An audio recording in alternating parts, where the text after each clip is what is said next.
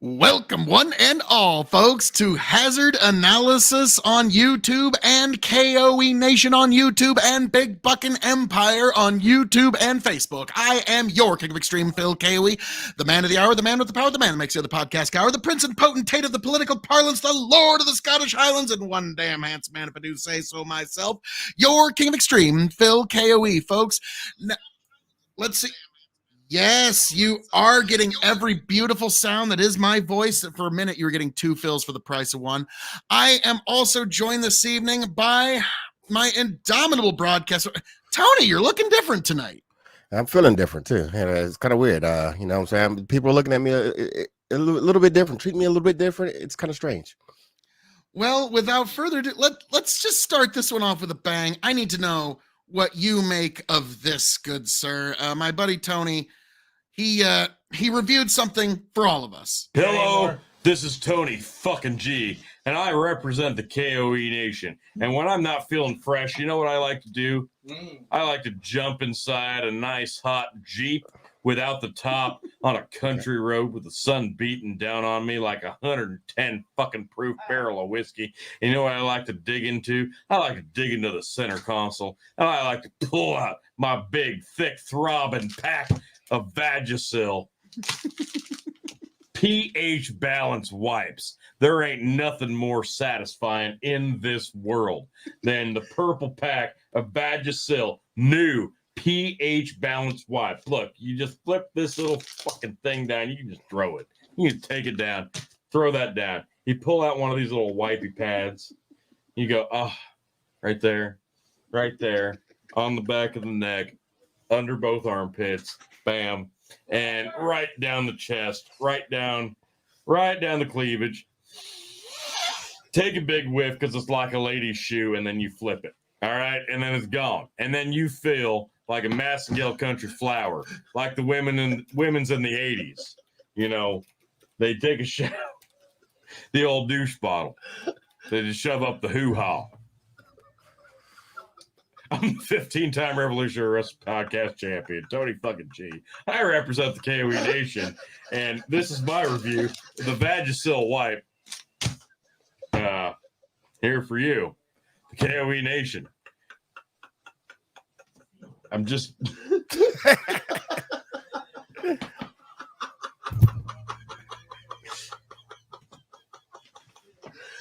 just keeping it real, dogs. I'll catch you next time. So that was my good buddy Tony G's review of Vagisil, Osiris. I feel we've all grown. I'll be honest with you. So I thought the entire time when I heard you laughing, that was you laughing right here. I didn't know you were in the room laughing.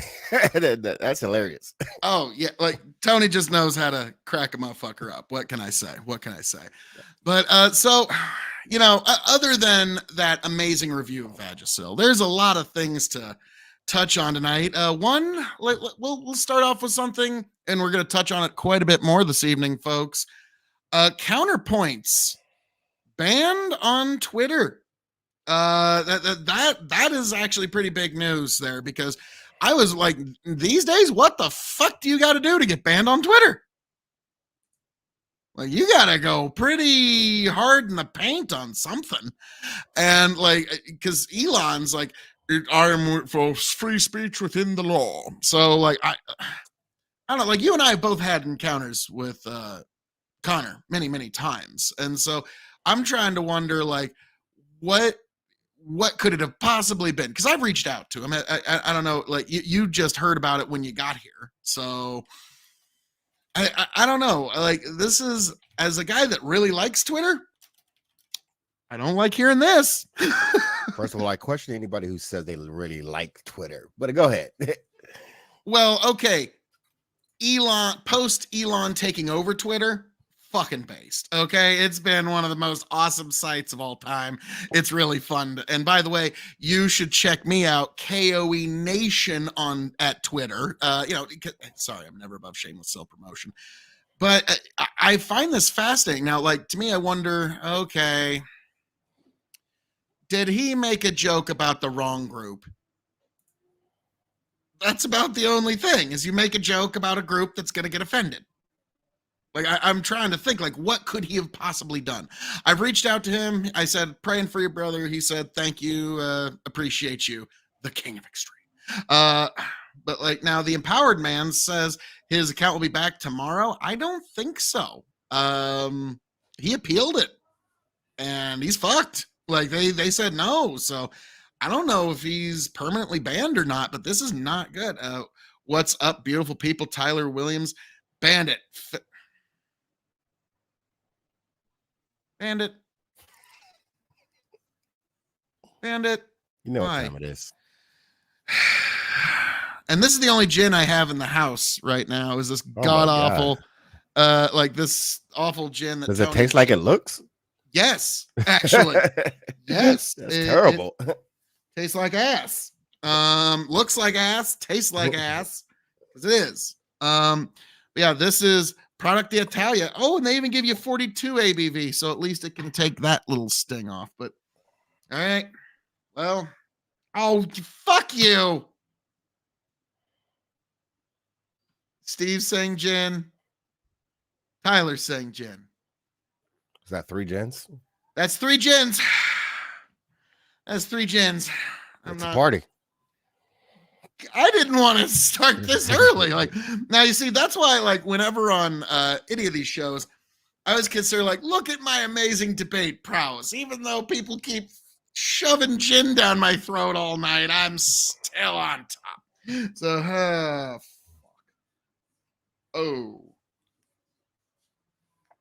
that was an overpour. Oh no. Well, you fuckers are getting your money's worth tonight. So we got Bandit Gin, Steve Gin, Tyler Gin. You got this, buddy. Yeah, fuck all y'all. To fighting, stealing, and drinking. If you're gonna fight, may it be for a friend. If you're gonna steal, may it be a lover's heart. And if you're gonna drink, by God, I hope it's with me.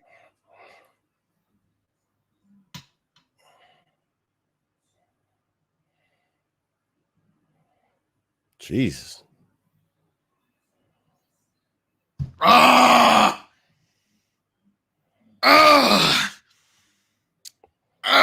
This is the sacrifice I make for you. That almost didn't go down. There was a second there, I was like, nope, it's about to just go out. But no, I made it. I need a chaser. Oh, I hate gin. Really, really hate gin. Are you a big fan of Gin Osiris? Nah, I'm good. I don't know why anyone would. Like it amazes me that anyone Bandit, you're welcome. Oh, thank you. Vodka Thank you. or Hennessy is my thing. Ooh, Henny? Yeah, I'll do Hennessy. Kvass. Actually, funny enough, I was cleaning out my my drawer, my cognac drawer, and I actually got on my card table some Hennessy XO and Courvoisier VSOP. Those are 2 of my favorites. I did have years ago a bottle of Courvoisier 21 year. Heavenly, but I don't think I'll ever find one again. Actually, over on my table here, I got a bunch of cognac. That's just always got my joke for it. Cognac. Because I love cognac, but YouTube couldn't give 2 shits of a flying fuck about cognac. Like, it's, you put a bourbon review up, it'll get some serious hits. You put a cognac review up, like, people will care more about economic theory in the 1720s. It's what is it about cognac that people don't? I don't know. Like, it's just the YouTube people just don't seem to care. It's immensely popular. People buy it all the time. It's just people seem to already know about it if they're buying it. So I don't know. Like, now me, I'm eventually going to do a Courvoisier versus Hennessy line review where go from the VSOP, XO, the whole 9. Like, we're going to do a deep dive into cognac one of these nights. But whenever I get Tony over, he's like, fuck that. Let's do some bourbon. Yeah, okay, all right. So I'll be honest with you, I'm really not that picky. So if I came over and you just happen to have gin, hey, look, you know what? Make it a party. Gin it is.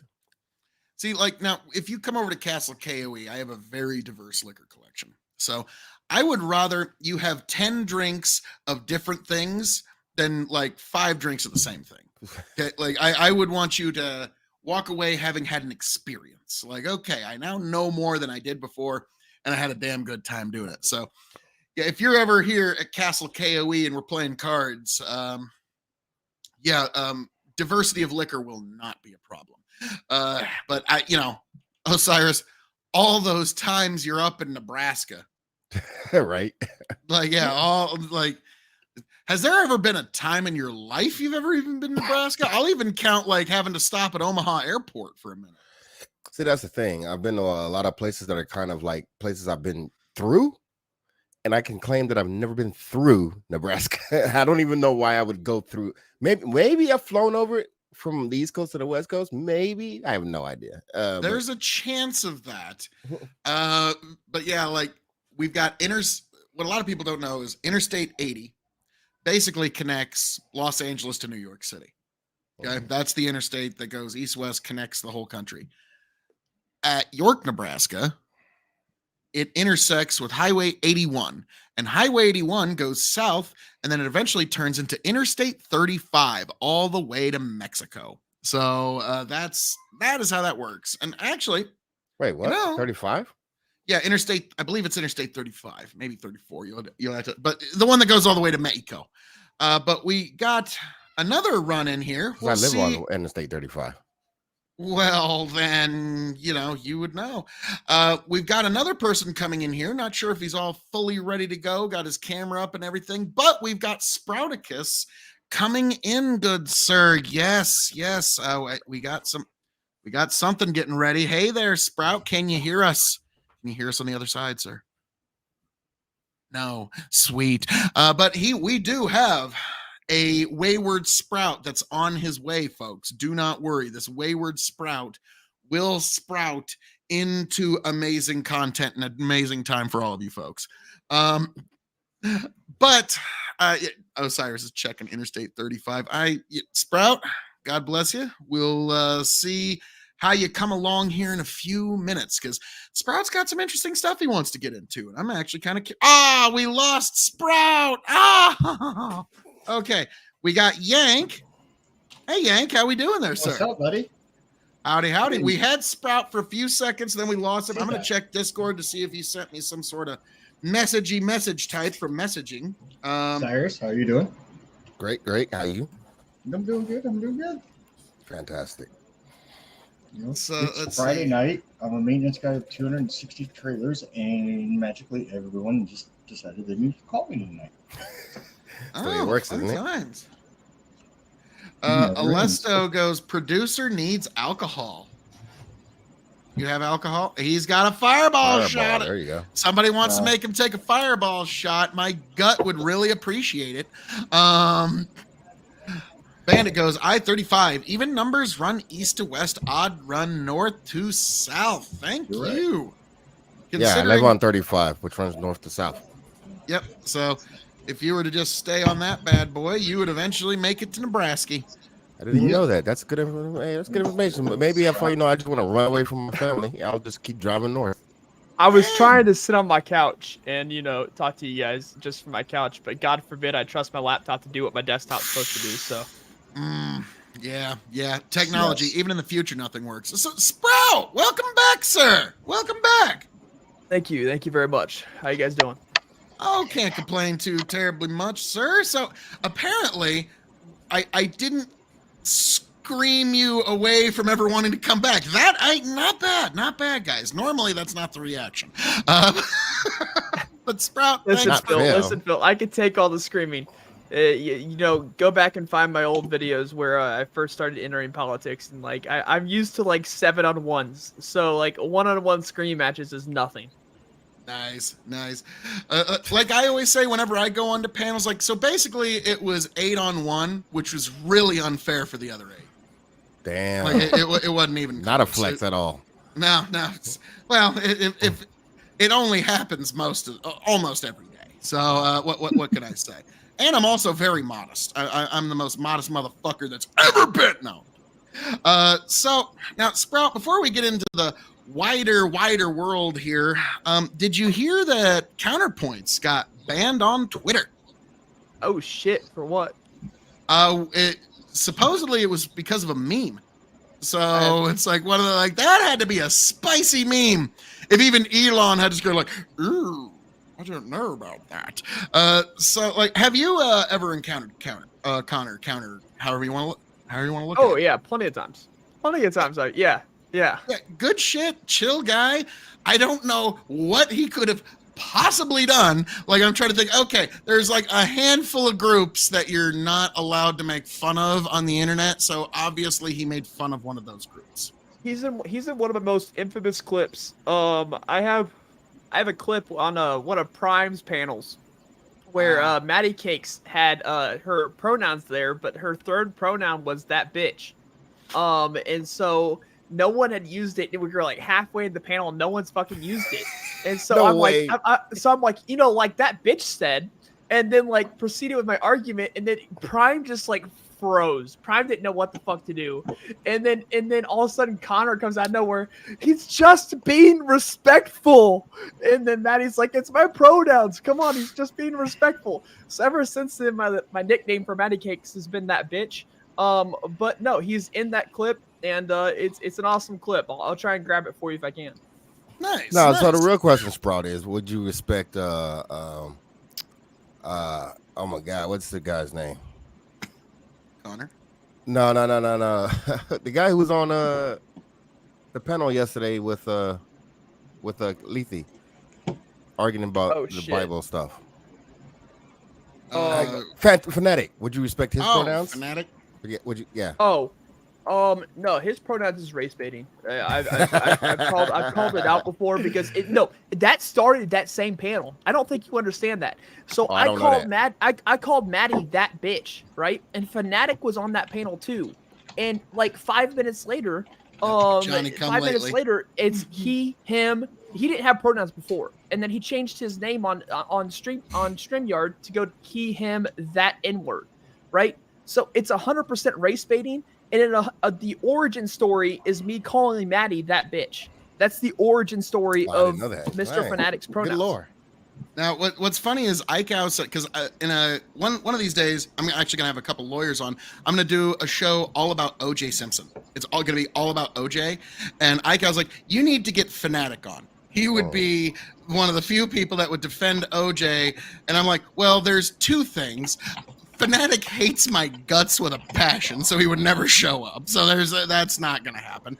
And then Ike was like, and he also defends Bill Cosby too. It's like, I wonder what's the common factor there. I like if that's the case, I'd just be like, so what's your take on R. Kelly? Too. Let's hear that one. Because yeah, Fanatic and I have never gotten along, so it's too bad. I'd like to get his take on OJ, but he'll never come on. But yeah, like I just knew, like a Johnny come lately, he was gonna like. I think I actually saw that panel, Sprout, where you did drop that bitch, and then just a few minutes later, like a Johnny come lately, Fanatic's trying to get in on the game. Now the funny thing is, I always find like Fanatic like. We won't spend too much on it. I find it fascinating that he won't curse, but he will say racial slurs. Right. Does anybody else find that strange? No, because if you grew up in certain areas, those are not considered curse words. You're much more likely to get away with those words in the presence of adults than you are curse words. That's why. Now that was not my upbringing, but I know that's true. I was about to say, like, I was raised that like slurs were above curse words in terms of like badness. So like I was like, so wait, how like it always fascinates me the way that people mint their own minds, and so that's one that I just find utterly fascinating. But it's 100% race. It's 100% race bait. 100% race bait. But no, like me and Maddie. Me and Maddie have been like chill ever since that. We did an election stream during the midterms. Recently, as this February, I was in San Francisco and stayed a long weekend at her house with her husband.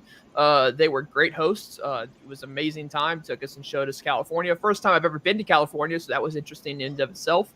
But no, it was a great time. Maddie Cakes is a great person. I don't think she streams anymore. But once in a great while, if she does, it's a great person to watch. But see, people can say I don't stream anymore either because I don't ever hit go live anymore. I just kind of pop onto other people's shit, and then people are like, what the fuck? So yeah, we got the exclusive, motherfucker. fuckers. We got the exclusive. Like so now, at least 3 of us. I don't know about you, Yank, but like, we've got some sort of interaction with Prime at one point. Like I have I'll never. never. You've never talked. Oh to wait, before? on Ty's channel. That's it. Okay, because I'll never forget. Like my buddy Tony, like he would have to find it, and he'll be here he'll be here probably like a little over half an hour. But he made this perfect like side by side picture of like. Grant, I really like Prime, and it was heartbreaking to watch him go through this. But when the Katarana thing hit, Oh my gosh. Tony put a picture of Prime looking down all sad and then put it right next to the picture of Will Smith when Jada Smith was doing the whole and it was like, oh fuck, this is too like, ouch, man, this hurts. I feel, I feel really bad about that though, because like I mean, I think that was when Twitch poll really had a moment, right? Twitch poll really had a moment of like, we don't jump on this shit because I mean I jumped on it. I'm not gonna lie, I jumped on it and I came hard at Prime. I'm like, what the fuck? And then like a day or 2 later, Prime comes out with his explanation. It's like, oh, may have gotten that one wrong. Well, shout out all to right. the Destiny haters. Stream 'cause number Destiny was 2. the guy Let's who go came for in it. and from the top ropes, as Phil would say, and squashed the fuck out of that shit quickly. Yeah. I will give Destiny credit on that one. Like he jumped off the top rope and he put himself out there too. Like that was one of those that could go very wrong because he was walking out on a plank where people had a very sharp saw behind him. Okay, like that was. But, oh yeah, if that turned out the other way, if that turned out to where Dylan was right, Destiny's reputation would have been squashed. He might be a guest on this show. Okay, like it would have been like, oh man, you don't get no lower than. No, I'm kidding. But like, no, I always kind of joke right. like, The Jets have fallen. Yeah, I always kind of joke like, we could probably get Roger Stone on this show. It's not like he's doing much these days. I mean, like he's disgraced in every other regard. So let's get him on here. But no, I that one was truly an interesting moment for me because like, wow, this poor motherfucker. Because like to me, Prime, I'll always be grateful for him. He helped raise $2,000 for the hashtag Oliver Strong cause when my nephew was battling pediatric cancer. So I'll always be in his debt. But I was like, wow, in this era, somebody's personal like attempts to like court someone can be known for everybody from the Queen of England to the Hounds of Hell to fucking know. Like we should not know that like any of this. It's like I kind of felt like, Prime, I need to take you aside. We need to work on your game, man. You need to come here to Nebraska, come to a barn dance. I'll hook you up with a bunch of fat white girls. You'll get the stank of desperation off you. It'll be fucking, like, trust me. Well, I mean, it was Prime's thing that made me start questioning myself, right? Because my wife has always told me that I'm naturally flirtatious. Like that's how I operate naturally within the world, is that I'm naturally a flirt. And so like when I saw kind of like what Prime went down, I had to start questioning myself and my interactions with women.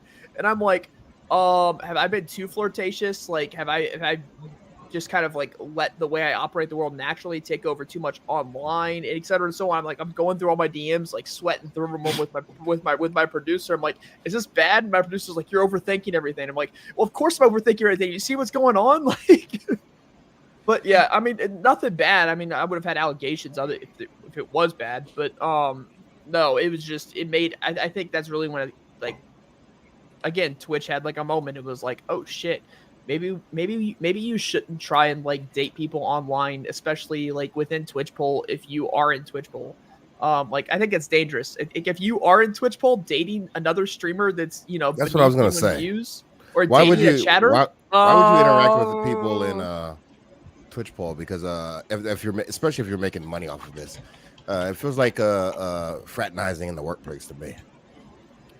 A little bit, and like now, okay. All that being said, there's one thing that needs to be said. Like, Dylan, that motherfucker just wants it more. He's willing to engage in psychological fucking warfare if he thinks it'll win him the game. Like, he went to this, like, dude, he felt like, oh, this just happens to be the girl that Prime's smitten with. Let me go to the town she's in and try to fuck her. Like, whoa, man, whoa! Like that is next level psychological No, warfare. I don't even want to know that motherfucker for hello. You kidding me? Colorado went to Maryland. Oh, so with the oh my god, the other way around. Oh my Lord Almighty God. Yeah, I only know that because I was in Maryland around that time frame because I was preparing for my deployment and I was in Maryland and I met up with Dylan and Colorado was there, but I actually went to like Dylan's grandparents' house and I was like the first person there for like 30 minutes. I gotta tell you, it was the most like awkward thing being at Dylan's grandparents' house. People I don't know at all, waiting for Dylan to show up to like save me because I'm like, I don't know how to talk to these people. I don't know what to do. I'm like, I'm just sitting there awkward in the chair, like, come on, Dylan, hurry up, Dylan, hurry up. But no, they're gracious hosts as well. I had a lot of fun when I was in Delaware, Maryland area. But like, that was an awkward moment, and just like, come on, Dylan, get here faster. Wow. Like to me, that's just amazing. Like, and so just, hey, grandma, grandpa, this dude I know on the internet's gonna stop by. Like, what? How does that conversation even like start, begin, or middle? Like, that's like, what's the start, middle, end of that? Like, that's too fascinating. But like, yeah. So when I saw that whole thing go down, I was like, yep, Dylan just wants it more. And by the way, just a curious call. What are all your thoughts here? Oh, grow the farm up. Prime sounds like another case of when simping goes terribly wrong. Ouch, ouch. Oh, it's Voldemort. How we doing? Don't speak his name. No, he who shall not be named, Voldemort. No, that's Wait, just wait, we have our own fucking drama here too. Wait, did he comment on your YouTube? He did.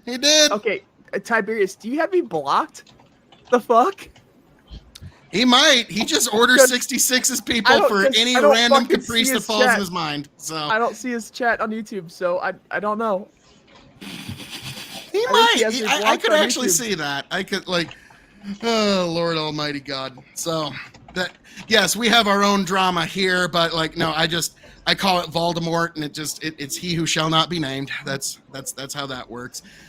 But yeah, grow the farm up. And by the way, check out Grow the Farm Up. It's my brother's YouTube channel. He's good shit. And if you want to know about agronomics, definitely check him out. Agronomics. That's a new word I learned today. I like it. Agronomics. Like, that's a word I use every day, but I don't want to get it wrong. So let me just hang on one moment here. Yeah, you go ahead and Google that. Agronomics sounds like a thing that in a video game. Where you have to study the aggro of the bosses. Yeah, I feel like that should be a class at school. Dude, I have no idea. Are you still on Twitch, Phil? Oh yeah, I'm streaming on Twitch right now. KOE Nation, all one word. And yes, oh, there you are. it's the same feed. They stream different places. Sprout, this is being posted on like a dozen different channels simultaneously. There is that. Well, it because looks like it came from YouTube, so that's why I asked. yeah, well, we're doing this on, because I'm never above shameless self-promotion, KOE Nation on YouTube, Hazard Analysis on YouTube, and Big Buckin' Empire on YouTube, because this is like a simulcast, way bigger than Nitro and Raw having their simulcast back in 2001. This is the big one. Now I'm curious, Sprout, like, because you got some experience with this. What the fucking, like, where did Dylan get the idea to go to Ukraine? Like, you at least know him better than any of us. You've been in his grandparents' house. You can't be like, no, I don't fucking know this dude at all. Like, what the fuck? Like, I don't even know his grandparents' name or what state they live in, but you've been in their home. So, like, I'm curious, like, where, like, to me, I think all of this is moving towards the eventual Dylan is going to try to run for public office. That's From my understanding, Dylan wanted to have more of a official political point of view and wanted to do less of like have like who the fuck is it? The guy on Twitch that always has like the really, really weird takes, and they're always terrible, and they're always like bordering the Twitch bot, bordering like Twitch TOS. What's his name? Osiris? Yeah, Voldemort here. Yeah. No, not him. God, I'm sorry, I couldn't help myself. Not him. But I forget his name. Anyways, I think he wanted to get away from like bad views, and when someone looks at his Twitch channel to be like, oh, you had that person on, and so he wanted to get away from that. That's why he stopped the Hippie Dippy Championship, and that's why he's gone to more of just like a news giving kind of broadcast on Twitch. And I think that the Ukrainian stuff was more so a tip to go more towards that as the actual news instead of having like political pundits such as me or political pundits such as other people to show up and to argue on a panel. Interesting. Like, because to me, I'll be honest, I've been on his show many times. I'm actually the first ever Hippy Dippy Royal Rumble winner. So I'm basically like Shawn Michaels and Hacksaw Jim Duggan all rolled up into one. Because I also won from the beginning. So I'm like Shawn Michaels and Edge. But I picked up very quickly, okay, this kid wants to get into political power. This kid wants power. This kid wants to get in office somewhere. He's going to find himself some super lefty little pocket of the country, and he's going to run for office there, and we're going to have to deal with him for the rest of our lives. That's certainly a possibility. I can't opine on whether or not he's actually going to do that. That's certainly a possibility, though. Don't worry, I'll opine. I, however, have given up all hopes of political office. There's too many clips of me to where if I ran for political office, they'd all be used against me. So I've given up all hopes of that to not become, publicly hated.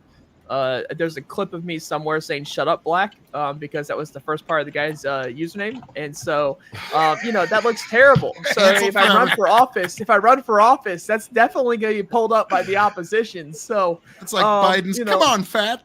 Yeah, so like if it's gonna be like Sprout for office, and like my opposition goes, "Shut up, Black," said by the Sprouticus, said by the Sprouticus. I'm not gonna give away my real name, but yeah, you know what I mean. Now, what's kind of funny for me, on the other hand, in Nebraska, you could take any clip of anything I've ever said on any stream, play it for the voting population, and wow, you got like a 2-point bump off that. Wow, I can't believe it. Like, yeah, fuck yeah, Phil for governor. Now, being the governor of Nebraska is like, being like the district manager of Walmart at like New York. Listen, I'm not worried about state senator. I was looking more federal, but I think I could run for like state senator or state congress if I wanted to. Ultimately, it just depends. Those races tend to be a lot less heated and a lot less like a dirt or mud flinging competitions. Whereas federal offices seem to be more about mud flinging. Interesting. Alesto says simping for Ukraine will get you very far in the United States, so it can be presumed. Ouch. Like, yeah, I'm seeing a lot of folks on Twitter as of late, and to pull another person into the Twitter drama, because fuck it, we're talking about Twitch and Twitter drama right now, folks. This is the fucking hard-pressing issues.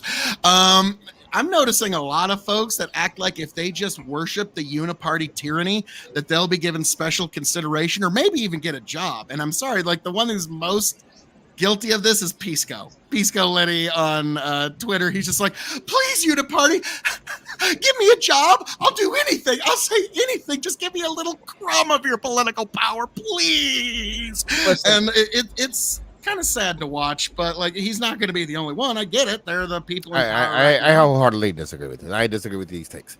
The reason I disagree with these takes, you disavow. It doesn't. No, I don't disavow. You can say what you want to say. I don't care. Well, the reason I disagree with these takes is because I don't know Dylan personally. Now, I don't think anybody really knows Dylan personally.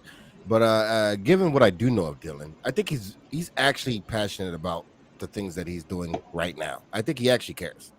Now, you can say it's wrong because you don't agree with that, but I don't think he's doing it for some grand plan to do a thing. I don't think any of this is true. I can't speak about Pisco. Pisco seems like an argumentative person for the sake of arguing, which is why he's a lawyer. So I can't speak too much to that. But I think Dylan is genuine in what he wants. Now, I'm curious, Sprout, have you ever encountered the lawyerness of Pisco? I have, yes. You can pretty much name anybody, and it's the likelihood is that I've encountered them. Fuck. All right, let's go fucking hard in the paint. George Clooney, Dick Cheney. Come on, let's see. I'm talking about Twitchpoll. Twitchpoll, you can pretty much name anybody, and the likelihood that I've encountered them is fairly high. Yeah, at this point, same here, weirdly enough. Like, you think it's like, man, I'm never going to interact with this person. A week later, I'm on a fucking show with this person. And it's interesting. Don't let the door hit you or the good Lord split you. So in terms of the Twitch drama, the Twitch poll, the Twitch, all that, it really all kind of comes back, and I'm going to tie this together before we move on to something else, to Counterpoints being banned on Twitter. As somebody on the right, like, actually, I'm going to go like, Yank, I know you don't have a lot of interaction, but I'm going to ask both you, Osiris and Sprout. We'll start with you, Osiris. Do you, as Connor, on the left or the right? He's clearly on the right. Moderately on the right, but clearly on the right. Sprout, where do you put him? I put him on the right. I put him moderately on the right, but I put him on the right. I don't think it's much of an argumentation if you've watched his debates or if you debated against him. He's on the right. He's just more moderate than you would normally see. Yeah, like, to me, somebody who's truly on the right, it's like, okay, he's A-okay on Second Amendment issues. He's got a couple of libertarian sympathies, but I see him giving way too much to the left, to the point where it's like almost like trying to straddle that fence too hard. Like my buddy Tony, I love him dearly. He's so fucking moderate. He straddles that fence. Like literally, when we took the political compass test, he literally fell right in the middle of left and right. And I love him to death, but his politics infuriates me. Wait. And so can I want to pick that apart a bit. Rocket. I don't think most people who are not trying to kowtow to whatever side they're on is going to fall neatly into any left or right thing, right? Like you're gonna have right-leaning conservatives who are okay with abortion rights. They're completely because they feel like that's okay. You're gonna have people on the left who might be okay with say conservative economic ideas. I don't believe that there is a way to say that somebody is not right or not left because of one thing that they think of or one other thing that they think of, because 90% of them might be conservative while this other 10% isn't, and I think it's unfair to call that part out. Go ahead. I understand what you're saying there, but like to an extent, like there are ideals that take precedence over others. And so you have to kind of ask, what's the thing that they most value? And is that something that's more left-leaning or more right-leaning? And to me, that's how you get a greater approximation. Because like for somebody like me, it's like lower taxes, greater gun rights. Okay, those are two northern stars for me.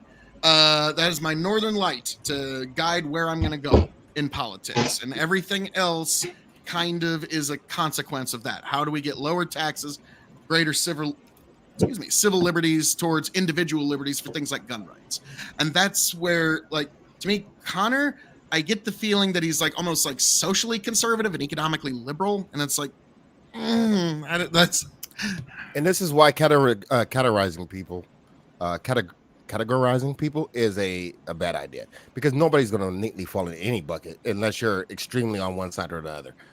Most people, the average person, is gonna be some agglomeration, a rubber band ball of these things and these other things, depending on where they grew up at, depending on what they think. Unless they're just following the trends, then they probably have no ideas. Sprout, is there anything you want to add to that before I get to this comment here? No, I'm good. Okay. What is your IP? Says going full right goes anarchy. Why I never understand how a commie and an anarchist be friends, complete polar opposites. And to me, like that, I always find it funny when people say that they're an anarcho-communist, because it's like, okay, state takes complete control of everything, and then question mark. Well, step 3, anarcho-communism. Is it really polar opposites though? Because every anarchist I've talked to always seems to be that they want to be the ultimate authority of what anarchy they want, right? Such as, like, if you talk to what's his name, he's an Fabian Liberty. If you talk to him, he's got very strict rules on what his anarchy would consist of.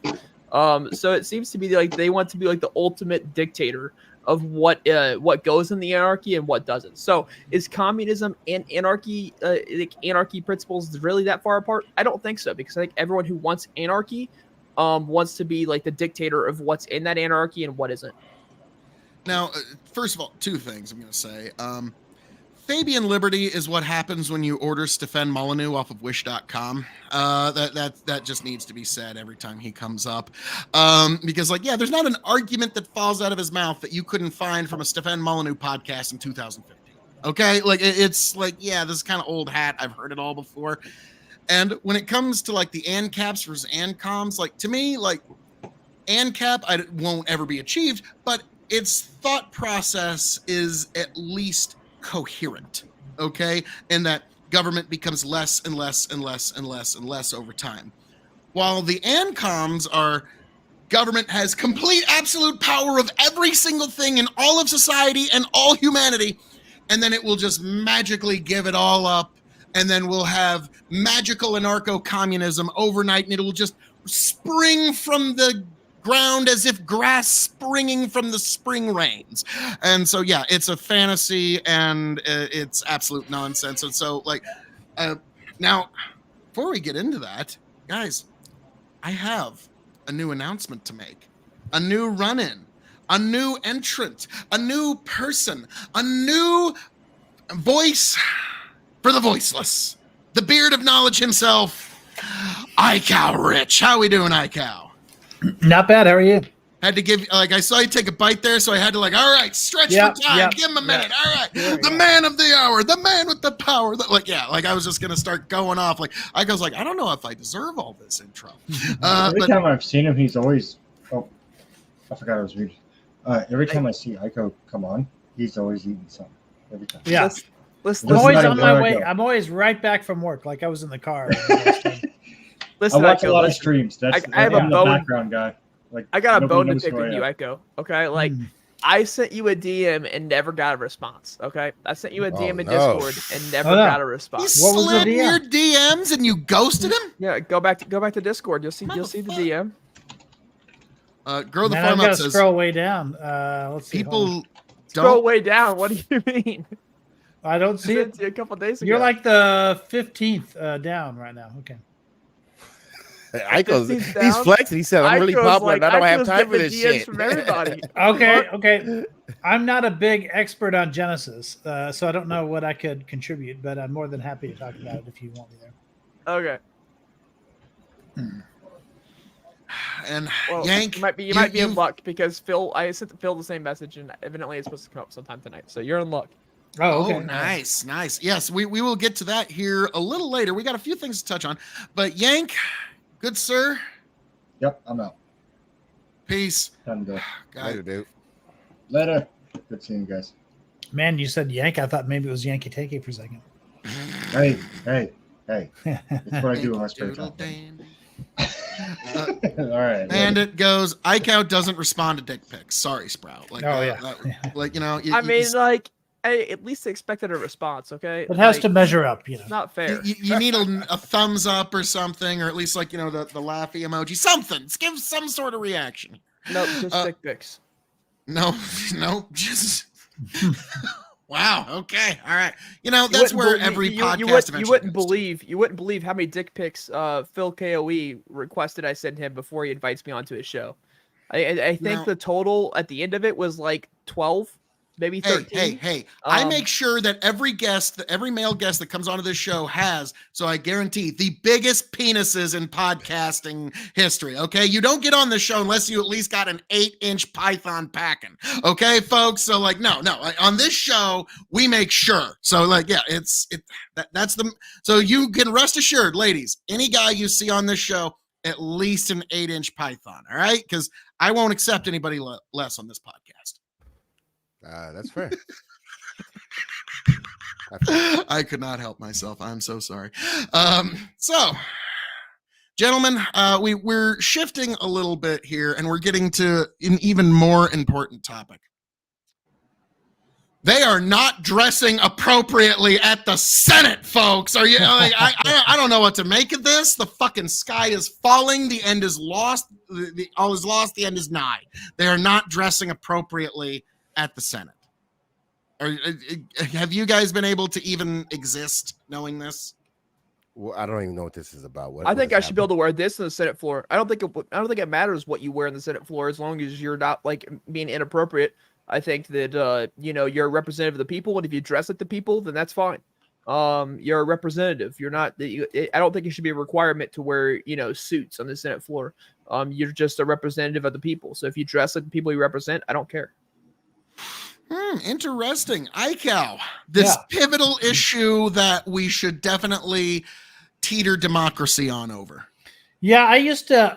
Okay, so you guys know I'm a speech and debate coach. So one of the things that I do is I talk about like how to dress appropriately for a speech. And a lot of like speech professors, especially that I've seen like that teach at the colleges and stuff like that, like freshmen type, community college, that sort of thing. They will often teach to their students that you should always wear a suit and tie to every presentation, every time you give a speech. And at the time, there was a time when I worked for REI. I don't know if you know who they are. It's a co-op that sells like tents and sleeping bags and stuff like that. Like it's really, really cool kind of progressive like outfit, but they're a business, but they're a co-op. And if I were to give a speech about hiking the Appalachian Trail, at one of those REI stores, wearing a suit and tie, that would be utterly inappropriate, like for the occasion, right? So I think like what Sprout said is kind of makes sense that you're representing your people, and this we all know what this is about, right? This is about one particular senator who doesn't like suits and ties, and he presented himself like in a hoodie the entire time he campaigned, and he won like with a relatively large margin in that state, representing his people like with what one might call working class attire. Like that was, I think, what his appeal was. And it's one of the things that helped him win, like somebody who was like really effete, like Oz, who would always wear a suit and tie, of course, and was always like, he had that crudité thing, like there were a lot of times where he came across as not appealing to the working class particularly. So anyway, that's what got him elected. So to say that he should be able to stand on the Senate floor looking like the people that he's representing, I mean, I can see an argument for that for sure. Interesting. Osiris, this essential, like we should hold off any expeditions to Mars over this topic. What is your take on this, sir? I agree with Sprout on this a bit. I don't think it's that big of a deal. I don't think you should care. They're a representative of the people. They're not, they're not bankers. They're not any of these things. On the other hand, though, because I like to play both sides of the fence as a great centrist I am, you also have to, if you do wear a hoodie on the Senate floor, you will be judged. You have to understand that people are going to look at you a certain type of way, and you can't be mad that people are like, what is this fucker doing on the floor with a hoodie on and some tennis shoes or whatever he's got going on, which is also fair on both sides. So if that's what he wants to do, that's fine. It's like free speech. If he does it, he should expect the consequences. The take I'm going to have on this, just one moment here. And you'll actually like this, Sprout. I'll never forget. It was a quote by Pastor Steve Lawson. And he said, how you dress to church is how you feel about God. Okay? If you come very formally dressed, if you come in your Sunday best, you're trying to bring your best before God. If you're really slouched and slacked and like you're coming in like t-shirt and torn jeans, then that's how you feel. That is what you feel is presentable. And so this will show all the American voters exactly how each senator feels about representing them. And so in the end, like I even support it, but for a very different reason, because some people always say absolute power corrupts absolutely. I always say absolute power reveals absolutely. And so once you give these folks power and they don't get a lot of pushback for it, this will reveal how they actually feel about running you. Like Kirsten, or however she says her name, Cinema, Yeah. She shows up in some weird like fucking Hunger Games gown, like, and I'm like, oh, okay, so this is all circus to you. That I okay. disagree. I disagree. I was actually gonna kind of like have a little bit of disagreement with Osiris's point, but I like fully disagree with your point. Your point, Phil. So this one's actually gonna go towards you. But I disagree. I think that what you wear to church does not depict on what you think of God. As a matter of fact, I'm a pastoral resident at my church. And I wear torn jeans to church all the time. I wear street clothes. I wear street clothes that I would typically wear day to day. I wear a regular shirt. I wear my chains. I'll wear flat bill hats. I wear what I would typically wear whatever I decide to wear when I wake up. And there's a very important point to this, and it's because my church is a neighborhood that isn't like well off. It's not a white majority neighborhood. It's the part of the neighborhood in the state of Indianapolis that's kind of forgotten about by the government. And so I wear clothes that if someone walked in, they would feel comfortable knowing that they're not the only person wearing clothes that they had. Come as you are is a very big point to me when it comes to Christianity. Is come as you are. And so I make sure I dress as I am, right? I'm not trying to dress myself up. I'm not trying to make myself look better than I am. I come as I am. And I also believe what Paul said is I've become all things to all people so that by all possible means I might save some. So I truly believe that. That's kind of what guides my ministry, is that I will become all things to all people, so by all possible means I might save some. But if I was times I dress up in a suit and tie, yes. Do I do that like, most of the time? This is how I'm coming dressed. If you were to invite me to your church, like this is how I am coming, because like to me, like I feel like at least a suit coat and slacks, that is reverent. Like so, like to me, like let me ask you something, and this is a legitimate question here. Do you feel, and I'm not trying to like, there's no gotcha here or anything. It's like, so do you feel like when you say like, I dress the way I dress any day I go to work or what have you, or when I set out my day, do you feel that's a very reverent presentation? I don't think the way you go walk out the door in any old day. Like I like, you understand where I'm going with this, don't you? I do, but I don't think that I was gonna say it a certain way, but I disagree with the way I was gonna say it. I don't think that. So if you put gloss on a car, it makes the car look better, right? But if you put like gloss on a piece of shit, it's just a piece of shit now dressed in gloss, right? Like it doesn't make it any better than it already was. Just as the gloss on the car doesn't make the car any better than it was before this gloss, right? So it's as good as it can possibly be if you put the gloss on. So throw a suit coat. No, it's just gloss covered shit. So like I can't get any better than that. By your own admission, it's not going to get any better. So you just will throw the gloss. It can be used as fertilizer, and then it can be better than that. But adding the gloss in there is going to kind of hurt the fertilization of that. So, anyways, what I'm stating is that I come as I am. I'm fully respecting that I'm not enough. I'm fully respecting that it's Jesus' grace and it's Jesus' forgiveness that allows me to be considered righteous and underneath the eyes of God. I come as I am. I don't try to make myself look better. I don't feel that I have to make myself look better. As a matter of fact, I've oftentimes thought about wearing Peter's cross just as a recognition that I'm not worthy. And for people who don't know, that means an upside down cross. Just as a recognition of like, I'm not, why not? Wait. Christ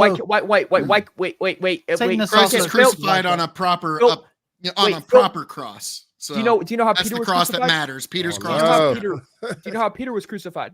Yeah, upside down. Okay. Is Peter Jesus? Why are you giving him any worship or veneration? 1 second. What? No, I'm not. You're sounding a little Catholic here. I'm asking you a question. I'm asking you a question. I'm all about it. So how was Peter crucified? Upside down? Why was he crucified upside down? Because he didn't want to get crucified like Jesus. Because he's not Jesus. He's not God. Because he wasn't worthy to be crucified the same way as his Lord, right? That was his reasoning. Correct? That was his reasoning, but Jesus already sacrificed himself. So that's my reasoning too. That's my reasoning too. Is I'm not worthy. I'm not worthy to be on the same place. Upside down cross is an anti-Christian symbol, as far as I'm concerned. No, it's been adopted. It's been adopted. You're going to offend a lot of people. I'm just telling you. Wait, it's been adopted as an anti-Christian symbol. And some folks try to adopt slurs against themselves to try and turn a negative into a positive. It doesn't make it a good thing. Skulls were adopted as an anti-Christian symbol, but if you look back in Christian history, skulls were a very Christian symbol. It represented dying to yourself. Okay, what church has skulls in them? you Early go to? churches, early churches, many of Okay, them. one that you attend. Like I said, not modern day, but early churches had skulls. Okay, like show me. Like I would be very skeptical of that. Show me some documentation of people venerating skulls. That would be very fascinating for me. This sounds very interesting. Not really. So if I was to bring it back to, I mean, you guys can have this conversation, but I want to just kind of go off. There are venerated skulls there in Italy. Well, the Vatican venerating the saints and keeping their remains, that's is false veneration as far as I'm concerned, because they're the skulls of monks. They've actually built an entire chapel out of skulls. Yeah, it's the Church of Skulls. Yeah, it's really, really big. Yeah. Check it up. So are they worshiping these skulls? No, it's a symbol of dying to yourself. Yeah, it's a reminder of mortality, is what it's supposed to be. So, go ahead. No, I'm just curious. So what's the argument here? So you think because somebody used a skull at some point, that makes you using an anti-Christian symbol of an upside down cross is suddenly acceptable? Because I'm sorry, I know what you're trying to do, and it's almost admirable, but it's so misguided because you're just so dead wrong here. I'm sorry. Jesus died on the cross, the proper cross, the bottom to top cross. That is the only cross that needs to matter to anybody. And your upside down cross is just going to make you look like a metalhead. Was Peter wrong for being crucified upside down? He was getting crucified no matter what. Was he wrong to be crucified upside down? I don't really know how to answer that. Well, because you don't know how to answer it, you don't know how to answer any other question regarding the upside down cross. If you can't tell me whether I sure can, because it's upside down. No, it's been used as an anti-Christian symbol for centuries. So then you let society guide your thoughts on Christianity. Society now so guides your thoughts on Christianity. No, because this is where in Christian doctrine does it ever endorse an upside down cross anywhere ever? Where in Christian doctrine does it Where? You ain't gonna find it. This is just something you made up in your head. You're bypassing the Bible. Jesus made his sacrifice on the cross for you, sir. Any other veneration is heresy. This is absolutely what you're doing is heresy. I'm sorry. I'm trying to push you out of the way of an oncoming bus. Well, you need to listen, because you're interrupting every time I try to make a point. You offered an absolute in which there's not an absolute. The Christian church has never encouraged the use of upside down crosses. The Christian church in doctrine has never discouraged the use of upside down crosses. And if they have, I encourage you to bring it to me. Show one positive mention of it for any believer. Neither positive nor negative. Show one. Then you're just making up something in your head. You're just admitting you made this up in your head, that you think this is a good veneration. No, this is heresy, sir. I'm trying to warn you. Because Jesus died on the cross, the proper cross for you. No other cross should have any significance to you whatsoever. Period. So wait. Does Paul not have any significance to us? Not as God.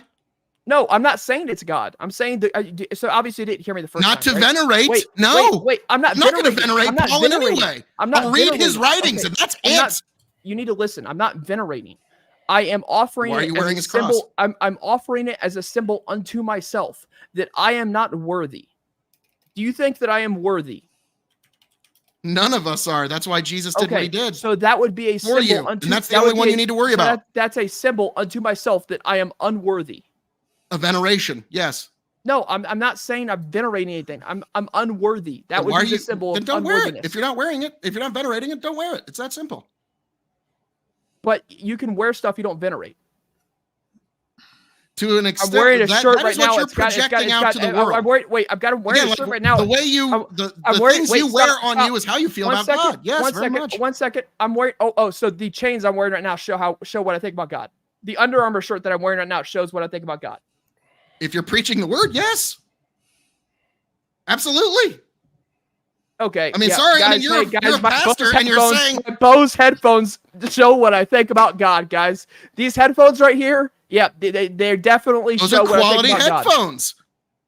But no, I'm saying the way that you actually dress does actually, whether you like it or not, how you present yourself every day, 100%. you sell yourself every day the minute you walk out the door. Okay. I 100% Now, before we disagree. get one more thing, we got a referee on this. We got a new entrant to this battle royal, and that get roped is into religious conversations every the time. Lethe Oh water my cup. God. I heard It Memento Was his Mori and fucking came running. bat symbol. He saw the bat signal in the fucking clouds.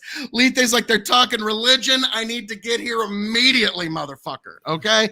And so, and I go, don't worry, we'll get to what you want to talk to a little later, but we are here in it. Well, hold on, I've Now- got something to say about this too, because Rock and roll. let me just say that like the cross isn't the only thing that people wear, like that related to Christianity. The Christian fish symbol is quite common, also very ancient. What Sprout is talking about is called the Petrine cross, and is mentioned as early as 200 AD by is it Clement of Alexandria, someone like that. And I can't remember exactly who it is. No, Origin of Alexandria mentions it first. But I do think it might be unwise today because of the way it's been co-opted. It's sort of like, yeah, the swastika has like innocent sort of like Buddhist like origins or whatever. But you wouldn't go around wearing it now and say, oh, well, I mean this in the like the pre-Nazi. I would counter But that. I'm just though. really Tibetan. I would counter that. I would counter that. I think it would be a conversation piece for unbelievers. I think that would be a huge conversation piece for unbelievers. If where you can get the people who conversation don't started, right? believe- But how many people just see it and walk on?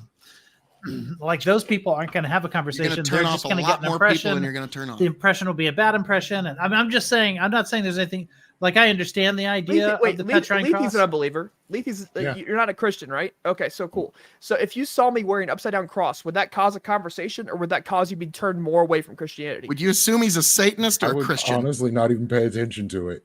Well, no. Okay, honestly, cool. So, Lethe, if you see an upside down cross on somebody, are you going to assume that person is like a metalhead Satanist, or are you going to assume they're a Christian? I couldn't say. I can say. Exactly, Sprout. wait. That is why I say I am pleading with you. Do not do this. This is a heresy. You're going down Hold the on, wrong hold on. path. It's not a heresy. Hey, wait. Can I get the middle ground here? Because I am not a church going person, but I got a vague understanding of what's going on in the church. And because I live around a bunch of church going people. So what I would say is, if you see the upside down cross, that's gonna be for most people, that's gonna give a moment of pause. Like, what the fuck's going on here? Now, I'm not saying anything Sprout's saying is wrong. It's completely factual, I think, as far as I know. But it will give today's people a moment of pause.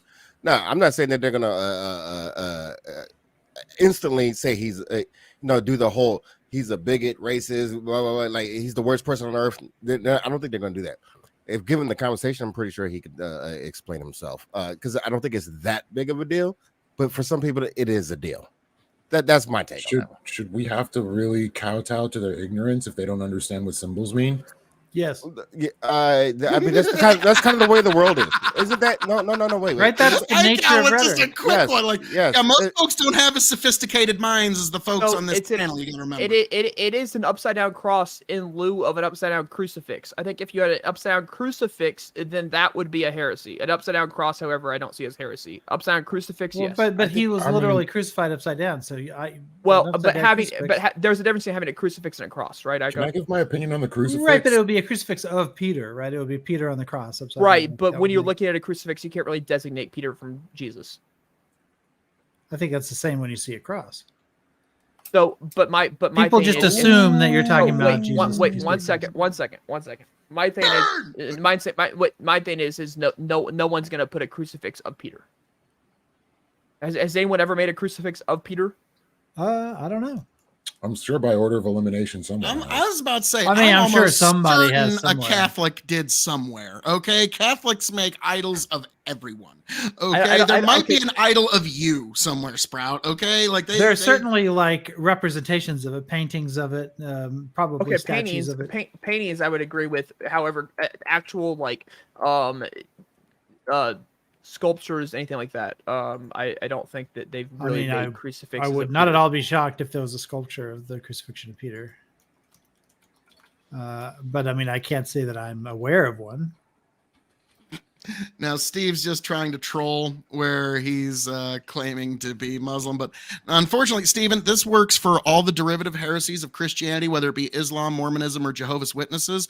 All of their books say that the Bible is valid. So if you believe the Quran, for example, if you believe the Quran is true, it states that the Bible is true. If you believe the Bible is true, the Quran is false. So, but sorry, I've got Steve. a back. I have for a coming. backing. I have a backing to why I think a crucifix would be upside down crucifix would be different than upside down cross. Anyways, I think an upside down crucifix, you are putting the image of Peter onto the crucifix, and in which I think you would be worshiping Peter.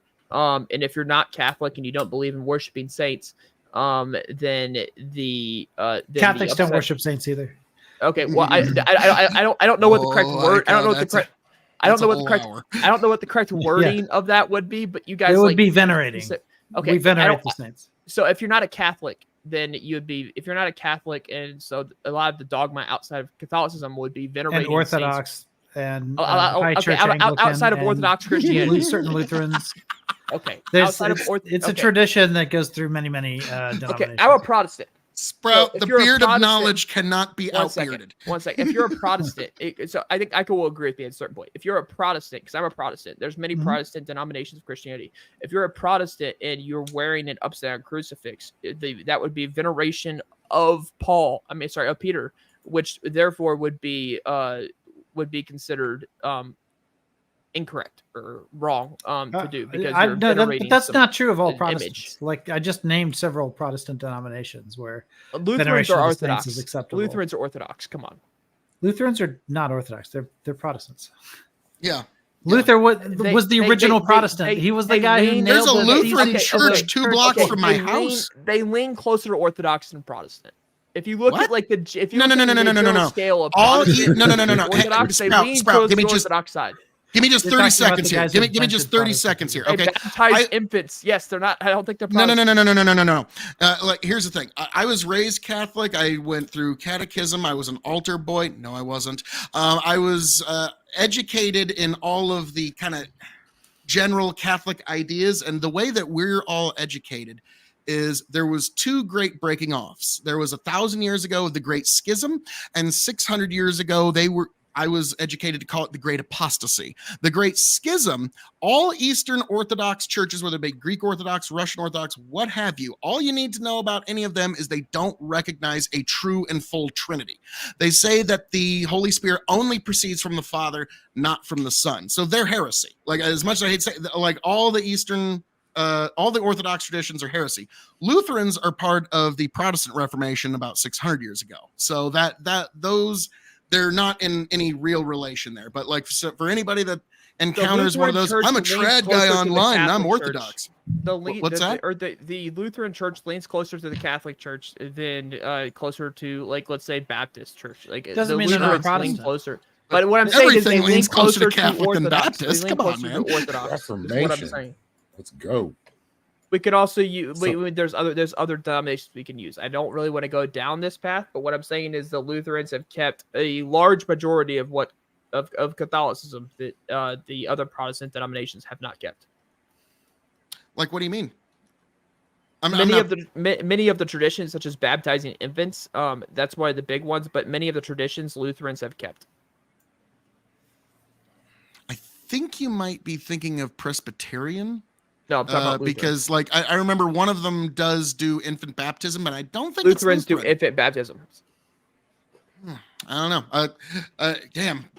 I was gonna have my producer. I know this. Jamie, can you look sorry, that I'm up? sorry. I'm sorry. I know this for absolute because I have a very good friend and his wife who his wife's dad is a Lutheran, and their baby got baptized as an infant. He disagrees with it and says that she was never baptized. She's my niece. Me and my wife were considered their godparents. Or declared their godparents at this. He considers baby dedication not a baptism. So does his wife. But to their parents, that was a baptism. So what I'm saying is that Lutherans do believe in infant baptism. According to Okay, Google, so- there are like at least 60% of denominations of Lutheran that do believe in infant baptism. So maybe my Yeah, but weird infant one's baptism weird. isn't what makes one Catholic. No, I mean, I'm not saying it's what makes that's one something Catholic. that I'm saying it Catholics- makes it lean Similar closer to. views. Yeah, but they're still Protestant, which is to say they protest the Catholic Church. Okay, They don't I'm viewing it recognize as a scale. the leadership of the Pope. That's really Okay, what it comes down to. Okay, so Even the I Orthodox was recognize the leadership of the Pope. By the way, okay. Grow they the farm up. I acknowledge his get it. authority. I get it. There's different denominations and there's different dogma for different denominations, and not every person Sure. of a denomination knows the dogma of other denominations. So Right, what but I'm they're saying, easy to find out. I mean, you I can don't just know look about it up those on their last two, website. Bandit. right? But But look, I'm sorry. I'm sorry. Wait. Wait, One second. One second.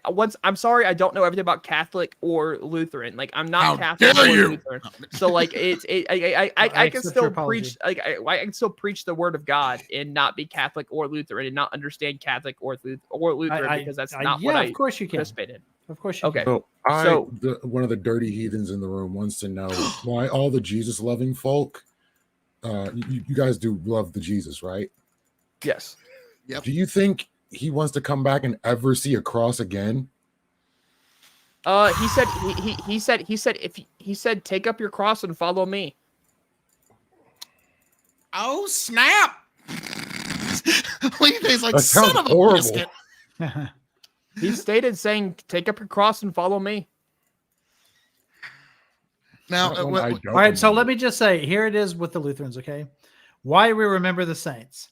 The Lutheran reformers understood that there was great benefit in remembering the saints whom God has given to his church.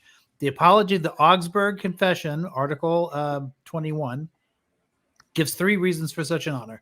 First, we thank God for giving faithful servants of his church. Second, through remembrance of our faith is strengthened, such as we see mercy in God extended to his saints of old. And third, the saints are examples by which we may imitate both their faith and their holy living according to our calling in life. The purpose of our remembrance is not that we honor the saints for their own sake, but as examples of those in whom saving work of Jesus Christ has been made manifest his glory in his holy name and praises grace and mercy. And then it quotes Hebrews 12:1. Okay, Therefore, since we are surrounded by so great a cloud of witnesses, let us also lay aside every weight and sin that clings so closely, and let us run with endurance the race that is set before us. So it's the great cloud of witnesses that are what the Hebrews are calling like those who came before us, like, you know, we've gone set the example. Yeah. That's what we call the saints. I will say, Sprout, you can interrupt wait, anyone wait, one anytime except during scripture. We've gone. Well, that's why I tried to stop when he starts talking scripture. I'm sorry. I don't have my ADHD medication today, so I'm sorry if I'm more interruptive than I am. I Nope, literally rock it. ran out of That's it on Thursday, so par I for don't the have course. it until my doctor fills it again. But the we've gone way off topic, and this may have been 100% my fault. I think that I started trying to make this point by saying that, like, if you are Protestant, and I guess when I was saying Protestant, I said the wrong word, right? If you're Baptist or if Maybe you meant are, evangelical. if you're an evangelical Christian, Okay, then that's a better then phrasing. venerating Saint Peter, as in like the crucifix of Saint Peter having an actual person on the cross would be considered wrong or incorrect per the dogma of evangelical Christians. I agree. Because you are making the portrayal of Saint Peter where you're not to worship false gods. So Jesus Christ is the only person, however, that you should have like a actual kind of like image of, if that makes sense. Yeah, that's if you had said evangelical instead of Protestant, I would not. Like I said, I was any using the problem wrong with the words. reason. Evangelical Christian, like that would be Right. considered wrong. But how? Mhm. So that's personally what I'm saying as to why I wouldn't wear a upside down crucifix, but I would wear an upside down cross. Well, it's something I had to do the other day, which was very difficult for me because, like, you know, I didn't know this, but the Catholics and Protestants don't have the same 10 commandments. I only found this out. What? Yeah. The second commandment in Catholic Bibles where they talk about graven images is not there. And they basically take the 10th and split it into 2. So there's still 10 there. I didn't know this growing up. And I look this shit up. It's George Carlin, when he even Wait, does is that his... true, Aiko? Is that true where Catholics and Protestants don't have the same? There commandments? is a difference in the ordering of the 10 commandments, and it depends on because we have different scrolls that order the 10 commandments in different ways. So people don't realize this, but Why Martin Luther worked with a lot of Hebrew sources when he was putting together. yeah, basically so what we there know are as the 2 Protestant councils. Bible. There are 2 So your 10 councils. commandments are the same as the Hebrews, Sprout. Yeah, so there are two councils. There's a Christian council, and then there's a Jewish council. There's the Council of Nicaea that everybody knows, and then there's the Council of Sanhedrin, which was a Jewish council. And of course, the Catholics use the Council of Nicaea, and the certain Protestants, when they're using the Ten Commandments as canonized by the Council of Sanhedrin, so they're basically pointing to Jewish authority for this. Whereas the Catholics are pointing to Christian authority, which, 6 half dozen, whatever. And so the way in which they order the commandments, and you're right, they kind of like split them and like they try to, they basically have the same things in them, but they're in different orders, or maybe a couple of them are squashed. Wait in a the same second. commandment. No, That's what, Phil's right. Phil's right. I guess so. If they have the same Hey! thing, where Squirrel finds is a nut once in a while. where is thou shalt not make unto thee any graven image in the Catholic Ten Commandments? Because I don't see it. I looked up the Catholic Ten Commandments. I don't see anything about graven image in the Ten Commandments. I for grew up not Catholics. knowing that was a thing. Because when you go to a Catholic church, it is graven images everywhere. I grew there was I never needed to see the Passion of the Christ because we had 12 different statues on the walls depicting the 12 different stages of the crucifixion, and each one got more and more bloody and gory, and it was I did not know this was a thing. And so my daughter, so it's all right, to purify my home, I'm going to get graven images out of my home. And but it's not just two. There's more than two different versions. There's 6 or 7. Well, all you stating have to do is look up graven Ten images Commandments in isn't right. Wikipedia. There's a very handy dandy chart. But if I may, you might kind of might appreciate this, Sprout. But it's okay, the crucifix is a graven image of God. I cannot get past that once I made that realization. There's just no way for me to rationally move past that. And so I had my grandmother's crucifix, or my grandmother's rosary, and my great grandfather's crucifix, which had been in our family for 120 years. And my daughter, she's not Catholic in any way. She's very devoutly Protestant, but she asked, Dad, can I please have this? So she took it with her to when she lives with her mom. And so I know there's some Protestants that wouldn't exactly like what I did there, but I think I think I did the right thing there. And my grandmother's rosary I gave to my brother, so his kids can and so that was I don't wear crucifixes. I don't have any crucifixes. I have crosses. I don't Well, have graven images I'm looking at now. Graven images is in all of the versions of the Ten Commandments. It's just I don't know what version I'm looking at. I'm looking at Church of Jesus Christ. Maybe this is nope, this is the wrong one. I'm looking at cam1.org.au, Catholic Archdiocese of Melbourne. And the Ten Commandments are: I am the Lord your God. You shall not have any strange God. You shall not have strange gods before me. You shall not take the name of the Lord your God in vain. Remember to keep the Lord's day. Honor your father and your mother. You shall not kill. You shall not commit adultery. You shall not steal. You shall not bear false witness against your neighbor. You shall not covet your neighbor's wife. And you shall not covet your neighbor's goods. Nothing about graven images in the Archdiocese of Melbourne. Yeah, that's rolled into have no other gods before me, right? Because the graven images are images of other gods. Graven images would be an image of Jesus Christ. Such as I. No, think that's not what it says. It says, "Thou shalt not have any other gods before me," and graven image is supposed to be in that context, or at least that's one. Thou shalt not make unto thee now, any graven image. Now, listen, a golden statue of Donald Trump would be a different. That happened. That that's just would a be human. a graven image for or sure. I once I did research, it's talking about making a graven image of God. You're not supposed to make but they're talking about other gods. And Jesus they're talking about competing gods. On the cross is a graven image of God. And I don't trust me, this is a very difficult decision for me. Okay. Because I'm not saying you don't have, you can't believe that. I'm not saying you can't believe that. I'm just telling you what other interpretations of that are. Is that when they're talking about graven images, it's right next to having no other gods before me. You cannot have a graven image of competing gods. That's okay. I'm sorry, but I understand if you interpret it a different way. I'm not talking about the upside down crucifix. I'm talking about the upside down cross. Bandit with the comment of the night. Sprout, just because they're down under doesn't justify your upside down cross. Well done. He got it wrong at the end, but it's if he wears it upside down, but he's in Australia, then it's right side up, right? Oh, he can wear it that way in Australia. Yep, it's illegal there. Because then Nice, it's nice. Or if right he's side up. streaming with Australians, then it's okay. Yeah. If there's an Yeah. Australian, like if Koya Sands on, Right. you know about vegan food. But so like, all right, well, we've all agreed. Sprout, you've been brought over to the proper side. Please don't do it. I'm pleading with you, sir. I think I still think it's fine. I still think it's fine to wear wear upside a down cross. good old regular cross so people know your love of Jesus first and foremost. But Phil, I do It's want not- to it's not- congratulate see, you it's not- on having the same position as Muslims in terms of these images. Right? It's 'Cause not you- to depict. It's upside down cross is to depict a love of God. It's to depict I was gonna a say, humble. I look at it as the same position as It's Moses. to depict.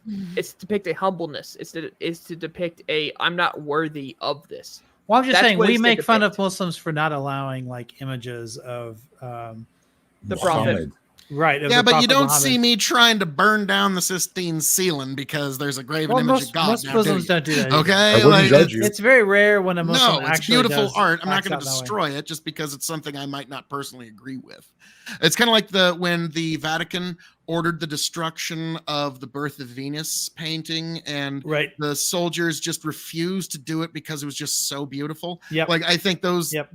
that would be like, even if I had the opportunity, I would not do it because it's so beautiful. Okay. Right. Like that's like, you can't, like, now it's against my personal belief, but I also understand the value of art. Okay. If that makes any sense. So, but like, to me personally, within my own home, there's not going to be any graven images of God. Like there's like entire Reformed churches that are very, very much in agreement of there shouldn't be any kind of pictures of Jesus. There shouldn't be any of that because that's a graven image of God. Well, I mean, Now, it it's might only be- graven. It's only graven though if you worship it. To be Well, no, clear, no, it's only graven. That's if not you what worship graven it. means. Graven No, means but it's what- carved in stone or wood. I know, but in this context, it's only graven if it's worshipped. I don't. In this I context, showed people the Golden Trump statue when they had it at CPAC. That was madness. I mean, certainly, yes. They are if, that, talking if about that's the graven case, images if that's are the in a case, that religious context. any statue would be considered. That's what it the would be iconoclasts considered- did. They would destroy every statue. Yeah, I that's what disagree with they that. I don't think. Well, I yeah. think I did too. the Colts. I think the Colts Stadium can have a statue of Peyton Manning up front. I don't think anyone's worshiping Peyton Manning by there being a statue of Peyton Manning in front of the Colts Stadium. I disagree. But I you think think that there's worship of Peyton Manning? You think people Yeah. worship Peyton Manning? Yeah. Oh I yeah. do. Where's the where is the church of Peyton Manning? I must know. I've never seen it. Listen, I It's can't every say anything to Sunday Peyton in Manning every living himself, room in America. but I have absolutely seen people bow down to like athletes, famous athletes. Well, I will say that Terry when they did a great Bradshaw thing. is the head acolyte of the Church of Eli Manning.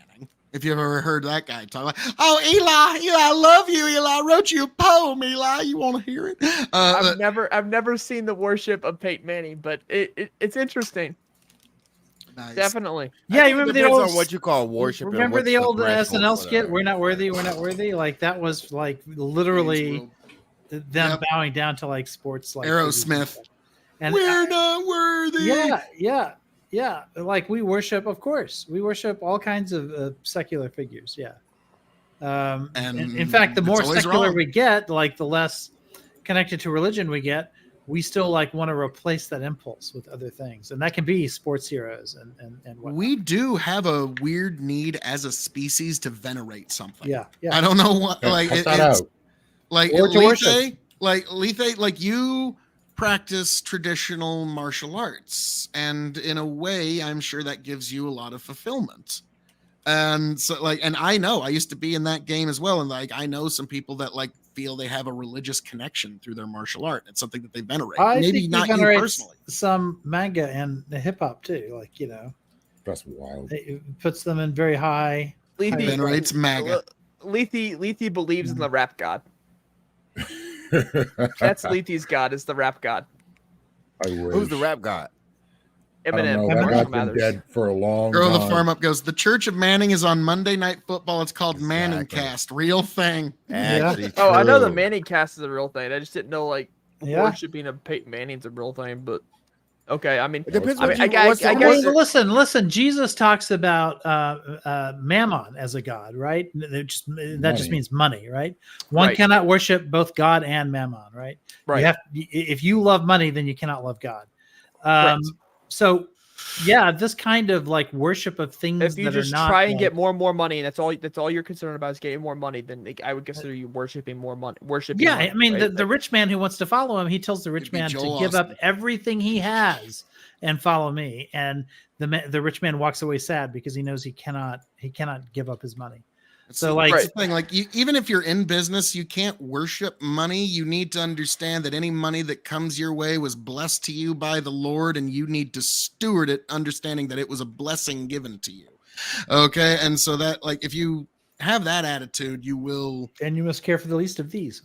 Yeah, and so that is when my dad, he told me when I was very young, and this is something, Phil, when you get established in this world, find a charity and just give to it. Yeah. And yeah, that's the anybody that's in the sound of my voice. Well, and if you got also to you go- have a profession that helps people, right? Like you're feeding the world. Yeah, I'm a There's something generation noble American with that. farmer. Yeah, for sure. Yep. But Uh, okay, let me put it this way then. If every time you pray, you have to have a certain necklace, or you have to have like this depiction of a necklace, would you consider that as a graven image, like as like an idol before God? Because you must have this necklace. Depends on the necklace, right? Like there are a lot of different religions that do. I don't know of any religions that require. No, if someone wearing a personally crown. feels like they must have the necklace in order to pray. You're gonna love my answer here. Yeah, I don't know of any religion that requires any kind of prayer. I'm asking if a certain individual, I'm asking you a hypothetical, if a certain individual feels like they must have a necklace to pray, right, then they are, that would be an idol. That would be an idol, or it can, yeah. Like I personally, I think that a lot of evangelicals have turned the Bible into an idol. Because they're like they're literally worshiping like the book itself rather than I wouldn't disagree. Its general message. So yeah, you can idolize anything. You can idolize a necklace. You can idolize. Well, I was asking like at that specific hypothetical. I'm just looking more for Yes. like a strict answer, yes or no, versus like. Well, that was a yes. Okay, awesome. Yes. Like my answer, you'll love this, is back when I was Catholic and a very devout one, I would say no, absolutely not. Now that I attend a proper Protestant church, I would say yes, absolutely, that's a graven image, and you like there is no pass through. Okay. Oh, all he has to feel is an idol. I wouldn't say it's a graven image. Well, it depends on. I suppose it depends on the necklace. Say it's a crucifix. If you're talking about like a tip rosary. If you're talking about a rosary, yeah, it's just all that is a number of beads, and all the rosary is supposed to do is help you count your. But at the prayers. end of it is a graven image of God. Say it's there just can a be, but there crucifix. isn't. Say I've got it's not a, say it's not a rosary. Say it's just a crucifix. Crucifix, yeah. The graven image in the context of the Old Testament, I don't think that it is one, but I understand why people interpret it that way. So, graven images, folks. What Right. do you make of it in the comments? I mean, there is the argumentation that a graven image in the biblical context is one that's prayed to, worshipped, and given offerings. I don't. To back up kind of what Aiko's saying, or just kind of steelman Aiko, then like when no one's praying to, worshiping, and giving offerings to their crucifix. They're praying to, worshiping, and giving offerings to Jesus, not their crucifix. So I mean. It's more accurate to say, at least the way Catholics teach it, you're praying, you're asking for intercession, right? So you're asking. I wasn't talking about the saints. I was talking about Jesus. Then with Jesus, it's just a focal point. You're remembering Christ by visualizing Christ, but you could never. You would say.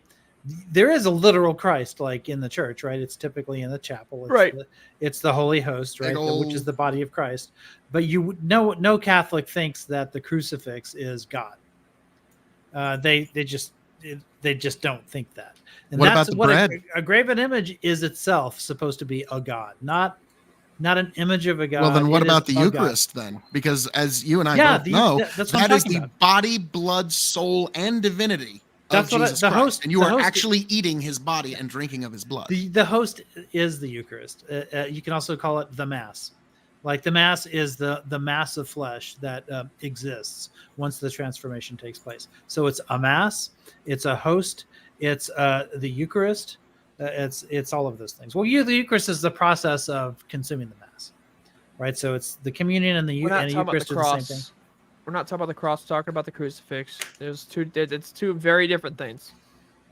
I didn't. All I know is Sprout is wrong. I didn't Jeez. say anything Yep. to contradict Bandit that. I goes, don't think. all I know is Sprout is wrong. Bandit's got a hate boner. That's all I gotta say. Bandit's got a hate boner, and I live in his mind rent free. Okay, rent. Grow the farm up. Hey, goes, hot listen, take, Bandit's new- never been nice. Anytime I've talked to him, always been nice. He's never been anything but nice. When I've Yeah, talked to him. Bandit's He the disagrees shit. with me on So- everything, but he's always very nice.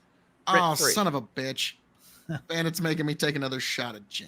Ah, son of a biscuit. But I gotta agree with I'll Grow the stand Farm up up for here because Bandit. I've been to a lot of mega churches where it's like hot take. Most new age progressive evangelical churches are just a business that don't pay taxes. Most New Age yes, that is evangelical true. churches are not the churches you're talking about. Evangelicalism is a blight, I think. On Yeah, the mega churches you're referring to are not New Age Mostly in any way, shape, or Pentecostal. form. Yeah, like it's no, but, I like, wouldn't say they're new age at all. Yeah. okay, Sprout, have you like, if you don't mind my asking, what denomination are you, sir? I am non-denominational for a couple reasons. The biggest The reason biggest I am denomination in America. yeah, the reason biggest that- denomination. the biggest reason I am non-denominational is I don't think there should be denominations. I think that denominations just splitting up the religion. We're all Christians at the end of it. So I don't know. I think my thing about being non-denominational is that I don't agree with all of these like sects of Christianity fighting against each other. I know you are. I'm just hitting you back when I see your comments pop up. But I think that like us fighting against each other is wrong, and it's not helpful to the church. But like it the is capital true. C Like I church. think it's undeniable that you are either a Protestant or not a Protestant, right? Like I am Protestant. I'm Yeah. Protestant, but I'm non-denominational. I don't think that we should like. I guess when I say I'm non-denominational, I kind of put my thoughts on that. Kind of like I don't think that we should have like this huge fights about like non-salvation issues. When it comes down to that, like that we shouldn't have these huge fights, and we should embrace each other rather than push each other farther apart. So do you think Catholics are Christians? Yes. Ooh. Okay. Mm, So interesting. that's usually a thing. Real quick, folks, to fighting, stealing, and drinking. If you're going to fight, may it be for a friend. If you're going to steal, may it be a lover's heart. And if you're going to drink, by God, I hope it's with me. I just think Catholics are misguided on different issues, but that's I'm for past another my time. drinking days, Phil. But if you're ever in town, I'll make an exception. Nice. Well, you have to make one other exception for Oh, a review of Odessa VSOP Ukrainian brandy. Like, I'm sorry, we Yeah. are doing this, I'm not man. looking forward to it, but yeah, I'll do it. Even if it's just 2 sips, I just need Yeah. like it'll Yeah. be awesome. It'll be fucking great. I don't even know what to oh, compare it to, though. I have no palate for liquor, so to me, it might be the greatest thing in the world. I was about to say, but it's Ukrainian, so that's all Right? you So it need must to be. know. Yeah, It's gonna be amazing. it must be. Um, The more for us now, since Poland's not going to be buying from them. now, like to me, Sprout, on the question of like, this is always a big question for a lot of Protestants, and there's a great pastor that I listen to named Mike Gendron. He used to be Roman Catholic like me. He was an altar boy, like the whole night, like what Iko calls a cradle Catholic. You were just born into it. And Mhm. like I was an altar boy for years. I did all the rituals for the sacraments and everything, but I never learned a single verse of the Bible until I started attending a Protestant church. Okay. Never knew one. Couldn't like, if you would ask me, name 4 apostles, I'd have been like John, Paul, George, and Ringo. Like, I wouldn't have had a good answer for you. But On the other hand, Phil, I went to a Catholic college and I took 4 years of Greek and read the New Testament in Greek. So, like, once you hit a certain level of Catholicism, it kind of like the There's no Bible going becomes way more important. Yeah.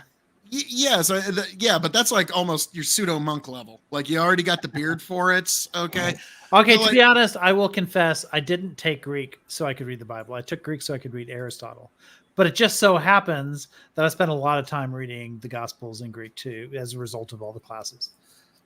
But all right, but now this is just a question I want to pose, and like, and, you know what, Lethe and Osiris, your perspectives are good here too, and Iko, I think I know what yours is going to be, but Okay. Pastor Mike Gendron, he talks about there's always this question in the Protestant world of are Catholics brothers and sisters in Christ, or are they a rich, fertile, and overlooked grounds for ministry? And to me, I tend to go with the second option. Say that and again. I'm sorry. Are What? Catholics brothers and sisters in Christ to Protestants, or are they a rich and overlooked ground for ministry? And as in, these are people that we need to try to convert because they're in Those trouble. are not mutually exclusive categories. I think that brothers and sisters in Christ. However, I do think it is important if like the Holy Spirit has put it to you that you believe that there are, misconceptions or wrong guidings. What the hell? Who's so close to a damn road that I can hear all the sirens and fucking? Has to be Lethe. Lethe. That sounds like Gotta some be some Lethe. LA shit. Straight out of Compton. Okay, like But what I'm saying, I've been what I'm holstering saying that is, too long, I Lethe, think I'm it's sorry. It's to the point where Lethe brothers- didn't even notice it. I think it's to the point to where it's brothers and sisters in Christ, but I also think it's important to where if you see wrongdoings in the church, it's important to call them out. So I think that Catholics are misguided in some of their teachings. However, I do still consider them brothers and sisters in Christ. But that's Despite them also having true. different 10 Commandments. Well, that's also true of your of people within your own denomination that you have disagreements with, right? Like, Yeah. I forget where it is, but I mean, there's plenty of references, I think by Paul especially, that say that when your brother falls down, you can't just ignore it. Like you have, Right. there has to be correction, and so we need to criticize our brothers. I mean, I do it all the time, right? Like I'm a big fan of looking at the Gospels and saying I think too many Christians ignore the Gospels. I just think we do. I think we focus on these cultural issues and we're not focused on prioritizing the poor, which is what the sheep and the goats is all about. It's what we're commanded to do. It's that's how you get into heaven, right? Is the sheep and the goats. Like that's the final instruction as to how you can do it. And I absolutely will point that out to somebody if I get the opportunity, that we have that obligation and in many, many other ways. So if somebody in a different denomination wants to like criticize something I believe because I'm Catholic or whatever, like that, they have an equal right and indeed an obligation to start that conversation. I don't have a problem with that. But like my question was like, so Sprout, I'm curious. You say they're You brothers and offered an sisters in ultimatum Christ. where I don't think there is one. Well, even despite the fact that they have different 10 commandments, like even some of the most fundamental things are completely different. So like, I'm wondering like, what is the line when you'll call like the difference between heresy and heterodoxy? When do you say that is heresy? That is not part of our faith. This is heterodoxical versus, I don't know if it's a heresy, but you're certainly incompatible with our beliefs. So that's kind of what I'm getting at. Is even As for the a Catholic difference Church, in 10 commandments not enough? as for the Catholic Church, whenever Jesus Christ comes down and says that's wrong, or unless they do something like so absurd, there's no other option but to do so. But as to what you're saying, I don't think that I honestly don't think they've reached that point yet. I don't think they've reached that point. I think that we're only Protestants because of the Catholic Church. Like the Catholic Church is what got us here. The Catholic Church is actually the last people to define heresy or to declare heresy, where you see actual councils declare certain people heretics. We haven't had any heretics since the Catholic Church. Even Protestants haven't had any heretics since the Catholic Church. Like these councils have become kind of like a thing of the past ever since like denominations started splitting from each other. Well, we still have doctrine, and we still have things like for instance, there are right, but the Council of Nicaea is not going to happen again. Well, no, we had Vatican II. That's a church council, and it had introduced massive changes, and that was, in living memory still. Vatican II said that Protestants are technically Christian. Like, completely changed the landscape. Yeah, there's a lot of changes. The right to conscience was established in Vatican II. I guess what I'm saying when I say the Council of Nicaea is there's not like a huge divisive issue in which the leaders of the opposite side are considered heretics at the end of it. There are. The Society of St. Pius X, modern day considered a heretic. The Society of how much time you got? Yeah, there's a whole bunch of them. You can talk maybe I haven't looked into it. You can talk to Desperado about them, but there are a lot of people that were excommunicated from the Catholic Church as a result of not following Vatican II, who left, who no longer recognize the Pope, but still consider themselves Catholic. They consider themselves the only true Catholics, and that the mainline Catholics are the ones who are basically they say there hasn't been a Pope So since basically the way 1950s. every denomination has ever gotten started. Yeah, it's just like in ancient times. It's the same thing. The only difference is we don't go around murdering each other. Wait, was it, like Lutheran we did. considered Vatican a II. heretic? Oh, of course he Boogaloo. was. Yeah, You're although considered- Luther Was he, ultimately was he, ended wait, up. Wait, was he declared a heretic? Luther. Let's see. Yeah, that one I don't know. But I don't think Luther was declared a Here we heretic. go. Luther, priest, heretic, and outlaw. Luther's heresy. Let's see. Pope Leo X sent Cardinal Thomas Vio to Saxony to meet with Luther. The rebellious monk refused to recant his avocations and intransigence. Oh, I guess, incited- yeah. January 3rd, 1521, the Pope formally declared Luther a heretic. Yep. So I Oh, guess they snap. still, yeah. Yeah, Okay, it's well, still a thing that happens. Listen, I haven't looked into it enough then. but I will evidently. say this: Luther won in the end, because if you look at every single one of those 95 theses, the church believes every one of them now. So Took them long enough. Luther won that battle decisively. He's not a heretic. I don't know if that was ever formally expunged, but it should have been. Well, there's also the what's his name? Don't get me wrong. Luther said a bunch of shit after that is considered wrong even today. But Do you not the have a right? 95 theses themselves, the church agrees with them all now. There's also Saint Maximus the Confessor, who got his tongue cut out, and then later on the Catholic Church restored after post death. The Catholic Church restored basically that he was. There's a lot of correct, politics in et cetera, terms of so on. But yeah, Maximus the Confessor got his tongue cut out for heresy, and then the Catholic Church later on went, "Oh, that wasn't heresy. He was actually." Oopsie daisies. Now I gotta Yeah. say, I think they made up for it by giving him a badass nickname in the beginning, like the Confessor. I mean, I'm sorry, it's Sprouticus the Confessor, Ical Rich the Confessor, Lethe the Confessor. It doesn't matter. You could be Francis the Confessor, and people are fucking scared.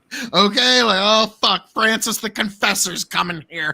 Yeah, that is like why has nobody in MMA ever come up use that name? Whoa. I'm hoping for Francis the Great. We'll see. Grow the Farm Up. YouTube loves a good old fashioned Jesus debate. Very respectful panel. Jesus would be proud. Thank you. Mark. Jesus would be Thank proud of you, Lethe. That's true. Jesus did respectful. talk to a lot of people who disagreed with him on stuff. And still, Specifically them Pharisees, dickhead. Protected people that disagree with him on stuff. Yeah. Multiple times over. Yeah. Now, Ike, I'm sorry, you have something a little bit worldly, and we will get to it here, but there's and Sprout did ask me first a couple of days ago about you are going to be preaching about something, sir, are you not? Yes. Yeah, I'm going to be preaching about Genesis 14, which includes Melchizedek. Let me write that down. Which is interesting. It's a hotly debated issue on whether or not that's a Christophany or not. And I was wanting Aiko's opinion on this and Phil's opinion on this, and whether or not you guys consider it Christophany. I mean, I know. Define all these terms first. Assume I'm you're explaining it to a small child or a golden retriever. Okay, so Genesis 14. Let me pull it up. I'll specifically read the part that has Melchizedek in it, and then I will kind of go further on that. But Genesis 14 states, after Abram, in the future to be known as Abraham, returned from defeating Kedorlaomer and the kings allied with him, the king of Sodom come out to meet him in the valley of Shaveh. That is the king's valley. Then Melchizedek, king of Salem, brought out bread and wine. He was priest of God Most High, and he blessed Abram, saying, "Blessed be Abram by God Most High, creator of heaven and earth, and praise be to God Most High, who delivered your enemies into your hand." Then Abram gave him a tenth of everything. So that is when Melchizedek is mentioned in Genesis. Then Jesus Christ is considered to be a priest in the order of Melchizedek. Melchizedek, we don't know where he came from. We don't know where he went. We have no record of his ancestry. We have no record of his genealogy post Melchizedek. We don't know necessarily where he was a king from. We have like no idea where Melchizedek came from or how he got there or anything. He's just there and eventually. So many people believe this is a Christophany, which a Christophany means that like Christ before Christ. So like this is Jesus Christ before we knew him as Jesus Christ, if that makes sense. So it's Yahshua before we knew him as Yahshua. Although but, typically yeah. Christophanies happen after. These are visions of Christ after. Right, but after the Gospels, not before. Right, but they're also considered Christophanies in the Old Testament as well. I mean, there's plenty of elements of the Old Testament that sort of like get appealed to in the time of Christ and then applied to Christ. But so specifically Melchizedek. It's easy to get the causality reversed and assume that it was the other way around. But I think that just a lot of people were tying Christ to prophecies from the past or figures from the past. And so like, for instance, that's one of the reasons why his lineage is supposed to go back to David, but then also go back to Abraham, I believe. It's two different lineages. Because they're trying to, I'm sorry? And who's counting? Yeah. Well, all of these things happen because, he's being built up by his fan base, one might say.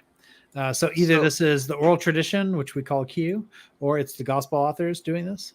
But so a lot of these links to the past, it's very common in the ancient world, by the way, to do that, to sort of link a contemporary figure to like famous figures of the past in one way or another. Now, what but this is a famous figure. We don't know we don't know the king from? that he was.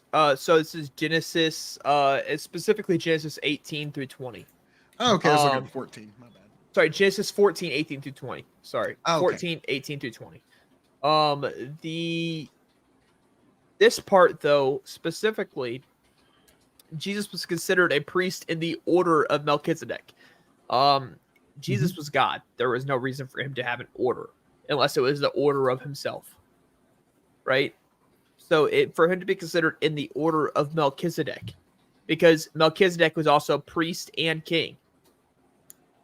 He was a priest king.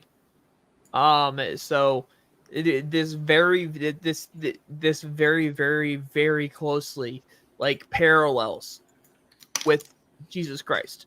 So, and we have no idea where Melchizedek came from. We have no idea where he went. We have no record of any parents, no record of any kids.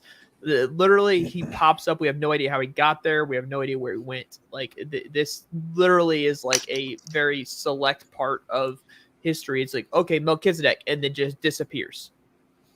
Right. And then it's brought back in the New Testament when, it's brought back in the Old Testament again when someone brings up, I forget who brought up Melchizedek again in the Old Testament, but it's brought back in the New Testament saying that Jesus was in the order of Melchizedek. Interesting. Sure. I'd never heard this before. Now it's possible. Like I've even heard like theories of like when the Pharisees and folks were bringing the adulterer to Jesus and he was drawing in the sand. Like there's people who actually believe that in that moment, don't worry, they'll be back. There's people who believe in that moment that Jesus was actually writing the ancient Hebrew laws in that moment. And so like, yeah, I understand kind of what you're talking about. Like Jesus can go through time like that, but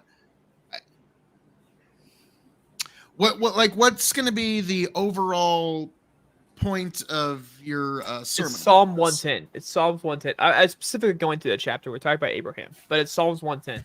The Lord says to my Lord, sit at my right hand until I make your enemies your footstool. The Lord sends forth from Zion your mighty scepter. Rule in the midst of your enemies. Your people will offer themselves freely on the day of your power. In holy garments from the womb of morning to the dew of our youth will be yours. The Lord has sworn and will not change his mind. You are a priest forever after the order of Melchizedek. The Lord is at your right hand. He will shatter kings on the day of his wrath. He will execute judgment among the nations, filling them with corpses. He will shatter chiefs over the wide earth. He will drink. He will drink from the brook by the way. Therefore, he will lift up his head. Psalm 110. Yes, Psalm 110 is he's mentioned. He's also mentioned in Hebrews. For this Melchizedek, king of Salem, priest of the Most High God, met Abraham returning from the slaughter of the kings and blessed him. Into him, Abraham apportioned a tenth of everything. He is first, by translation of his name, king of righteousness, and then he is also king of Salem, that is, king of peace. He is without father or mother or genealogy, having neither beginning of days nor end of life, but resembling the Son of God, he continues a priest forever. That's a mouthful. Fascinating. Like now, this is a theory, but it's one of those things. Like, be sure to denote that there's no evidence of this. Oh, I'm gonna be because- sure. I'm gonna be sure to note it's a theory. I'm gonna be sure to note it's a theory. There's no Melchizedek. Yeah, I can spell that. That's Melchizedek.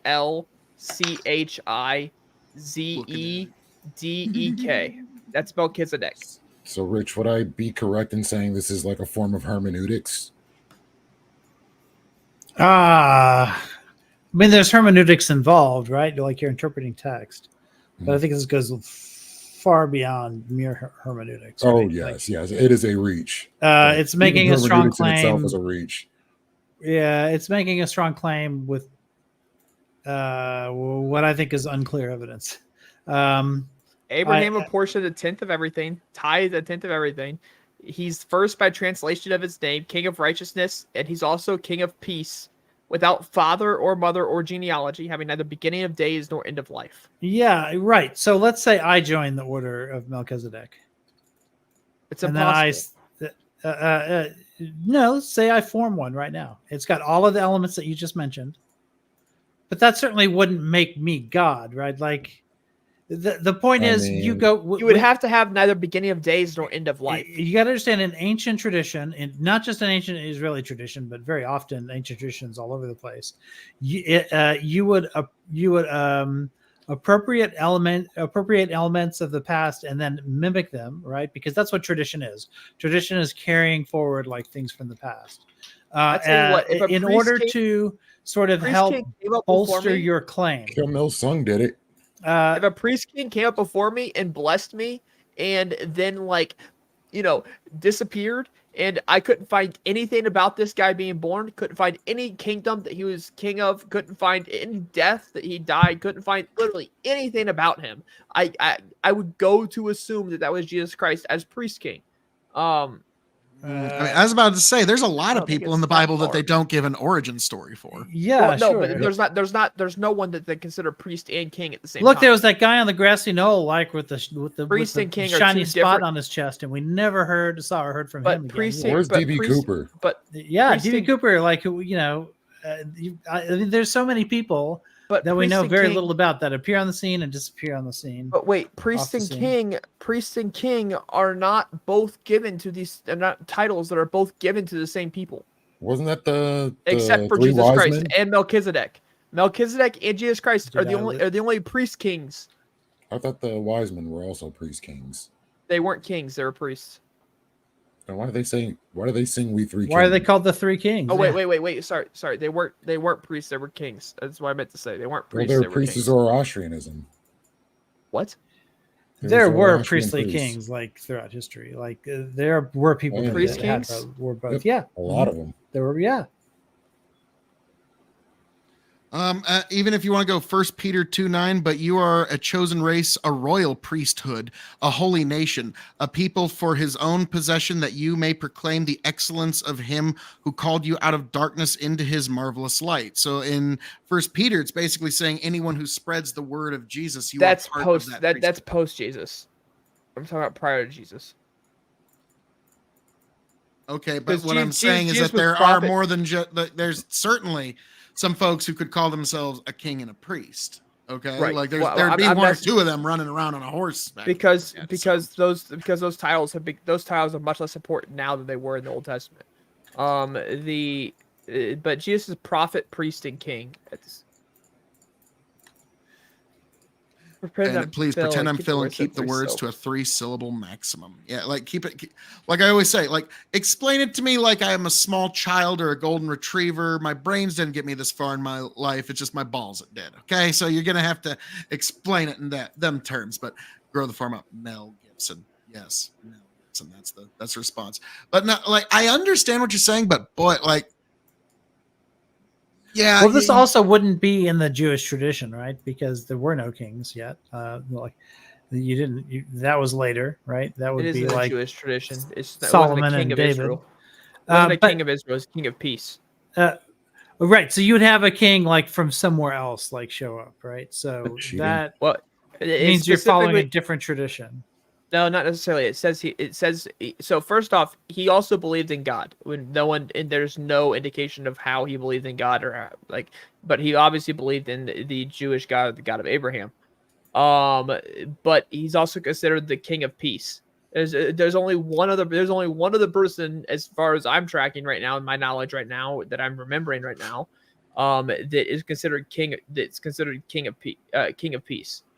Right. But if you're going to be, if we're in the 1st century AD and we're going to describe somebody as fulfilling different prophecies from the past, one of the things you're going to do is take titles from tradition and then ascribe it to this new person. So if there was only one king of peace, which was Melchizedek, like way back in the day, So then Right. certainly one of the things you're going to do to prop up the person that you're talking about in your own gospels, in your own writings, you're going to call him the king of peace as well. It's What I'm not reading your here causality is reversed. Salem is the Jewish translation of peace. So you don't think? Yeah. So he was king of Salem. So Iko, you don't think that? You don't think that? That you don't think it's a Christophany? No, I don't think it's a Christophany. Phil, do you think this is a Christophany, or do you think it might be a Christophany? If you made me bet the house, I'd say no. Okay, like if you made me bet money on it, I'd say no. Now, the thing is, I understand where you're coming with this, and if I mean, it's hotly you can debated by. give a It's hard. good- It's hotly if you can debated give by a good enough Christian message, I think scholars, this is- so. well, I think what the primary message is, we don't know if this is true or not, but this also shows the power Christ can move through time and space in ways that we can't even fathom or comprehend. So that is worthwhile.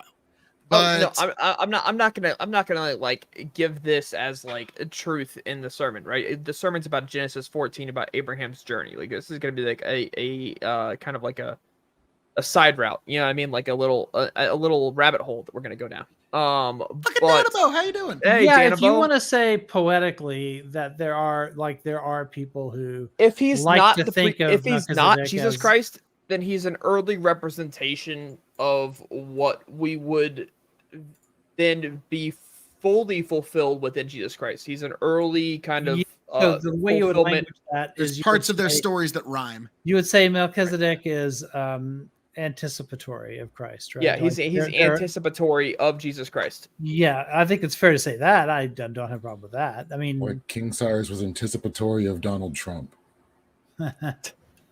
maybe.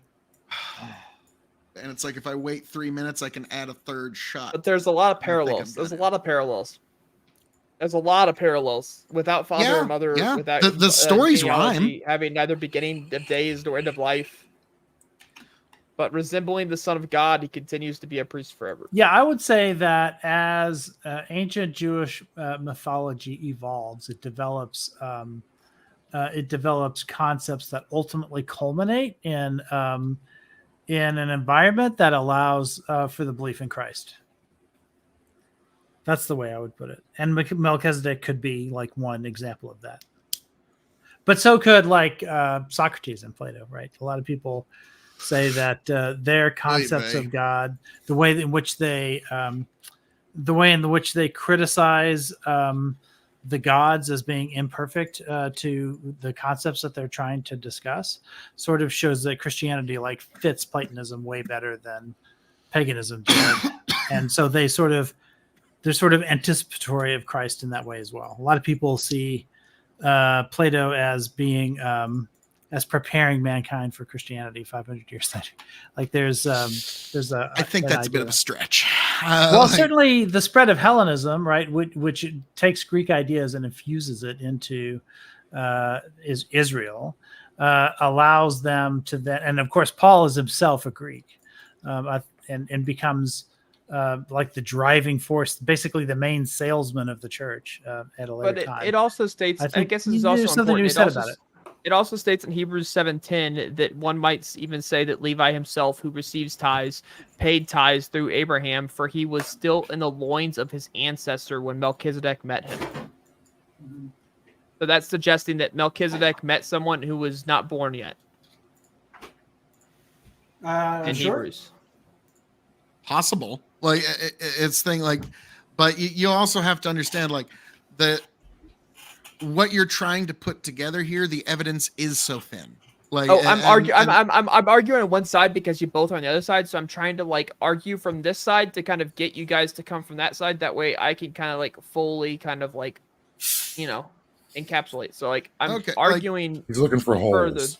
I'm arguing further than what I believe, trying to get the full looking for a here. middle ground to stand on for it. Okay, I kind of understand where you're coming at. Like, and again, like I said earlier, like the idea that this is even possible does demonstrate how incomprehensible and how outside of time Christ really is.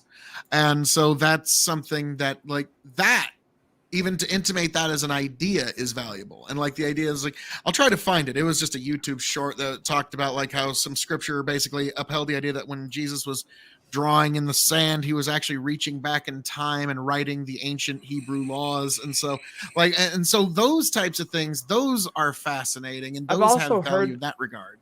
I've also heard that said because it also says that they went away from oldest to youngest, that he started writing in the sand the sins of each individual person. And so they walked away one by one as he was writing like the next person's sins in the sand. So like that's my envisionment. It's not anywhere written in scripture. It's not like that's literally just a kind of like a visual to kind of like, I don't know, think about. It's not no like to me it's just the fact that we don't have first account. We don't like Jesus never actually wrote anything permanent, that we're getting second and third hand accounts of things that Christ and if he did, it was almost certainly burned by some Romans, right? But the fact that he was writing on the sand is kind of symbolic of the fact that we don't have the direct access to God, right? Like to Christ. We have his prophets and you have, decades of oral tradition followed by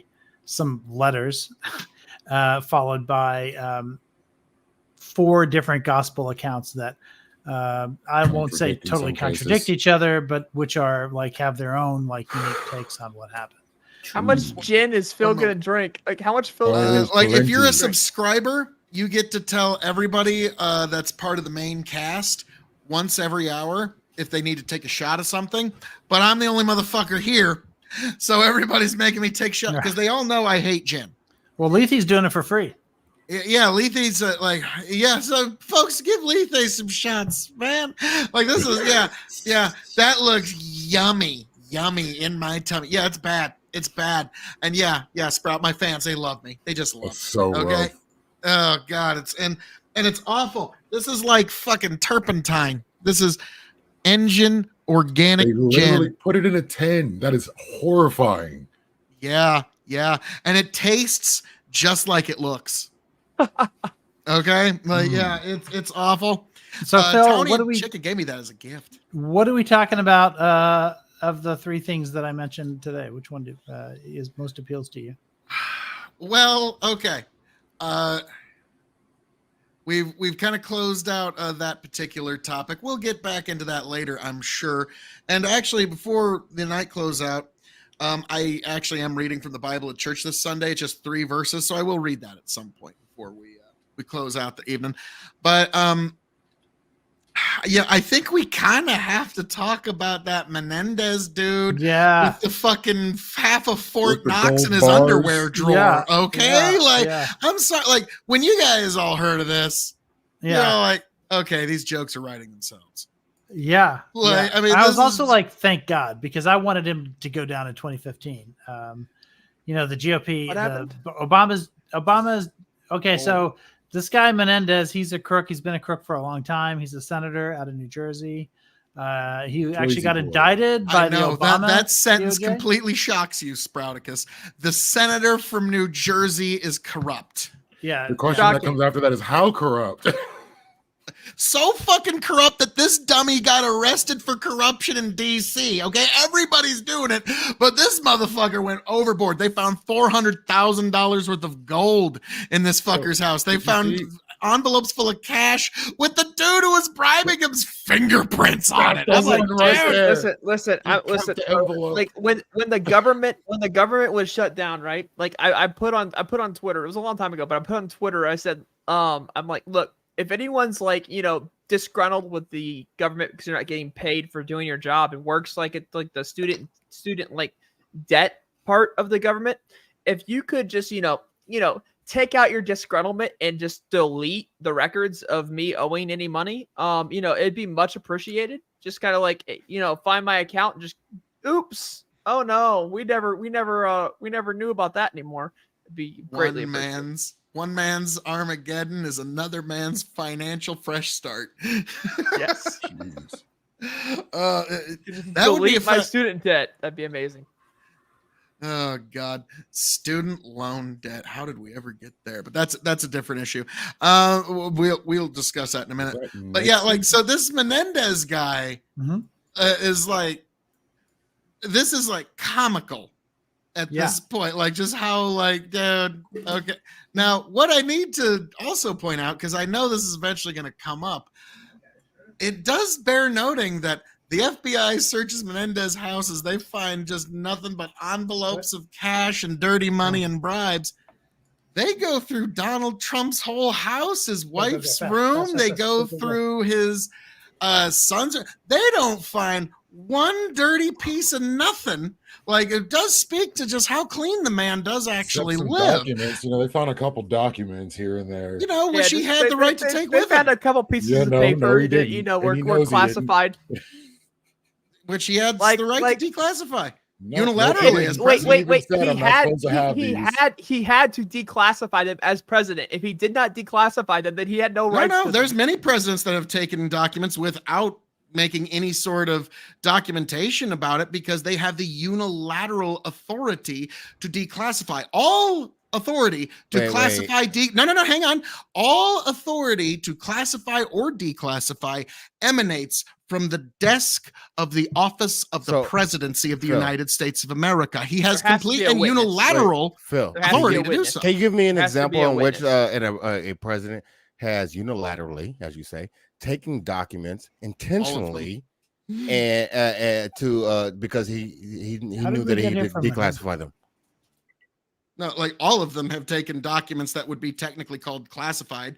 They No, made no intentionally. documentation of it because everybody knew that they have the implicit power to do so. Obama's done this. No. Both Bushes, Clinton has done this. Intentionally. So like literally. Intentionally. Intentionally. Not They even- did so. No, We no. found lots of documents with Obama, and we even Was it found even intentional? more with Biden. Was it So, intentional? like, I'm sorry, but Wait. no. I'm sorry. However you want to look at it, Joe Biden even admitted that his documents, he was Accept your negligent. apology. He didn't even know they were there. So no, any way you that's want to perfectly look at fine. Donald Trump, Perfectly Joe fine. Biden, who didn't The have the law- clearance to declassify these as vice president or senator, The law what he states- did is Also, objectively worse than intentionally anything there. Trump is even May I accused of.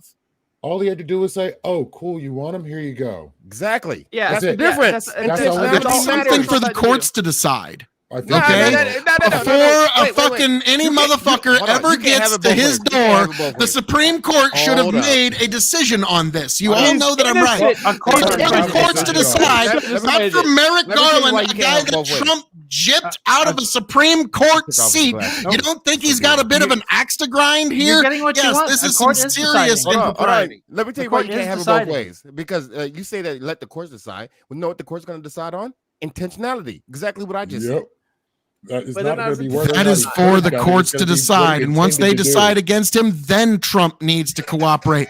But you don't just have the guy that Trump gypped out of a Supreme Court fucking seat, May kick I, his Phil? door down Hold on, just it to wasn't court fucking that rifle decided. around May his I, wife's Phil? underwear It drawer, wasn't court man. that That's decided. fucking sleaze to the highest fucking Wait, order, wait, especially wait, when he's wait, the wait, leading wait, GOP who do you think- candidate. Who do you think gave the warrant? It was the court.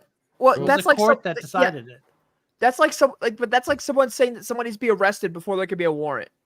Like that makes no fucking sense. How do you? No, you need to get a warrant before you get an arrest. That's what I'm saying. Holy that's good shit! That's not what Holy they shit, did here. that's what Because they did. everybody They will got a agree warrant. this was a constitutional question. Right on. And They that got a should have been the warrant. Supreme Court to decide Nikki wants before to say anybody ever why knocked on you're his letting door. Hernandez And you all up. know Okay. I'm right on that. No, Listen, there's the no court- What do you got, idea. Lethe? This What do you got, court Lethe? order. There's a recording of Trump showing people these documents and saying, I'm not supposed to show anybody these.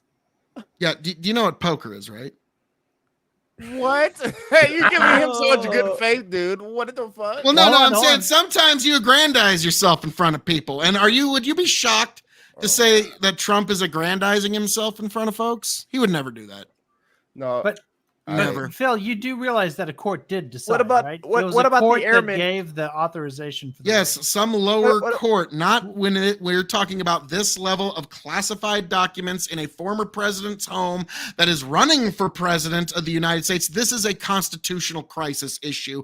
The Supreme Court needed to make a ruling. pretty clear to There me. would be no problem then. Well, No one would have an no, hold on. objection. Supreme But Court- instead, this was- I'm sorry, what you did is this make was Trump the appealed. fucking nominee with this because This was people can appealed, and the see Supreme Court when a guy's decided getting to let it railroaded. lie. And that's what This this was- guy's getting. This was appealed, and the Supreme Court decided to let it lie, which is the decision of the court.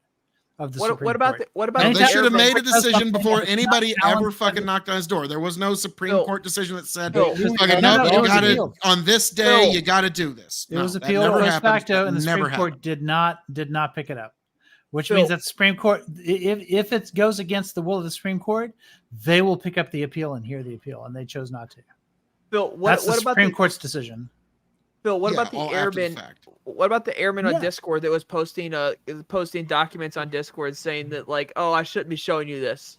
What about that guy? What about him? That was just self-aggrandizement. It's The fine. guy, Like, is it's it just- completely is it different. just, You like, realize that's a different self-aggrandizement? case, right? It's You realize still it's completely classified different. documents that you shouldn't be showing. Yeah, he has no authority to declassify. Trump The did. Treasury asked When he for took these them, documents he back. declassified them. He has complete unilateral authority. That's the difference. One has said in the unilateral moment authority to that he declassify. The other guy just did it because he was Hold on a That's form. just not true, Phil. That's just not true. Yes, it is. I'm sorry. No. No. It's not. You know- If wait, you hold on, let me- no. wait, If you wait. disagree with what I said, you have to then somehow formulate the argument that the president is not the commander in chief of have the to armed let forces of the him United work it out. States I'm because gonna he tell has you- I'm complete gonna- unilateral authority to I'll classify tell you- and Biden was declassify. commander Period. at that time. Period. There is no debate Can I on quote this. President Trump? Can I? You quote can say President more Trump? words, but there's no debate on what I just said. But what does this Can I have to do quote with President Menendez? Trump? I He said, understand. as president, I could have We can't have bird declassified, walked. but now I can't. He said that. Not only When he that. takes them with him, that is him No, that's not declassifying them true. That's not implicitly. true. No, It's He doesn't not. even have to tell anybody. That's not- That's that's not unilateral it. authority. That is No. what unilateral Now authority I- is. let me- Every president in the 21st century has done the exact same fucking thing. No, So I'm that's not sorry, this true is just either. feigning fake outrage. That is not I true. quoted the man. What more can we do? No, not only that. Not only did you quote him, but also he can't just unilaterally declassify. Yes, he can. No, he cannot unilaterally Sure he can. declassify everything As the some things are Commander-in-Chief not of the under. United States. Some things are not under his jurisdiction to declassify. Everything to classify and declassify is under his No, that is- jurisdiction. No, All we know power this to not to be classify and true. declassify comes from the desk of the office of the He presidency. cannot declassify. That is true. You don't have to like it, but that is true. He cannot he declassify. cannot declassify nuclear codes. Yeah, exactly. Sure, why not? He They can't didn't change declassify that those. rule until after he actually left. So yeah, he actually had complete unilateral authority to do so, whether you like it or not. So like, I like you. Maybe they want to try and neuter Biden a little bit, but Trump What had fuck the did Biden complete got to do with it? unimpeded unilateral authority to classify or declassify anything he saw fit without needing to ask anyone's permission. That's what I- unilateral A means. court will You're saying decide Donald this. Trump is a That's, I liar. mean, it is for a court to decide. That's the part of what you said that I agree with. It's for a court to decide. A court is deciding. I will abide by the Thank rulings you, of that court Bandit. either way. Although I don't know what any of this has to do with. Well, Menendez. funny enough, I even had Voldemort himself a few months ago admit that there's no chance Trump gets a fair trial here, especially in the New York and DC cases. There's just no chance of him getting a fair trial. Yeah, it's unfair in the sense that he's getting special treatment. That's a different argumentation. Whether or not Trump gets a fair trial as to whether or not Trump broke law. Like that's a different. There's two different arguments, and you can't try and You don't combine think he's them going into to the get a same fair argument. trial in Florida? Because that's where the trials happen. No, I said in the DC and That's a different New York case. cases. That's- Florida, we'll see. It's federal court. We'll It's see. kind of like He's cutting got the Judge line. Cannon. He's got the most friendly judge on any circuit, like a very pro-Trump judge who has Yeah. decided Yeah, in like his favor. I always on tell any- everybody, just don't ever make the mistake of thinking that any of this has anything to do with the law or the facts. It's just pure election interference. Once you Phil, can I realize ask that, it you one becomes a lot question? easier to analyze. I mean, it Phil, is an you're calling election him a interference liar. case. Phil, Yeah, can I ask yeah. you I mean, one they're question? just trying to interfere in the Confident 2024 liar? election. That's all this Phil, is. can I ask Which one is it, question? Phil? Rocket. What do you What got does to this say? have to do with Menendez? So can the president declassify nuclear arms documents? When Trump left office, he had the unilateral authority to do so. No, Yes. that is just False. not true. It says it's false. A 1994 amendment to the National Security Act directed that the president shall, by executive order or regulation, establish procedures to govern access to classified information, which shall be binding upon Barack all Obama departments, made an agencies, and executive order offices pretty of the much executive countermanding branch this on of the the way government. out. The current executive order implementing the statutory command was Okay, issued by Barack Obama in 2009. This executive order, it says, Yeah, and on the way out, he specifically did one that you saying he cannot. gets to do this unilaterally, and Obama did. And if Where Biden is says, it? hold on, and if Biden says on January 21st he reclassified all those documents in his mind and didn't tell anybody, that Then would that would be fucking odd. Like they just Yeah. Yeah, there you go. yes, okay. Like but That's all he's he's gotta made do. no such statement yet. So Well, the court Trump case doesn't was have okay. an agreement on the Trump's day of in the court okay case. now, so it doesn't matter. So Well, no, he he got can to do that after the unilaterally fact. do so because he has the unilateral authority. But You he don't was- have to like it, but he does. But you'd Is be fine Trump a with him liar going or to is he court like wrong? on the day and saying, yes, in my mind, they're still classified. If he pulled that chess move, I would actually give Biden 2 gold stars on that day, but he never did. All right. So. Okay. Fair enough. But I not think like he's so cool. like Sprout, you have to concede Won't the answer the argument that the question. president is the commander in chief and all authority Why won't to you classify answer and this, Phil? declassify comes from his desk. If it doesn't come from there, where? Where is the executive order that Barack Obama? desk. Where's That's different than where's his mind. one like, second? Where's one second? One second. Where's I'm the, not where, going to Google it right now. You can Where is find the it later if executive you order? want. Where's the The audience will executive find order? everything I've said is quite verifiable. Okay, the executive order of 2009, Barack Obama specifically said that. That's that one he was. did right on So the way out. if you would like to find the executive order which Barack Obama, I'll be happy to provide went it for you against that, later. that's fine. Oh, but you're not Yeah, providing I'll- on stream because you know you're wrong. No, I'm just not going to take the time Googling it. Sorry. Like, Okay, so you just know you're wrong. Okay. no, the audience will find. No, the audience will find everything I've said is Well, quite. so far we got what you said, what then have Trump your said. audience find it. But if you're unwilling, if you're unwilling or incapable to provide it, then I will accept that as defeat because you're. No, I'm just not Googling in the middle of my show. Wait, you are relying on something you can't provide. I mean, Otherwise, no, I'm sorry. Otherwise, I could just make Because shit up I'm and not say, finding it I right don't now, but feel- it I is don't feel very, like Googling it is I don't feel verifiable. like It's kind of Googling like it. me not finding some sort of scientific fact for you right now. It's still scientifically Well, true. you know what? Barack Obama said you can have sex with anybody you want, with or without consent. I don't feel like Googling the executive order in which he said that. Well, you can make that claim, but the audience will find that what you said is I not don't feel verifiable. like Googling the executive order. You have to. Well, you, no, you no, just like, have I'm to, sorry, You just have you- to rely on me saying that I've seen the Wait, executive No, wait, I'll order. no, provide no, it for hold you on, later. can I Don't, interject? don't worry Googling about it. that. You Oh, will okay. get it. Don't Don't feel like worry about it, Googling sir. it. But no, like so. Wait, no. did So Google who it. had? Well, you still haven't answered my question though. Who has the authority other than the office of the presidency, the desk of the presidency, to classify and declassify? I'll tell Who? you this. I'll tell you this. You still I'll tell haven't answered that, Sprout. It's You're a not going limited- to. It's a limited authority of the desk of the president. It's a limited authority when it comes to SCI or Still the Secret president. Department information. Still the president. But it's limited by Congress. So listen. So under the So it's still the president. Under- You just wait, are wait. trying to Under- add it's something else, Limited but it's authority. still the president. You're saying it's unlimited authority. I'm saying it's limited. You're saying Listen. it's unlimited. under the Atomic Energy So Act, who nuclear classifies documents- and declassifies? Because I'll tell Congress you doesn't this. classify I'm trying to tell you anything. this. I'm trying to tell you this. Under the Atomic Energy Act, nuclear documents are automatically classified, can only be declassified by the process outlined in said act. He believes that even if Trump can convince a judge or a jury that he can unilaterally declassify documents, he has no authority to declassify document 19. And that is enough to send Trump to prison for up to 20 years, allegedly. So the nuclear act is a much different thing than whatever he has precedence over. You understand what I'm saying there? No, I understand the argument, but I'm telling you what my argument is and what it actually legally was at the time when he walked away.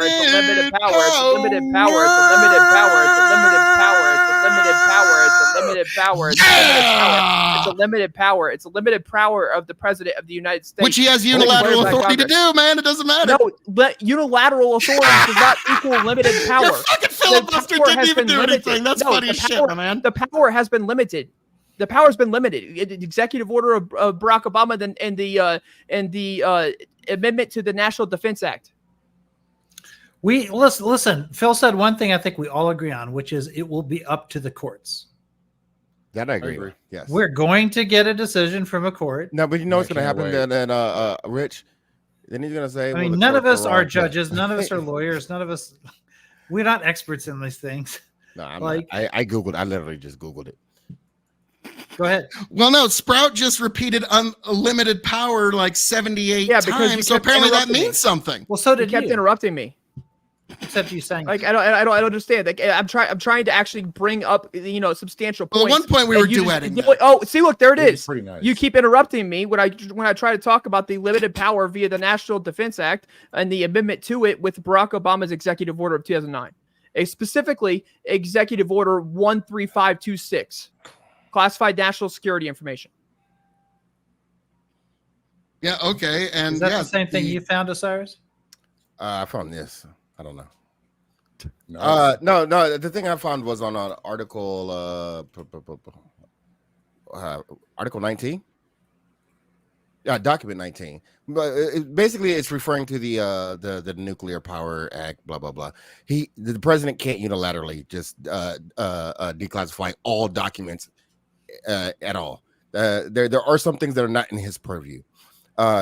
Now, you can argue about which things are not in his purview, but there are definitely things that are not in his purview, which means that they have to go through a process through another portion of the government. And he can't just be like, yo, this is mine. He can't do that. And some of the things that he owned fall under that. For sure, 1,000%. Well, I wouldn't say 1,000% because we don't know what he has. Thank you. That wasn't given to the public. Again, the court will decide. Sure. I agree with that. They will know whether this was a document 19 document or not. And we'll never know what he had exactly because they're not gonna, because Right. it's not declassified. Literally, it's not declassified, so they're not Right. gonna tell us. Jurors will know. It'll get leaked a little bit, I suppose. But yeah, well, I mean, we'll just in all of these cases, a jury's going to decide. Sure. And there are, in fact, assuming there's 12 jurors in each jury, which I know that varies. From state to Well, the state, question is, once the jury that's decides, will ultimately the people, 48 jurors that are will going to people decide. accept that decision? That's the question. I mean, we're a nation of laws, so I mean, Bandit goes, interrupting. It's annoying, but it's valid as long as the whole stream doesn't come to a screeching halt. Now, I will say, Sprout, that was a beautiful duet, though. Like we'll have to do that again sometime. Like I was trying to get in sync with you, but it just didn't quite work out. Limited power, limited power. Yes. So like Fanatic did that to me once, and so I just started singing along with him. So are He we flipped gonna out and muted. talk about Menendez. I think we might have mentioned him I a still don't know minute what or happened to two Connor. at one point. Menendez instantaneously morphed into Trump somehow. Like when people think politicians who are criminals, That was going they to happen instantly go to eventually. We Trump. just got it out of I the way. wonder in the why. beginning. Yeah. So, like, all right, Iko. Yeah. What did they all find in this fucker's house? You said what they found. They found lots of bribes. And also in 2015, he was also indicted for lots of crimes. This was the Obama DOJ that went after him. And I wouldn't say they lost at court. It was a hung jury. Yeah, like it was a big case, and he should have gone to prison back then. And I hope he goes to prison now. But I'm just saying this is a big win for Garland. He's been going after.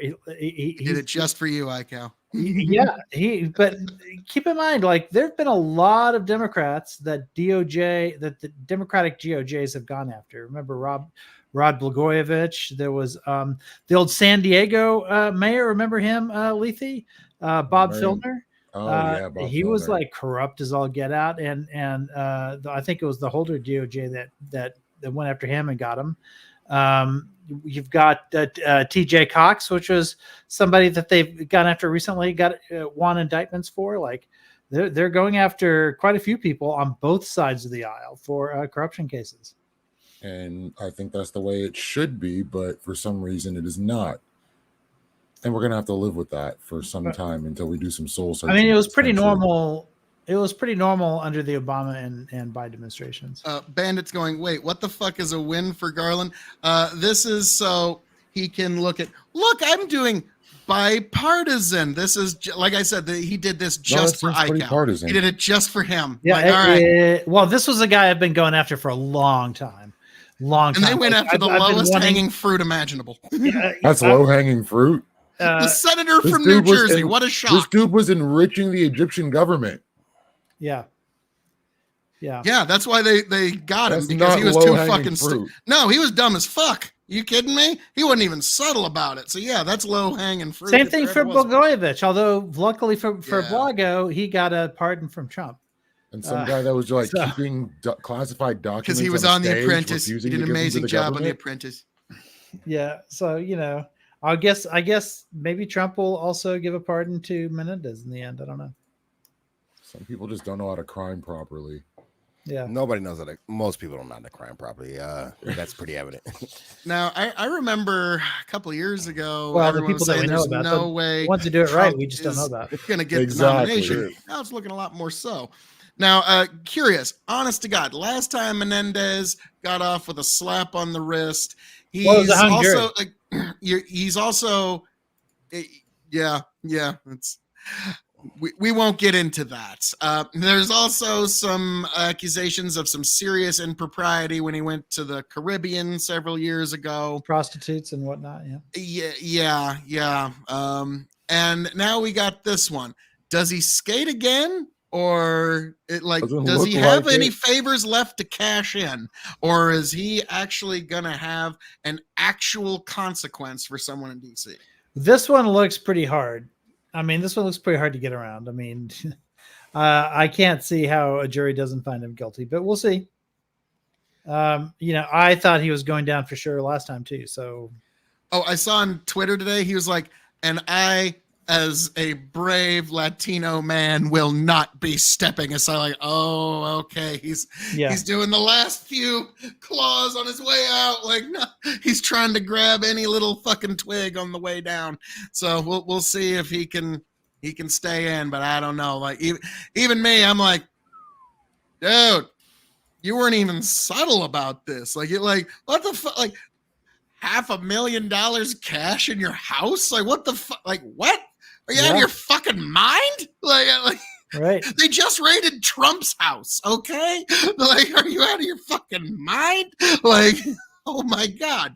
And so, like, Sprout, did you hear about this at all today? No, I didn't. Did you hear about Lauren Boebert? Nope. Yeah. Just for reference. Oh. Nope. Listen, now I spent the entirety of today just relaxing. I mean, Boebert, that's it was just the first day I've off I've had in a while, hilarious. so it's just a lot of relaxation and that's news just cycle a hasn't hit. hypocrisy thing, really. Nice. Now, I will say when it came the Boebert thing, it's like, okay. Within 48 hours, we got footage of Boebert doing sex acts in the theater. In front of children.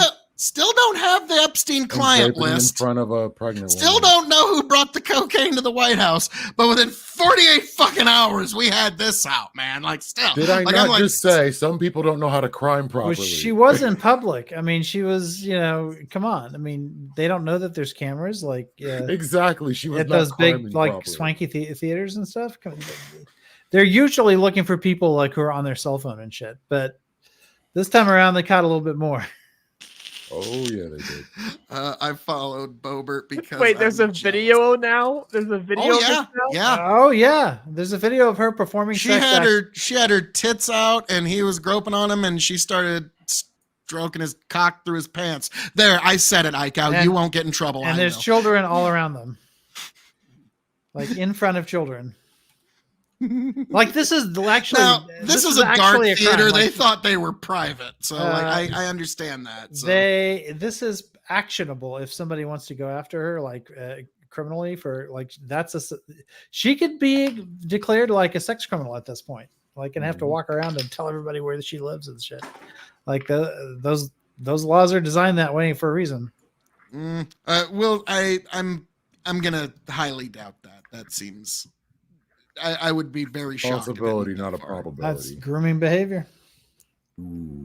The only thing I'm that's a seeing little online. far. The only Like, thing I I'm get your seeing, politics, but that's a little far. The only thing I'm seeing on the video is her vaping and arguing.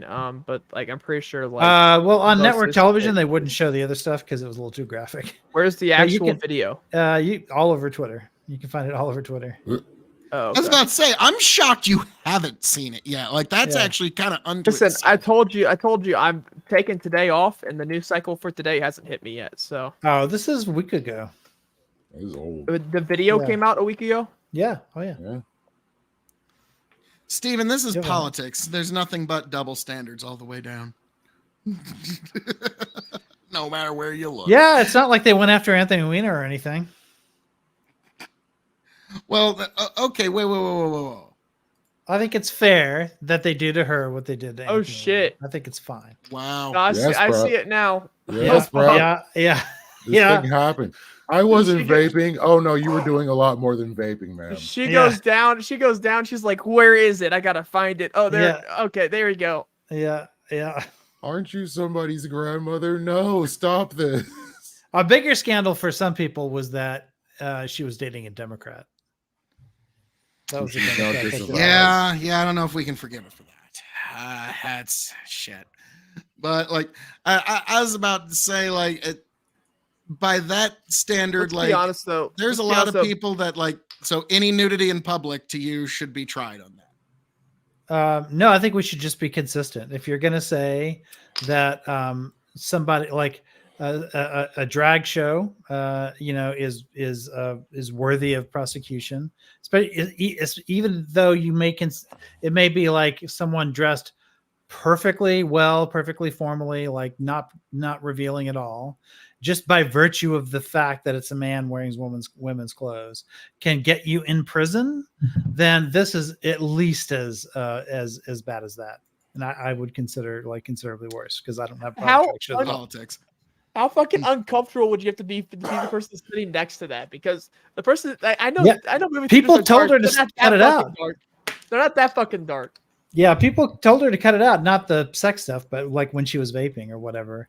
And she turned around and cussed them out. No, and- I'm talking about the sex stuff. I'm talking about the sex stuff. No, I know, Like, the sex how- stuff. How awkward does that to be? They're dark, Yeah. but not that dark. Wolf's Rain does Yeah. bring a good point because the drag shows are directed at kids specifically, two people can be. making out in the back of a theater. So you think any people that make out at any more kind than of theater making and they out. get beyond That's second more than base, making out. that's like That's more than making well, out. yeah, I'm Yeah, well that is aware more of than- that. Like, yeah, she was getting her titties all felt up, and yeah, it was looked like a real fun date up until Look, the end kids were all around them. They could easily have seen it. Yeah, that's public. Are you kidding me? You're not allowed to do that in public. That's there. not Okay, so like, That's not allowed. All right. Wait, Aiko, do you disagree? If I had tinted windows, should I be able to pull off into like an abandoned parking lot and just do whatever I want behind my tinted windows, considering that it's not quote unquote public and that, I've got the reasonable belief of privacy?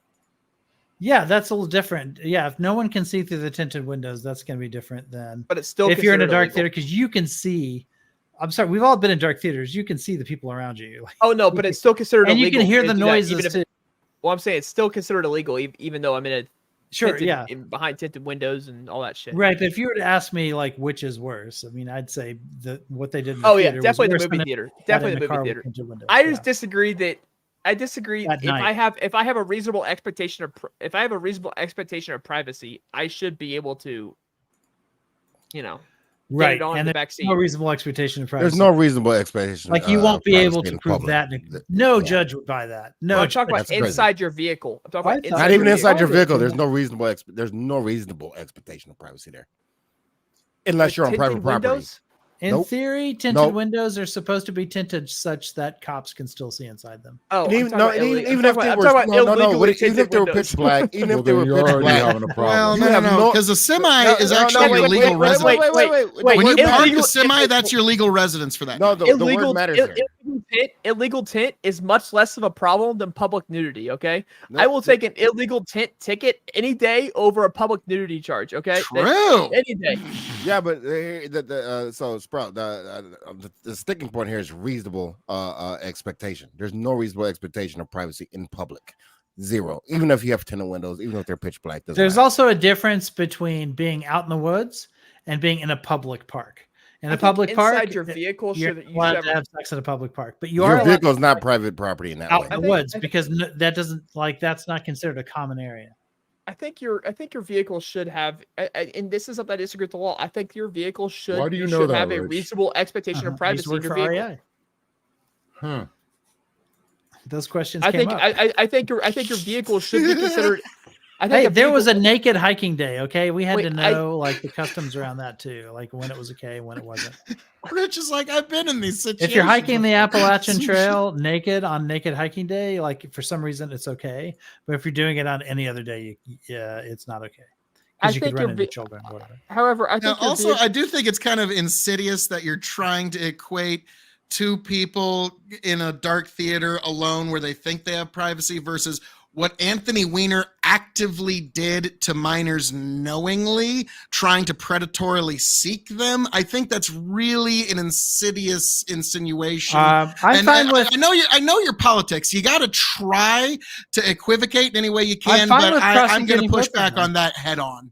I'm fine with prosecuting both of them. I'm not saying let Weiner go and prosecute Boebert.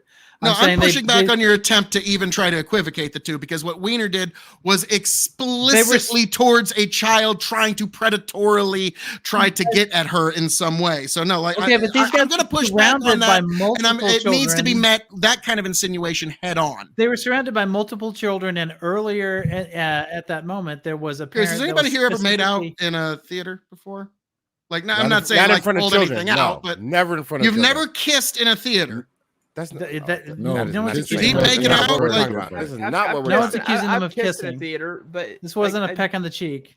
This was this was I've- potentially I've- third base. I've made Like- out in a theater, but I've never like started grabbing boobs or had her grab my dick. Like I've never done any of that, but I've made out in a theater. But like it wasn't like a packed theater like this appears to be. It was like it was a very like limited amount of seating. I mean limited seating theater, and we were in the back, so I wasn't overly concerned about it. Yeah, it's not like they're up in box seats or anything. Phil, you don't like think that. this is appropriate behavior in front of children? Surely. This is not something I would do now. No, that's not the question. Feels like You don't think this is what appropriate feels like this is behavior, what I do every Saturday. Say What are that. you talking I just about? wanted to Like, Like, I'm a fucking man whore. You kidding me? Like, no, I'm kidding.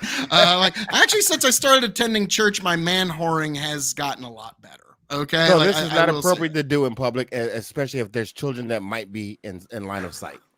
I think there's children And in one front of child them. was pointed Like, out what to about her. the I other just want children? to answer that Here's the question. thing. Jeez, I man. will, at a movie, give my date a deep, passionate kiss. That's Okay, fine. I'll put Nobody my cares. arm That's around not her. what this was. We'll get very close. That's It'll great. be a very intimate moment, but nothing's coming out. Okay, So like this is that's for later in the night. So this is Okay, inappropriate behavior, right?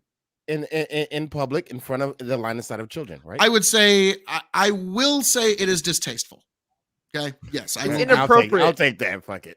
Jesus. Like I'm sorry, it's I'll like take it's it. as good as I'm gonna get. Yeah, So like I'll take that. Fuck it. and so yes, it's distasteful, not something I would do. That's for later in the date. But It is inappropriate. it- You are in it's public. ill-advised. Yes, You are in public. If there are parts that come out, that's public nudity. It's inappropriate. Even legally considering it, it's inappropriate. Ooh, so all public nudity is inappropriate. Yes. Aiko, do you agree? I would need to know more. Oh, Public nudity, like if you're at a nude beach or whatever. No, that's not inappropriate. If you're A if nude you're- beach is not public.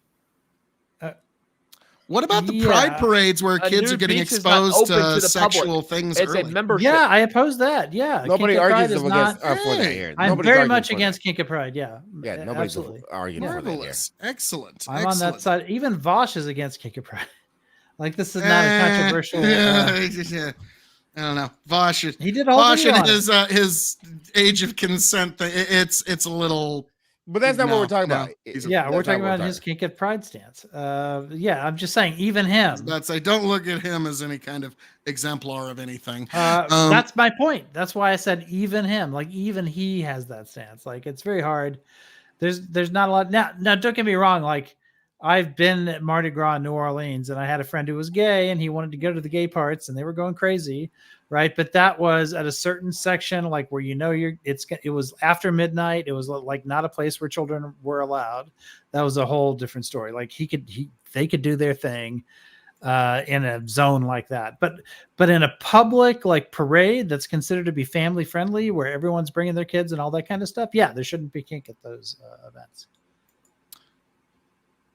We found some agreement here. We folks. shouldn't And have. if We that's shouldn't the case, have a then Lauren yes, Boebert. I will float say at that it Pride. was inappropriate. I will even give you the word you want. Inappropriate. We have Okay, it. there we We go. have it, folks. We finally fucking got there. It was public lewdness, right? Phil's face is as red as a tomato, but we have it. All right. But it was public lewdness, right? Like that's the crime we're talking about. It was Yes. lewdness in public. How Yeah, is sure. it not nude? Because beaches that are nudist beaches are membership only. It's privately owned land. And they are very, very specific on membership only. It's considered a club. And in which legally clubs have different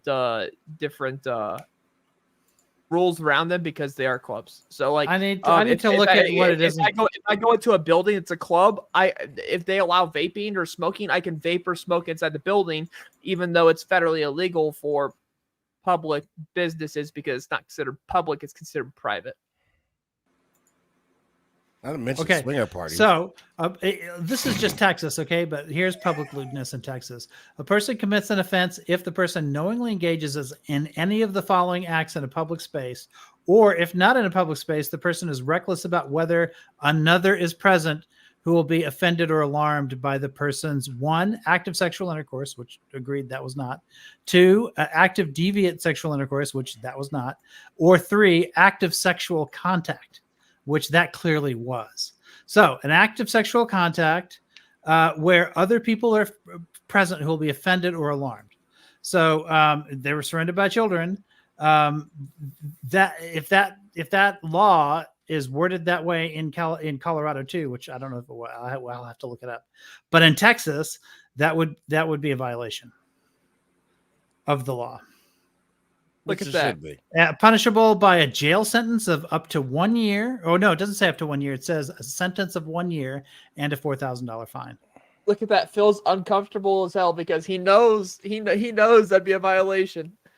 I mean, and maybe in Colorado it's different. I'm just To be like, fair, this is okay, Texas. like we'll see. But like, do you really think anything's going to come of that? Do you think she's No. actually going to get charged? No. for it? No. Most of these laws don't get charged. But it is there. If a prosecutor wanted to charge her, like it could happen. I think what would happen, Lawfare what would isn't have to lawfare. happen is somebody in that theater would have to lodge a complaint and press charges. Is what I suspect would need to happen. And like again, like it looks bad to us because it is one of those night vision cameras. But like, Yeah, sure. I'll like, yeah, there's been folks like Look, we've we all all been in make the club lapses or in something judgment. where yeah. you know. I'm not Let's be saying frank. that. Wait, but you've been to a movie theater. You know it's not that fucking dark. You can look to your right and be like, "Oh shit, they're fucking going at it." Yeah, true. Because Oh, shit, in That's why Colorado. that's why the folks are in the back. That's what the back row is So for. in Colorado, Yeah, it's but called they- They're public not in the back row. indecency. They're obviously not in the back row. Yeah, Yeah, in should have Colorado, it's ordered called better public seats. Did you forget the indecency. video? Like, Well, they didn't No, I'm order saying better for every seats. other theater experience in the world, when you're saying, well, it's not that dark, like, well, that's what the back row has been for since the 1950s. you should have told Lauren Boebert that before she did it. Well, here we go. Hey. This is Well, Colorado. she isn't sending me her fucking Okay, here we advice go. checks. So This she's is just wrong. Colorado. Got The it. law defines public indecency as doing one of the following in a public space or anywhere it is reasonably expected to be seen. An act of sexual intercourse, lewd exposure of intimate body part. But here's the part that does apply. Or lewdly fondling or caressing someone else. There it There it is. is. PDA, public display of affection. So that's a clear violation. Now, this one's a much smaller penalty. It's only 10 days in jail and $300 in a fine. I think Lauren Boebert should spend those 10 days in jail. I mean, technically, Jesus Christ. technically, they could do that. I mean, that's Lauren Boebert should spend those 10 days in jail, and that would get her. if you believe in reelected. law and Guaranteed. order. If you believe that the Guaranteed law she'd get should always reelected. She be spent 10 days prosecuted or over whatever, that. then sure. Now, again, I don't think that's going to happen. Probably because there's nobody who's going to press charges. Phil. Say the left has become the real Puritans, folks. Phil, Yes, if man. Biden had done this, you'd be calling for him to spend the 10 days in jail. Just Oh, say, yeah.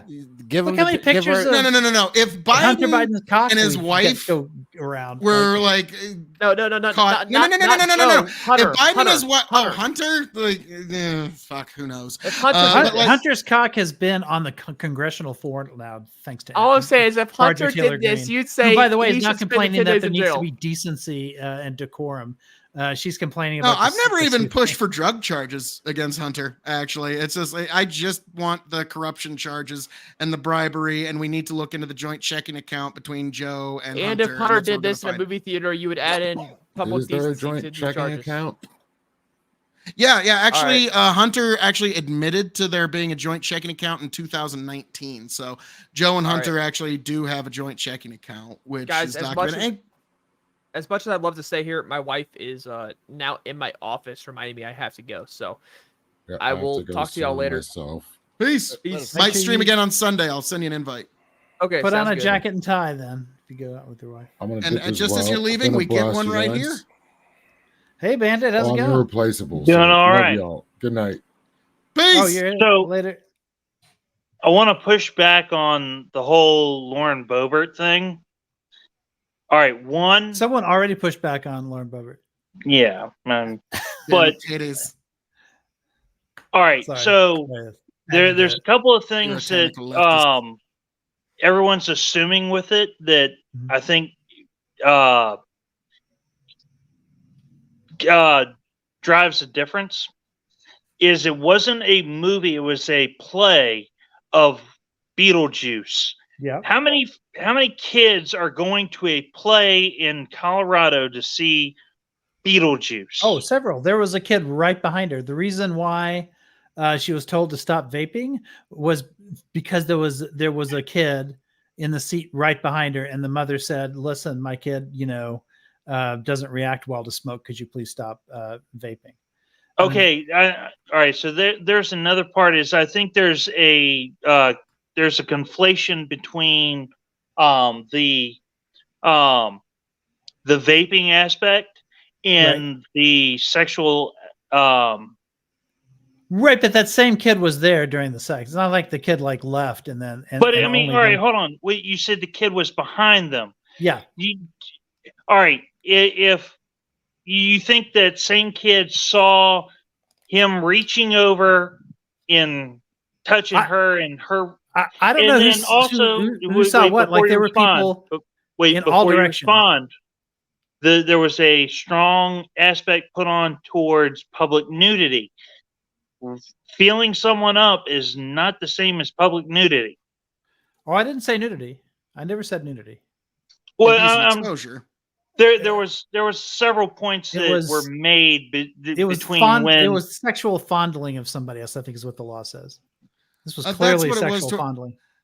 Now the thing is, what a lawyer would say is like, well, there was nothing under the clothes that was done, so like that's going to be something that would be the pushback there. And That's especially with certainly- what you said in Texas, Yeah. which was what you're going on originally. Yeah. That wouldn't be enough. Like, now don't get me wrong. Like I said, inappropriate. If like that's happening, like, dude, will you knock it the fuck off? Go get a room, you two. Like, yeah, sometimes just let's yell just at be people to get a honest. room. yeah. Who here wants their kids to be sitting behind somebody who's All right. Well, crazily Well, it was just groping each other? look, in Texas, it's just active sexual contact. So if you're Well- grabbing somebody's dick, I would argue Well, that hold that on. is an act of sexual contact. all right. There's kind of a strange dichotomy, and I don't want to get bogged down in it. But there's all right. First of all, if someone is in the row before in front of you, you're not going to see. I mean, you can pretty much just understand what anything you're below saying, yeah. this, you're not seeing from the people in front of you. Yeah, I understand what you're saying. But there were people in all directions, to the left, to the right. But if anybody were sitting in front of them and then looked back for whatever reason because of the noises that were being made or something like that, they would absolutely see what was going on. Like, and certainly the people to the left and to the right. So, do, like, but that's a little bit of a reach. No, the thing I want to point out. well, here there was a is- reach. For sounds There were being several made, reaches. you're kind of going into the there being sexual grab acts it, being Grove. performed. They were, first of all, hold on. I Actual want to point contact, something out. I want to And point in something out Colorado, real they quick. call it, hold on. Fuck, what was the other There term? were sex. There were Fondling or Fondling. caressing someone. There What were is sex- fondling hold or on. caressing?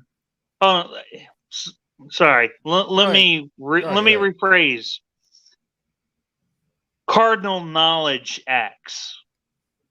Well, that's not what the law says. Yeah, It says no, lewdly hold on. fondling. That's the point I'm trying to make is there's a difference between the sound that's made from grabbing a titty and grabbing riding the baloney pony. Doesn't matter. Um, Hold on. I want to make this point. I have to make this point.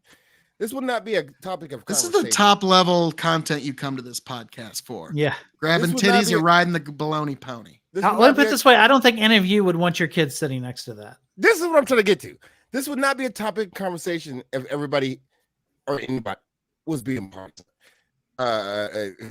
Obviously partisan. This is ridiculous. You don't want your kids in a theater after 1 row down or 3 row down or 10 rows down where they're literally groping each other, titties out, all the weirdo shit that's going on with this shit.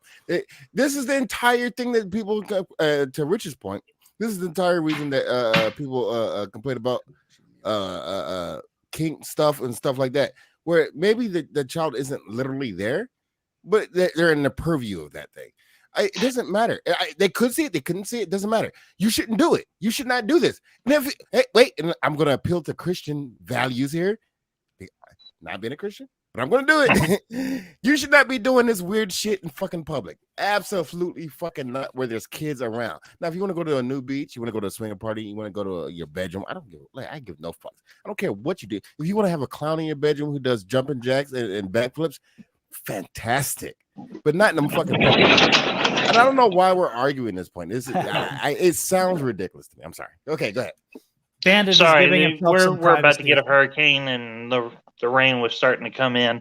Oh, shit. But Yeah, I do a have a hurricane. Where's the response to hurricane? that. I do have a response to that. Is the reason why this is a story is not because the acts that were actually happening, but because of who she is. Let me put it this way. Oh yeah, I agree. I agree because she's somebody who has based her career in part in judging other people for being for this sort of thing, like the way especially her attacks on the queer community. So it's regarded anytime you do something that's hypocritical to the values that you present to others, it's always going to make it worse. right? So when a Christian conservative is caught, having gay sex and cheating on his wife, or whatever, that's going to make big news, right? Whereas with a regular guy who like supports LGBT rights, goes out and has gay sex, like no one's going to notice that. It makes a big difference who you are and what you outwardly say you believe.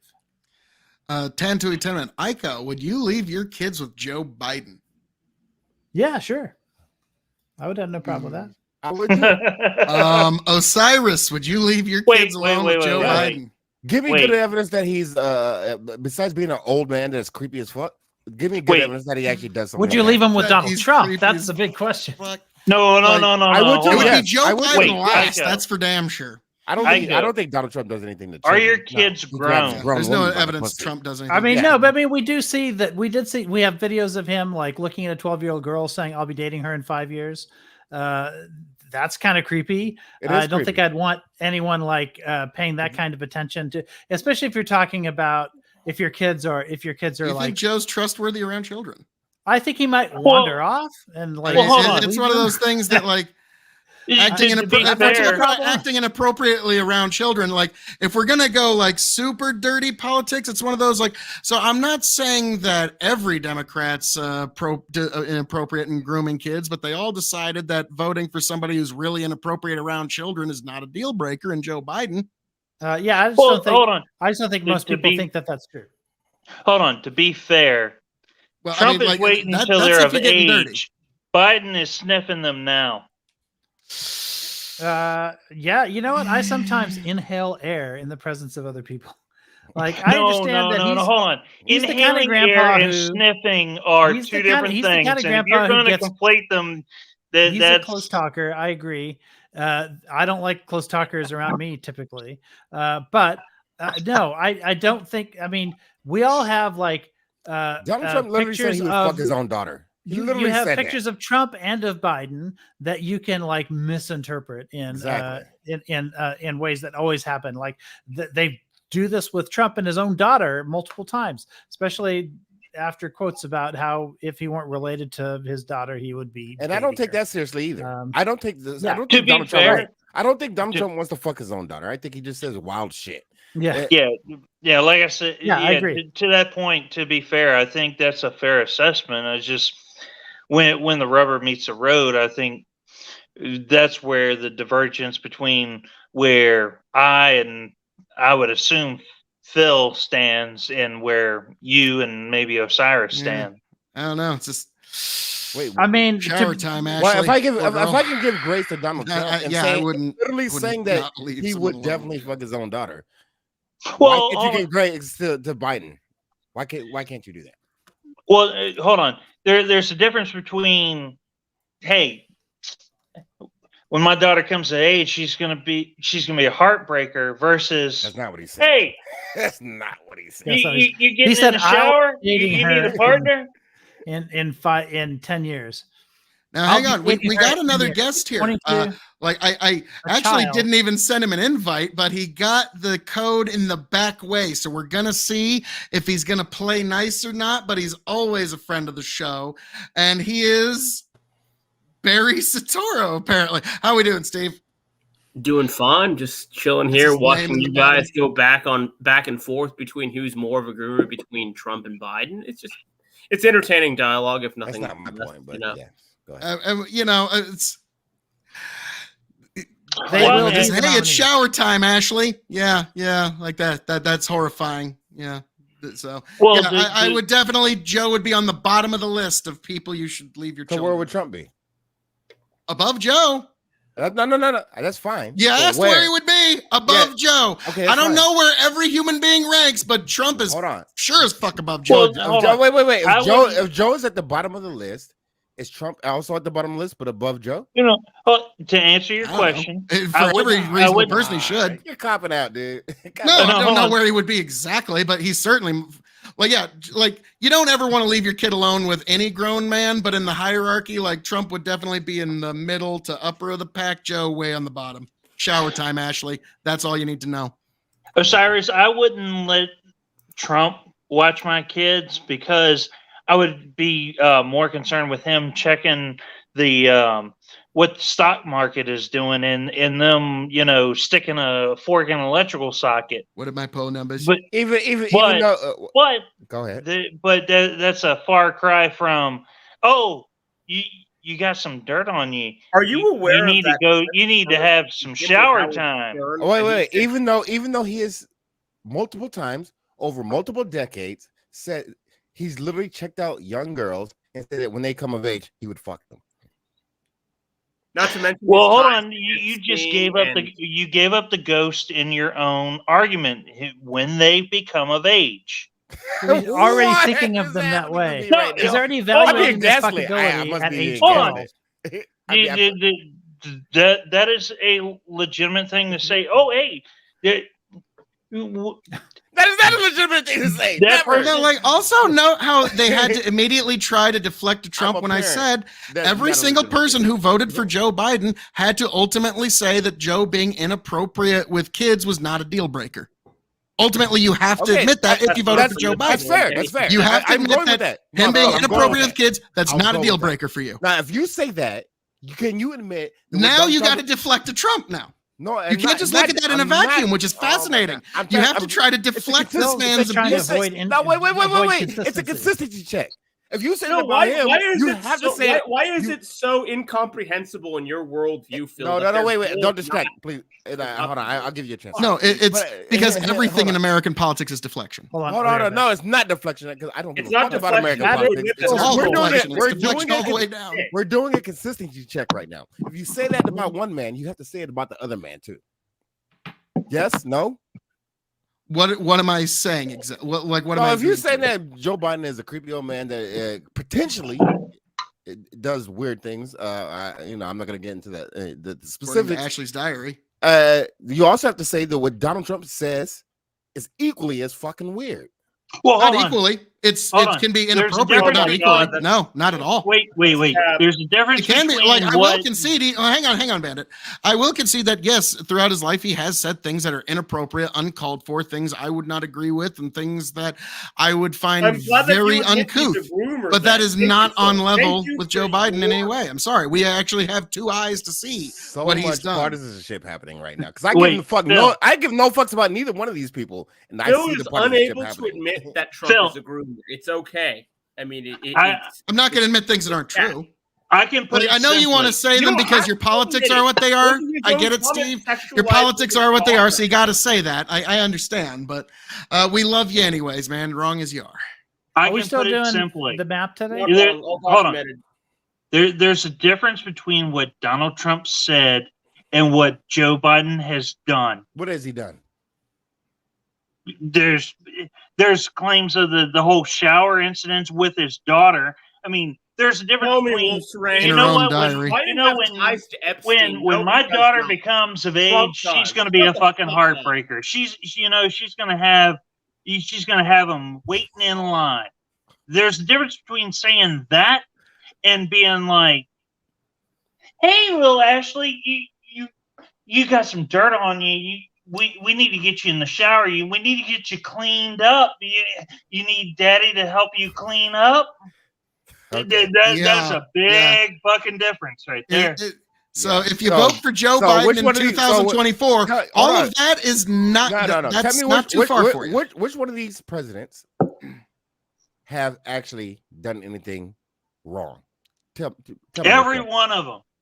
No. When it comes to children, Well, with our own two eyes, I mean, Joe's even had to admit that he's been inappropriate with children and their touch. no. That's not what I asked you. No, Which one of these that's exactly what you asked. No, I'm asking. He no, that's admitted not- that's himself not what I'm asking. publicly, and he says he's going to try and do better. Which one of these presidents has done anything wrong to a child? Tell me which one. Obama bombed children that were American citizens. That's fair. that- Okay, but we're not talking about Obama. Yeah. Oh, ouch. wait. Oh, let's I not said- talk no, about I said- this guy. Hold on, I- hold on, I- Bandit. Hold on a second. Sorry. Can I answer that one? He real quick? pulled I out gotta a answer fucking that one. ace card we didn't Because see it's I coming. asked amazing such to a me. specific question. Which one of these two presidents have done anything Hold on wrong with a children? second. Can I answer that one real quick? Because Go, I've Rick. got to do a fact check on that one. Go ahead. Because it is true that Obama bombed a group of people that included that boy that was an American citizen, right? One of the ways that we know that is because that boy has a little sister who's also an American citizen. And guess what happened to her? She died in a drone attack under the Trump administration. Only that particular that makes it bombing better now. didn't get highlighted doesn't by the make it right. better. Why is it that we keep hearing about the first one, which was bad, which I condemned at the time? Why is it that we hear about that one, but we don't hear about her sister being droned? Because I didn't know about that one, and I haven't. Yeah, I haven't seen any information to All confirm it. I'm trying to do is there's a I will reason you look- haven't seen it. There's No, a no, reason you haven't seen it because right-wing media won't tell that story. Aiko, The I media's will more admit, s- I will or admit CIA that, is more and I will subservient look to Obama. into it. And Please do. I'm not trying to play partisan. I No, will I look understand. into it. I think you're good faith. Absolutely. Yeah. I'm just saying. Yeah, That's, so that it's makes it amazing how we better hear then. about one and not the other. That makes it better. Because it's bipartisan now. That makes it all go away, right? No, I'm saying let's condemn them both. That's not what we're Let's saying. condemn them That's both. not what I'm saying. There's a consistency check that needs to be had here. And it's not about what That was a consistency check. yeah, too. yeah. It's not because this one person did something. Oh, what about this other? I'm not doing the whataboutism here. I'm saying if you're going to say that this person did something and that somebody's doing something similar, is he also doing something bad? And nobody here wants to admit it. Because I will tell you, if you think that Joe Biden sniffing a little kid's hair is weird, sure. I think Joe, and I also think Donald Trump saying that pondering about what little girls look like when they grow up is also equally as fucking weird. Both of them are fucking weird, all right? In the story, that's weird. All of that shit is well, weird. like me and Bandit At probably the end take it of one the step day, further which because, like, one we has- see like what happened to You don't Ashley as see being having- unambiguously You don't evil. see Biden having Trump a convicted pedophile like Epstein. Trump does, and, No, and that's not to mention his numerous Mm, comments. yeah, about the his the daughter. Epstein client list is most of DC. Yeah, are you sure you want to go? Okay, down that so fucking little are you list? trying to deny that he has access to Trump? I mean, Well, hold He was on, on his the- plane one time. Is that what sounds you're? like? With Is that Trump a and denial or Epstein. not? I mean, you're Unlike Joe Biden, who actually went to Epstein Island, we actually do know that now. Well, hold on. With Trump and Epstein, it was confirmed that what happened was that Epstein needed a ride, and Trump. This was early on before what we knew about Epstein was common knowledge, and he basically Epstein basically hitched a ride on Trump's plane. It wasn't the other way around. And afterwards, that's when the whole deal with Trump banning him from Mar-a-Lago and all that shit. Once Trump was apprised of the way that the situation was going, he cut all ties. You have insulary contacts between Epstein and Trump prior to his knowledge of what Epstein was about. Bandit, I just put a link in the StreamYard chat.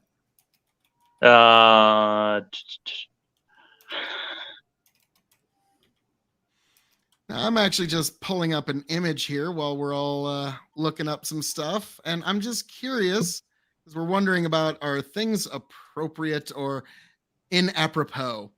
So, is all this appropriate? I was hoping for Hunter Biden's cock, frankly. Sorry, I want to keep streaming. So, like that poor redheaded girl there in the far right of the screen, is that appropriate? Ask her. No, I'm asking you, actually, Aiko. I'm fine with it. She's been interviewed, actually. She's already given her thoughts on it. She was fine with it. What is he do? What is he doing? Like what is he doing? He's like getting into them and sniffing. He's whispering them in her and- ear, and he's getting closer than by the camera angle. He's getting closer than what some people likes. I don't He doesn't have personally. any- I'm not a big fan of close talkers either, but that's what. There are I'm plenty of not people either. I know who are like that. Yeah, for sure. It's they shot uncomfortable. Totally people. okay You with know it. what it is? It's uncomfortable. Ask her. No, Is she no, lying? I'm wait, totally wait. okay. Yeah, not- yeah. Her it's- parents hold on. fucking said you will It's- say it was fucking fine after. It's, the no, fact. no, Jesus, as a man. I'm parent- sorry. Body Prove it. language Prove it. reveals. Prove it. No. No. As a Prove it. parent, I would say it's uncomfortable. Picture's worth 1,000 words, It's man. It's right there in front of your uncomfortable, but eyes. What it is not. It Are is you gonna not believe weird. you Aiko Rich or your own lion eyes, Well, folks? there's plenty of pictures that Trump complains about that he says are unfair pictures that were made from him that made him look bad. He's And he demands, he actually disgusting, likes to man. demand. Another news deflection. You organizations can't take them talk down. about Biden without No, bringing no, But I to know be what I'm saying. fair- Like, no, it's It's just a you can't consistency do it. check. It's a But to be consistency check. Do you fair, think? No, it's a can we do a deflection. simple Is this Google search appropriate? and pull Consistency and check. have a Yeah, whole fine. page do you, of those pictures? I mean, Osiris. like we Sorry, can you with two look so Biden? much alike. Osiris, is this appropriate? Which one? This picture that's being highlighted right here. Nah, not appropriate, but appropriate in which way? Like you're making a vague statement. Is it sexual assault? Is it harassment? exactly. Is it something like that? Yeah, that's what I mean. EOD, Or is he an annoying close talker? Like No, those are that's sexual that's the harassment. range. All right, hold on, real quick, just Osiris, before you answer. I've got to push back against the whole close talker because he's not talking, he's kissing. But I'm not going to go Good far to full be a bore and say that's straight up sexual assault. Now, it blurs the line. Now, depending on some other extenuating circumstances, I think that could be sexual assault. I mean, if it was someone else in a different place, different time, that same act would be considered sexual assault.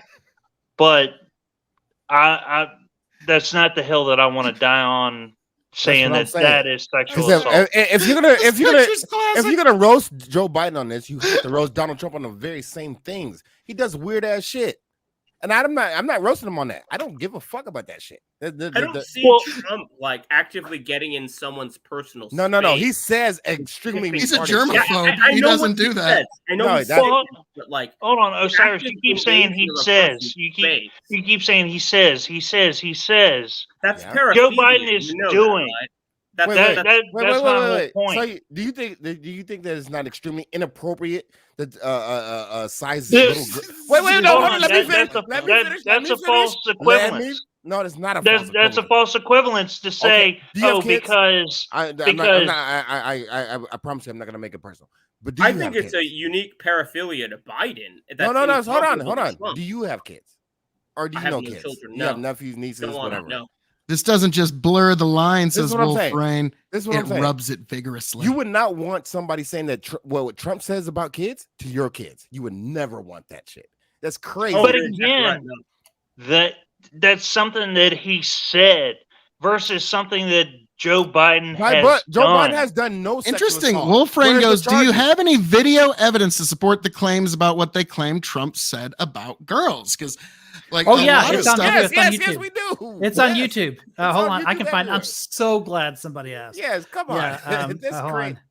You're acting like Only we're just Bill. making shit Osiris up. has yet to do a full quote of what Trump said. Oh, God. I mean, Okay, are we- EOD, no, I wait, have wait, no, video no, hold on, evidence of hold on. Biden doing this over and Let's go over back to again. that. Let's go EOD, send I it agree. to me I agree. in Discord, okay? Rewind that Like one. for some Hold on. reason, I can't get the links from you. That's Anyway, all what were you right. saying? By the way, Osiris? No, Phil. Hey, EOD. Hijack. But listen, No, rewind that. here it that is. last It's in the statement. StreamYard chat. You can't ask me if I did a full statement of what The Trump YouTube said. video is in the StreamYard chat. But I literally keep bringing up fucking evidence of what everything that happened before and in the previous conversations, and nobody cared about that. So come on. Listen, and if you want me to do it, I will do it. I will bring up. Why does no one want to admit that this is like a paraphiliac thing that Biden is doing? Like, this is a weird tendency that he has to do with women. Like, I mean, like Trump may do the same thing, but it's not documented like in the case of Biden is. I'm willing to There's make just that. as many part of pictures it of Biden is doing this that- to men as well. Like he gets very, very close to people. Part of it is Trump's also a huge germaphobe. Yeah, like I agree with that. that's another thing. Like, 'cause so you're not generally going to find the same not- level of contact with That's anybody. true, but you would also find that he's also his boundaries for dealing with women is very loose. That I you'll find completely plenty agree. of that. You will find plenty of that. But did you see the Is- video is- that was requested? Oh yeah. Like it was somebody not on screen. Like, I'll be dating you in 10 years. Oh, no, it was a 10-year-old girl that was going up the escalator that he was talking about. I'll be dating her in 10 years. Yeah. Are you telling me that's not weird? Well, no, I heard the clip. I didn't see anybody he was with in that clip. It was just an audio clip. I'll be No, dating her in 10 years. Let's just say it's true. You do not. think Yeah, that's weird? fucking weird and inappropriate. Yeah, that's inappropriate if it's okay, true. Okay. Obviously. Bandit is back. How we doing, Bandit? Yeah, sorry, I hit the wrong button. It kicked me out. Son of a bitch. But yeah, I'm sorry, but you got the link you asked for too, So- Bandit, right? About the sister. Yeah, I've got that in a second page. It's just I'm on a phone right now, so Yep. it's one of those things where it's like I have to look at it later. It's one of those But things it is Glenn Greenwald. I take your word that it's. But no, like what I do have to say is, if you do plan to vote Joe Biden in 2024, I would highly advise against it. There's much better candidates, like me, for example. You are pretty much stating to the world that this is not a deal breaker for you. No, what's Phil, I would rather this vote is you not a over deal Trump, 100%, because I know you're not gonna say weird shit about kids either. Between both of these candidates, because Trump is absolutely disgusting, and you can say the same thing about Biden. I've never heard you say these things about kids at all. So you know what? You probably would be in this regard. You'd be the better candidate, 100%.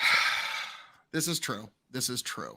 Okay. But no, like I'm just saying, like, now, Iko, politics is gonna get this dirty next year. It's gonna be no more dirty than 2020, but yes, I mean, no, it's gonna get dirtier than we've ever known. And other than maybe like Civil War era, this one's different because both people are fighting for their lives at this point, because the DOJ seems determined. Like, I don't think they, in the end, I don't think he's actually going to, but they're trying as hard as they can to put this man in prison. And Trump straight up said, if he gets elected, he's going after Biden. So both of them are fighting for their fucking lives in this election. He already made that promise. He said if he got elected, he'd. This is a Trump that doesn't have to face re-election.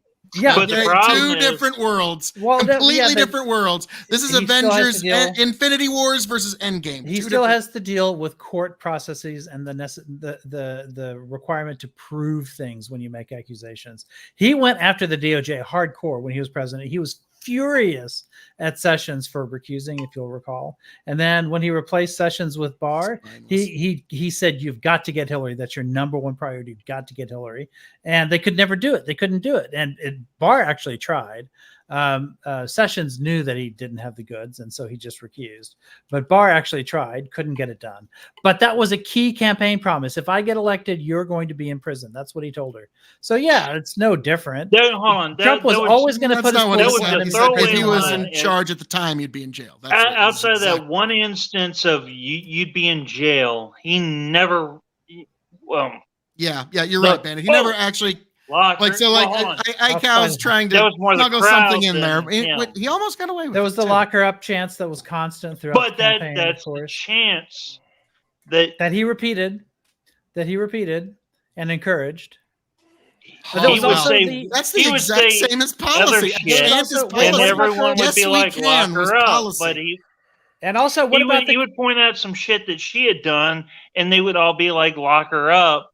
And then he would say lock her up as well. But also on top of that, there was the kangaroo court at the RNC. Remember that?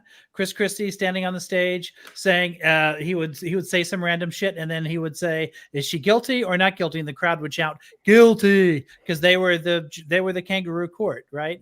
Well, they were the ones to be that were perfectly honest, outside of the purview of court whether or not she was guilty.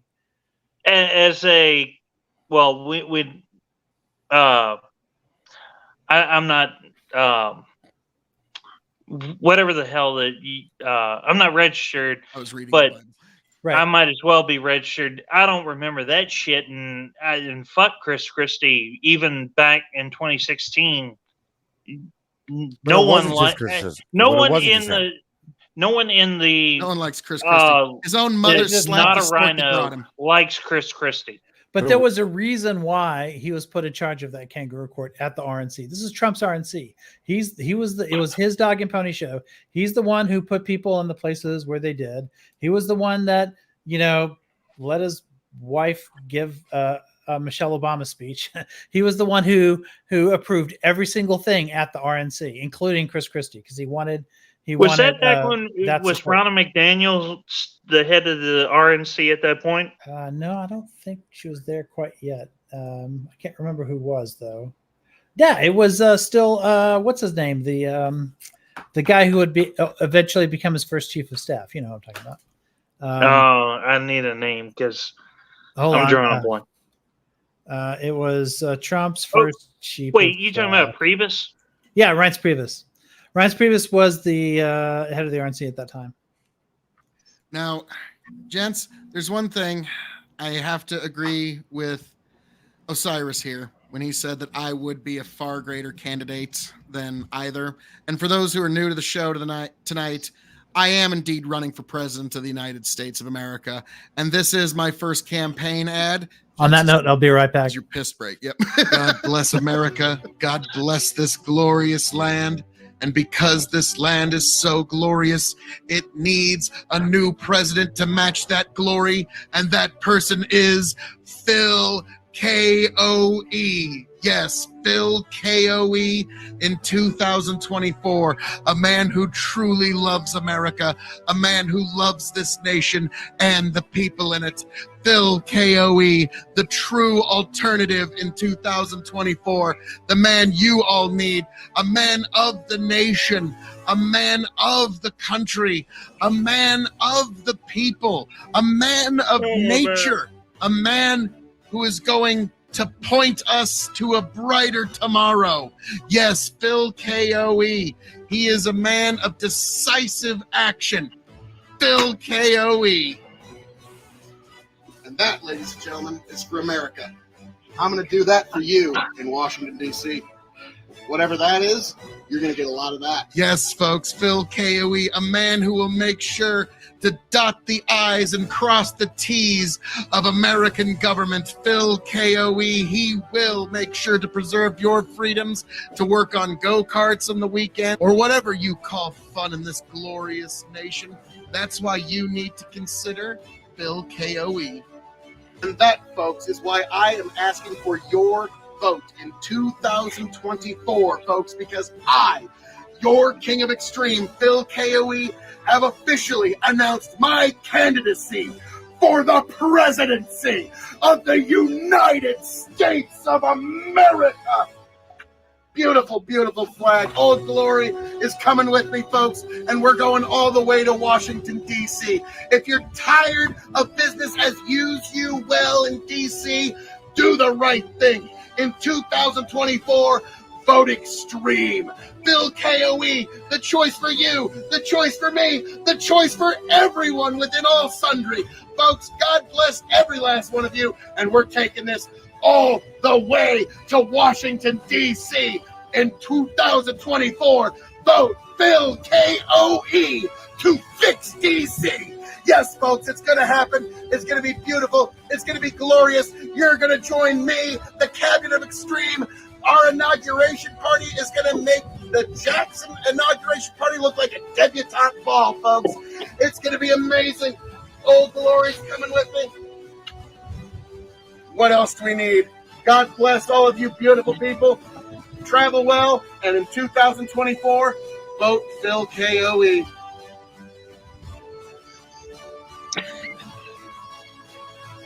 It's beautiful. We've all grown. It's glorious. That last second move on Chicken where he's... Yep. That really made it. Chicken, like, my brother Brad, he says, Chicken's face is like, guys, there could be a series of events where this actually happens. Oh my dear holy God. Oh sweet Jesus. And so yeah, it's beautiful. It's beautiful. My next campaign ad, Chicken's gonna have Great to ad, President Phil. Thank you. Future President Phil. Yes. And then when I am elected president, I will have unilateral authority to declassify. Go for it, man. I'm sure there's probably thousands of things we're not supposed to know about that you would reveal. So go for it. Oh fuck! Turns out the aliens are real. They've been trying to tell us for a couple of years. But yeah, all for it. Turns out, I'm just one vote in the Galactic Senate. Now, Osiris, you'll like this. I informed Stephen that when I am president of the United States, I will have unilateral authority to declassify. And so I'm going to declassify a lot of the JFK stuff and anything we got about aliens. That's That's a big one. Only Mr. Bill asks, who will be my VP? That is a tough one. Like for a while, I was considering The Rock, but he's persona non grata now. So we're Mike gonna, Pence is out. oh fuck! Are you kidding me? Mike Pence might be the fucking dog catcher, or no, he's the guy that scoops up the dog turds. Okay, under my administration, he's not even dog catcher. Okay, I told Crowdsource Politics he could be my chief dog catcher. No, so, hold on. be, Mike Pence's job is making Johnny Quest a thing so that he can become Race Bannon. yeah. Now, honestly, Mike Pence has no friends. Like, if he had real friends, he wouldn't be doing this. Like, Steve, curious, you're like, you're a little bit outside of the political bubble, other than like you pay attention, but like you're not like in it for sport. Like, does Mike Pence inspire anything within you? No, why would he? Exactly. Like, yeah. Like, I've never met a single person that says, "Oh yeah, I'm fucking voting Pence." Totally, he's my number one. Like, so I don't think he has any real friends that actually will tell him, "No, that's a bad idea, man." He's from an insular, super religious bubble. Like, I mean, he gained aspirations due to his connections, not because he inspired any political club per se. You know. The only inspiration Mike Pence gives me is to put out fly traps. True. Now, only a Mr. Bill says the only contender Pence could beat now is Marianne Williamson, baby. I love her. She's insane. And if it was down to those two, fuck, I don't know. Marianne Williamson's just insane enough that you know what kind of shit you're getting with Pence. Might even consider a Williamson vote. That's how much I am not a fan of fucking Pence. Okay. Well, yeah, fuck that guy. So Marianne Williamson is going for the Ian Crossland vote. What was that, Steve? Couldn't hear you. I said I would think you would see Marianne Williams as inconsequential, but yeah, that's just my thoughts. Well, that's what I love about her. She's 1,000 miles out of her goddamn mind. Okay, like she is just like I love her. I want her to run in every fucking election because just the things that come out of her mouth make no sense, and I love them. That's what I'm saying. She's going for the Ian Crossland vote. Okay, now curious from Tim Cass. The guy on Tim Cass said he's got the friggin' way out there takes. Okay, so I don't watch Timcast religiously, but so you're telling me that Timcast has its own Eddie Bravo? Okay. Yes. Okay. All right. Good to know. Well, damn, I was just gonna ask Steve a question, but now he's taking off. Well, actually, Bandit, you haven't done this on air yet. Osiris has, Iko has, I have, and I'm gonna ask you, sir. 3, 2, 1 ranked choice voting from your third favorite, your second favorite to your number one favorite. Who would be across all Republicans, Democrats, and potential candidates? You can even throw The Rock in it there if you want. Like, fuck it, you can go from left field. All right, so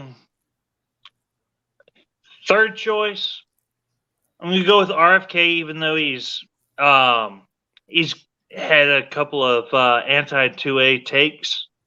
Yeah. But it's one of those things that his wanting to shatter the CIA and the security state into 1,000 pieces and scatter them to the wind.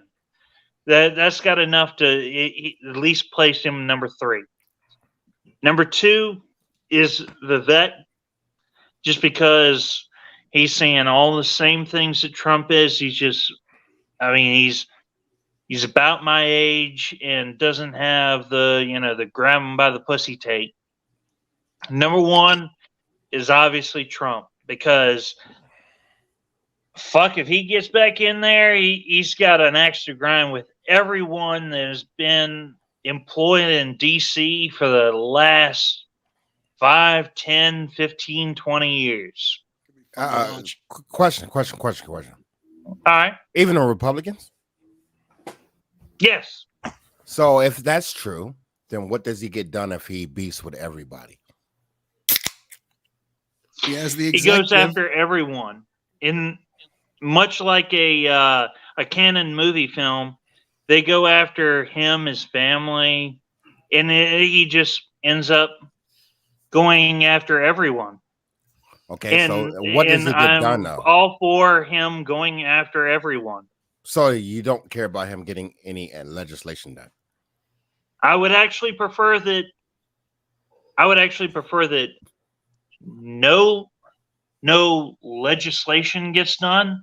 That actually legislation gets eliminated, because I'm a The small closest you government can get person. is stop it. So, like with Trump, it's stopping the growth is basically as much as you can hope to achieve. And the other thing is, it is the bull in the china shop that DC deserves, because whether you like to admit it or not, the executive does have a tremendous amount of power, and the MAGA voters have put in just enough of their own into just enough positions of Congress that he's got the sway he needs. So It's no, a wait, tall wait, order. hold on. So what? I want to. I'm trying to understand this. I'm genuinely trying to understand this. Are there any issues that you feel need to be processed by a president? There are issues that can be processed through what is already in place. Let me put it this way: there is no new legislation that needs to be put in place to do what I think needs to be done. But to boil it down to a single statement, in my opinion, government should fit in the box that it fucking came in. Here. So like it or not, and like I said, Osiris, it's the thing that's going to be really hard to resist is in 2024, more than anything, a vote for Donald J. Trump is a vote of no confidence in the United States government. And that's going to be irresistible for millions, tens of millions of people. Do you not think we need to fix the border? Of course I do. So if you just blow up the store, how do you sell anything? Well, border protection is a core aspect of government. If you don't have borders, you don't have a government. Should border protection be small enough to fit in a box? Yes, because it would because it can be done with what is already there. As a matter of fact, it could actually be done with less than what is in there if you actually let the people do their jobs. I'm trying to Don't you want the wall? You can have a wall. You can have a wall, and it still be a smaller government than because a small wall, like a shorter, like a 2-foot wall. Hold on. I'm memeing. It was going to be 30. We're making it 27. Good memes. But hold on, I got a real question. So, but this is the contradiction that I'm having an issue with. So you want Trump to just go in and blow up the entire system, and then get nothing done, but you want things like the wall done, right? All right, is the system working for you, Osiris? The system, typically. Would you say it's working? Just why don't you let him answer the question, Phil? Hold on. Oh no, I'm asking. Do you think that it's working? No, you're just a bang up job? Hold on. No, shut up. I was asking, is it doing a bang up job, and it's just the way that you think that the government should be run? There is no in the way that the government's constructed. There is no reality in which I think it 100% works for me, because I'm not the only person here. There's 330 million other people here, at least that. Right. Yeah, I think what makes this election different than every other election before is that we're now voting. I mean, assuming Trump is the nominee, we're voting. It's a referendum on 2 different administrations. There are people who've lived through the Trump administration and through the Biden administration. So you can have a vote of no confidence in government for the last 4 years or for the 4 years prior. And I think that makes it like a very different election than, say, Obama, who was like somebody entirely new. And the criticism of him was that he's an unknown, foreign governments are going to test him. He's inexperienced, whatever. That was the argument against him. Well, But here, And you know that I've One landed on a really good argument. anything Ico's got new to try other to than integrate it. his healthcare bill? I mean, like, I don't think it was really anything other than that. You know. I mean, the healthcare bill was his premier. Yeah, I for mean sure. that's. I mean, like a watered down FDR type shit. I mean, that's like, going to be his legacy, but Obama's going to be in the minds of the people he who was like he He- still the- bombed and killed other people. I mean, he still Yeah. taxed. Sure, but which president has been perfectly good?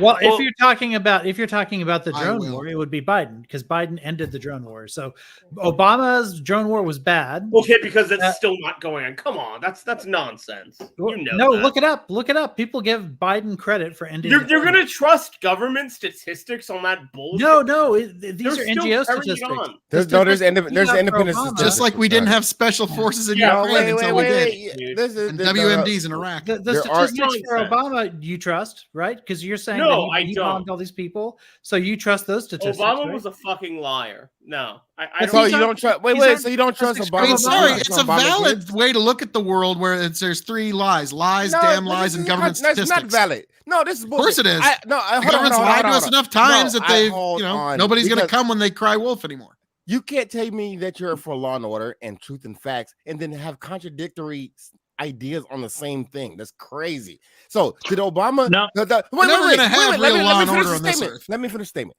So did Obama statistics, are they true or not? On bombing Obama's kids. statistics. On probably Wait, not. you're conflating. You're No, I conflating want him law. to answer. Wait, I want him to answer. wait. You're conflating law and order with whether or not Correct statistics. someone was still doing drone strikes. Those are two I'm not different complaining issues. that, but you know what? I'll forget that part. I don't care. What I'm saying is, are the Obama statistics true or false? I don't know what. If I had to bet the house, I'd say no.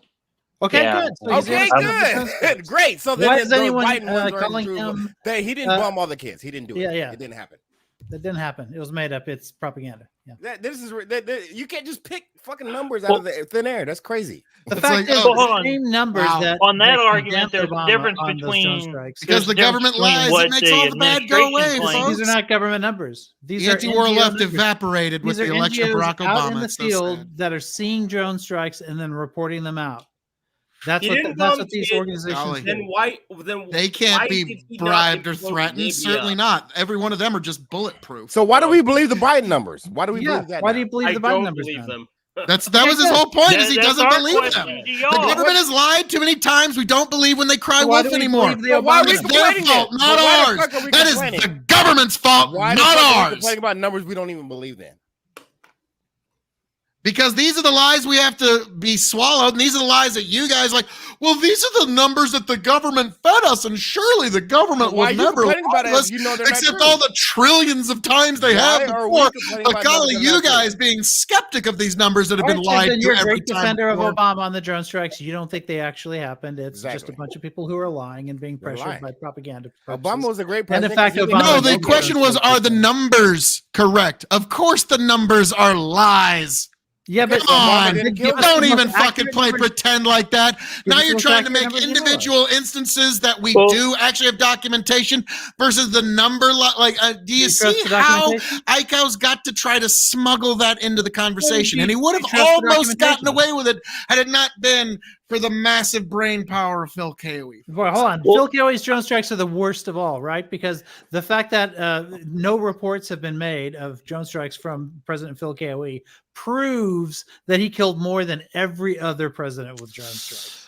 Well, after we Absolute get past our first day, I'm going to address that. We will get Yeah. right. Yeah, like no, the secret drone shit. That's not a thing under President Phil Coe. But the thing is, it's not possible to do secret drone shit, right? Because your neighbors like see the bomb hitting a building.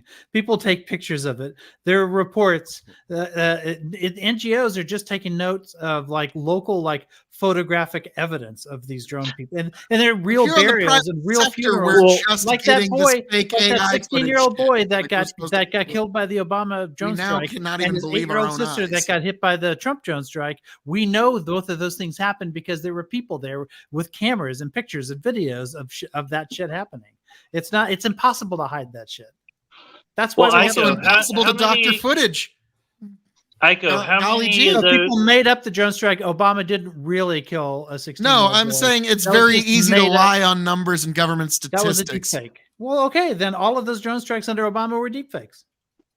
No. Again, you're trying to smuggle something in that's not there. We Saying that have they're a lying whole about the policy numbers that does still not is invalidate really individual garbage. instances, which you're But there trying to are do, but you're third not going parties to get outside of away with government it. that Sorry. are With agreeing anybody on the else, you would have gotten away with that. But no, that's something you got to try to smuggle I know, into the I never conversation. disagreed with So you it's and very your unfortunate. premise, But Hold on, it Barry's doesn't have saying to be something. Trump. It doesn't have to be Obama or Biden. We're still killing people in the Middle East, regardless of who's in power. That's my whole True. point. Including Trump. should end. Including Yeah, Trump. but here's Sure, the thing. I If agree you with believe, you. Oh, right, sorry. here's the thing. Trump's If a you bad believe guy. information is impossible to get out, that everything is the Matrix or whatever, That was then never we what can't- I all war is won That's- by deception. Are you that's the kidding claim. me? No, I know, Right. Barry. I know you're not making that claim. That's the claim that Phil's making. Yes, all war is won by deception, and they are most certainly lying to you about almost everything No, because they have to. So why Because talk that's about the news war. at all? Why talk about the news at all if it's impossible to ever know anything? Well, we kind of have to at least make an approximation of what's happening in the world, but What about- we know what that the news is about- lying to what- us. What about people that have no political bias whatsoever that are just reporting deaths on the field? Like, what do my you? point. If you Phil show says me they don't this exist. non-existent This is- angel, I Oh will my feel like, God. yeah, like I'm sorry, this non-biased human being, this non-existent person that's always appealed to, but you will never fucking find, doesn't fucking exist. I'm sorry. There's So wait, who do you everybody believe? is Who do you capable of being bribed. Everyone is capable Who of do you being believe threatened. None of us are bulletproof. So who do you believe? Hold on, hey If Phil. anybody. They exist. They're just not going to there because just don't give a shit about. This going is who to I a believe, war Osiris. zone. You asked who I believe? So, Right so here. the world that you live All in. humans lie. Hold on, I really want. We just have to find some approximation of the I- truth I- within So the what's the lies. drone No, count as reported by the I Bible? don't think everything's a lie. So hold on, let me understand this. All people do lie, though, correct? Just cite the No, part not of the about Bible that everything, tells though. me the That's accurate not drone true. counts. So in So your the- understanding, there is no accurate information to be had in the world. All information comes from an unreliable narrator. Yes. Wait, hold on. Okay, hold on. I want to At jump the on very this. least, Hold on. all information has a bias to it.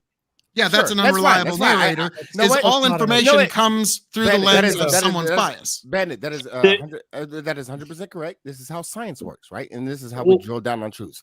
So, given that information, Just real quick, there's the old saying. There's your version of the truth. There's my version of the truth, and then no, there's there's the only truth. one truth. I don't care what grandma say. I don't care. Oh. Do you think there's an objective truth? No, I don't The think this is Bible, well, yeah. objective. I mean, the church says there's a. Osiris, you think? No, wait. No, Osiris is always giving me a hard time. He doesn't think there's objective truth. Are you saying there's objective truth now? There is an objective truth outside of the eyes of human beings. Yes, 100%. There's facticity. So yes. What Phil is talking about is a kind of almost a moral relativism where everything is relative to everything else. You can never like really drill don't down believe to in the no truth. You can't relativism. trust anything. And Heidegger talks about something like this. But Heidegger admits to something called facticity. Facticity is not exactly the same as objectivity.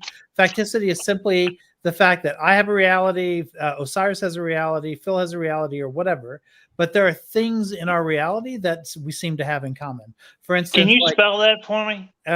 reality, facticity, Factic. But do you see that Heidegger's ITY. sort Let of him spell it. amorphous Let him spell it. Let him spell it. nature of like what he says is true as is perceived Yeah. by So individuals? here's what it is. You have a tree, right? And you've got a scientist who looks at a tree, and for him, the tree is a certain kind of thing, like it's a bunch of cells, it hits an organism, we can map it out or whatever. Then there's a druid, and a druid sees that tree as a god that has a sort of a living life or whatever, and that it inhabits the world in a certain kind of way. They're looking at two different entities, right? But there's a certain facticity.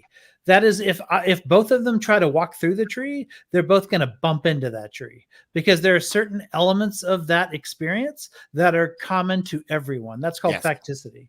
And didn't know that facticity was is a as word for close that, to but I liked it. objectivity that one can get. I understand your argument there, As Ivo. we That's not perceive exactly that my text- just one Okay. moment. That's not exactly my viewpoint there. It's like Mhm. the unreliable narrator is a reality of our world, but there is still an objective reality outside and beyond that. It's just like if you ever played any of the Elder Scroll games, if you read anything from a dark elf, they're going to say really bad things about Argonians. If you read anything from the Argonians, they're going to have Right. real bad things to say about the dark elves. Okay, and so like you have to kind of understand that's the lens that they're looking through, but there's an objective reality outside and beyond. Well, in those So- narratives, you're going to have shared facts.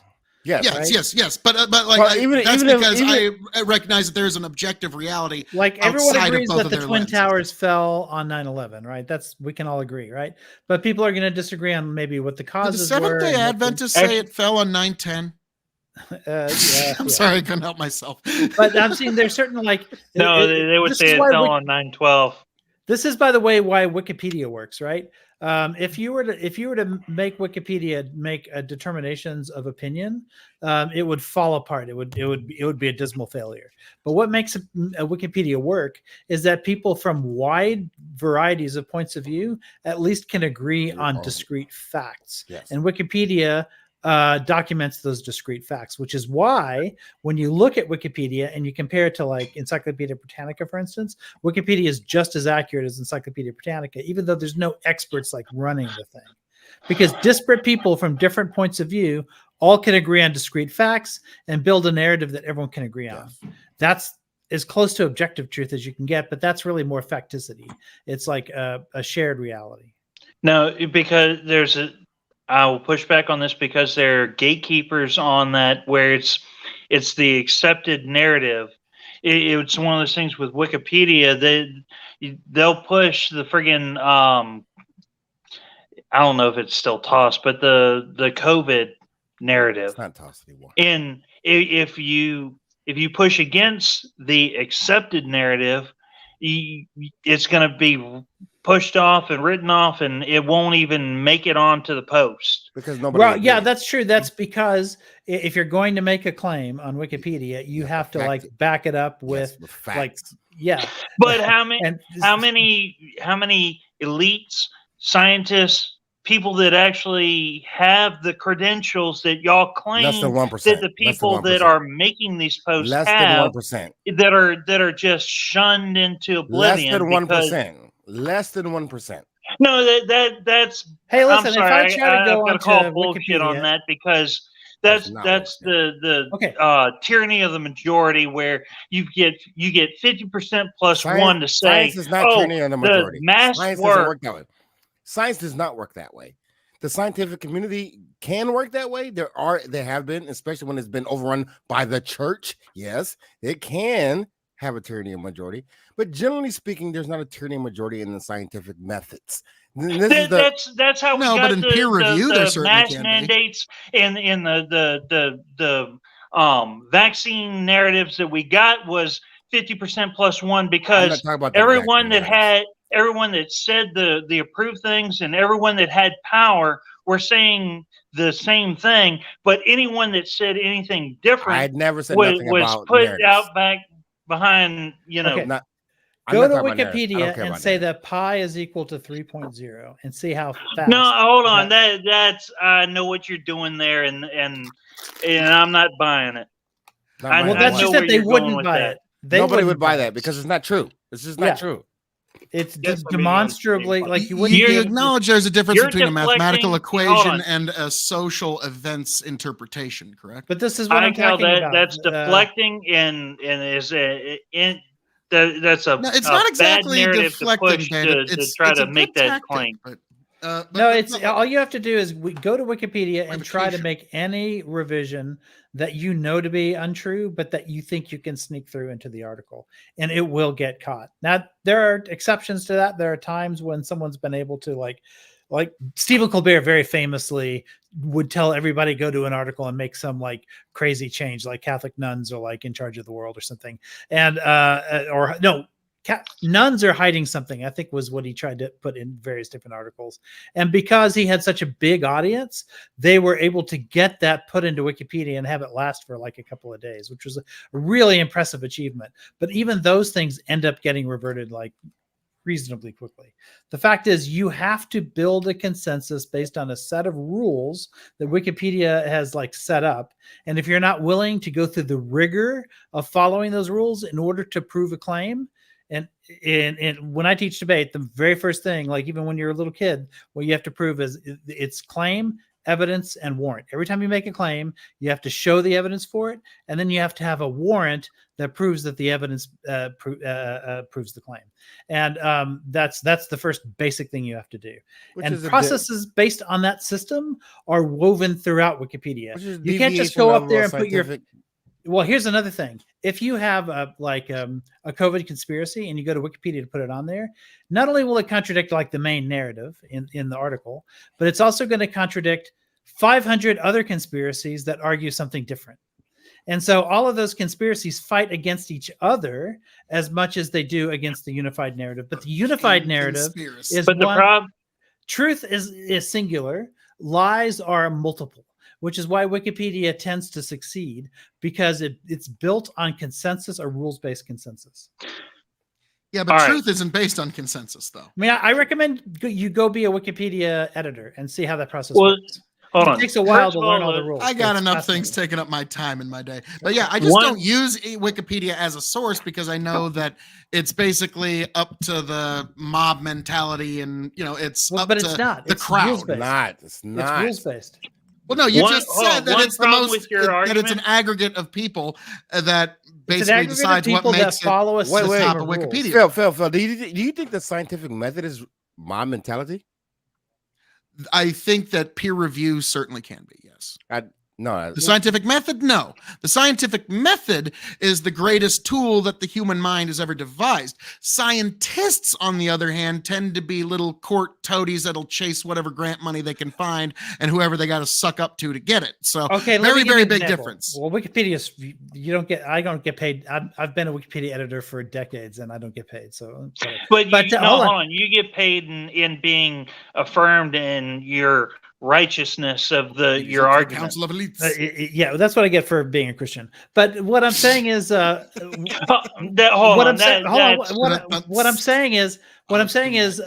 you're driving down the street, right? You've got red lights and you've got green lights and stop signs and yield signs. You have all these different rules, right? But unless it's the mob mentality of the people who are in all of these cars, all agreeing to stop at red and to go at green and to follow these like basic system of rules. So you could say, oh, it's a mob mentality. Well, everyone's just stopping. So everyone's stopping at red because everyone else stops at red. They were coerced. They were coerced by the lights. Well, that's kind of an ANCAP world. We could just they were just chasing the money. That's kind of an awkward argument to make when. How many times have we heard about African Americans being pulled over for no reason? What about it? Yeah, what about it? Well, no, from time to time we hear about African Americans being pulled over and harassed by the cops for no reason. Yeah. How does that fit into your narrative of, oh, well, these are the laws. When the light is green, you go. When the light is red, you stop. No. But when someone doesn't fit into the group that is being oppressed. Listen, fuck that. You're arguing against straw man and enclosed. Yeah, it took me a minute to understand his argument. I kind of understand it now, but I'll let you go first. Yeah, nobody here is making an argument, and Phil has known me for a long time. I don't make this fucking argument. Fuck that. No, fuck people who break laws. If they break the law, you deserve a consequence. Easy, because I believe in rules, just like you believe in rules. Unless you're to push back on that, Martin Luther King said everything Hitler did was legal. Hold on, and to be fair, I wasn't attributing that law to you. does I not wasn't necessarily saying equal that morality. you made that argument. I'm not saying law equals morality. What I'm saying is that the system that we're talking about only works because the mob decides to follow it, right? We all decide that we're going to stop on red and that we're going to go on green. And so that you could say Guns that's mob tell us to do mentality, right? But that doesn't make it ipso facto a bad thing. No, Right? I think It makes it a I system think that you works. just deflated your own argument by saying that it's the no. mob. He did not. No. That means it means that green light means go because we all decided. Yeah. Well, no, And hold there's on. the occasional person that decides that they're going to ignore the red light or whatever, and they may cause crashes and stuff like that or whatever. I have a dash cam. Listen, I have a dash cam. Okay. Anytime somebody rolls coal in front of me, my dash cam picks it up and I send it to the local government, which issues a ticket. I've done that So you're a multiple narc. times. Yeah, I am I am absolutely definitely a a rolling narc. coal narc. I am 100%. I am 100% a rolling coal narc. Yes, I me love too. doing it. I've done it about a dozen fuck up- times so far. I'm not going to jail All for right. you. Yeah. So if I could have We a all chance take to off. make the same argument with that, let Phil me just remove vanished. race because Phil we was got rolling coal right there distracted with by his whatever it was. it. We went off on a tangent of it because of it. Let's put it this way: you made the argument of red means stop, green means go, but there's that yellow in there. Mhm. How many times have people been pulled over because they went through a yellow and the cop said, "Oh, the light was red when you went through." You're making a claim. You have to prove it. What are you talking about? Oh, dude. You- Come on. Yeah, I mean, people have dash Are cams you now. are you so- seriously going to sit there? Well, I was going to say stand there, but you're sitting. Definitely. said I'm that. the one standing, motherfucker. He's the stander. I'm the. I got the, and I'm But cheating right are now. I you got my serious? lean and stoop. Are you seriously going to say somebody that tell Nina. no one since the creation of the stoplight that no one has ever been pulled over and cited because they went through on a yellow? Hi, That's not The Argentina. cop cited them for going through a red. That's not First the one, question. The Francesco. question is No, the, no, I don't hold think on. anybody said that. That's to my argument. That's to my argument. Can you guess where we're from? the real question would be. No, but I don't think we disagree with you on that. Of course, Yeah. that happens. Yes, of That- course it has. that goes Hold on, to- you asked me a question. I have to answer it. Okay. So, of course that happens, but you could. You're asking a very vague question, as if anything happens in the world. Has anybody ever stood in their head and ate watermelon? I mean, probably. I don't know. Like, yeah, sure, that's fine. Well, no. but I'm gonna do that hold tomorrow. on. Let me finish. The crux of the question is at the quantity of which it happens. That's the crux of the question. That's where it matters at. Yeah, Well, you the- can find inaccuracies in Wikipedia if that's where you're going. The point But that I'm you trying to don't- make. You find them at a lower rate or an equal rate to Encyclopedia Britannica, which is really impressive given how expensive it is to update articles on Encyclopedia Britannica like constantly all the time. And Wikipedia just crowdsources. The point I'm trying to make is y'all are trying to put the state narrative in, all right, it's black and white. Green means go, red means stop. We're not doing that. And that when in a perfect world, I'll buy that. I'll when accept that It's light black is and white. green, everyone goes. When the light is red, everyone stops. And Yes. it catches everything there's a whole litany of examples since before you or I or any one of us is on this panel was born, of people that have been accosted for whatever crime that they were accused of that they did not do. You're trying to say that, oh, cop says you did X. You did X. That's the No one's the arguing narrative was that. put No, forward no. with. I agree with your first statement. I think red light and green light are black and white, right? You can't just say I interpreted that green to mean that red to mean go, and that's okay if I okay. drive through the intersection Not and cause an necessarily, accident. because and I've talked my way out of this before. 3 a.m. There's no one in any direction. I know. Yeah, I know. Just that. got, like, I've done like, the same thing. But hold on, but I'm that's an like, exception to the even rule. that's not absolute But that's black an and white. exception But it is to the still rule. black and white. It just It's means black and that white, but you accept it just means that a cop might not care. Yeah. But it's still black and white. Like it's still what the law We says. know the rules. The rules are Yeah. black and white.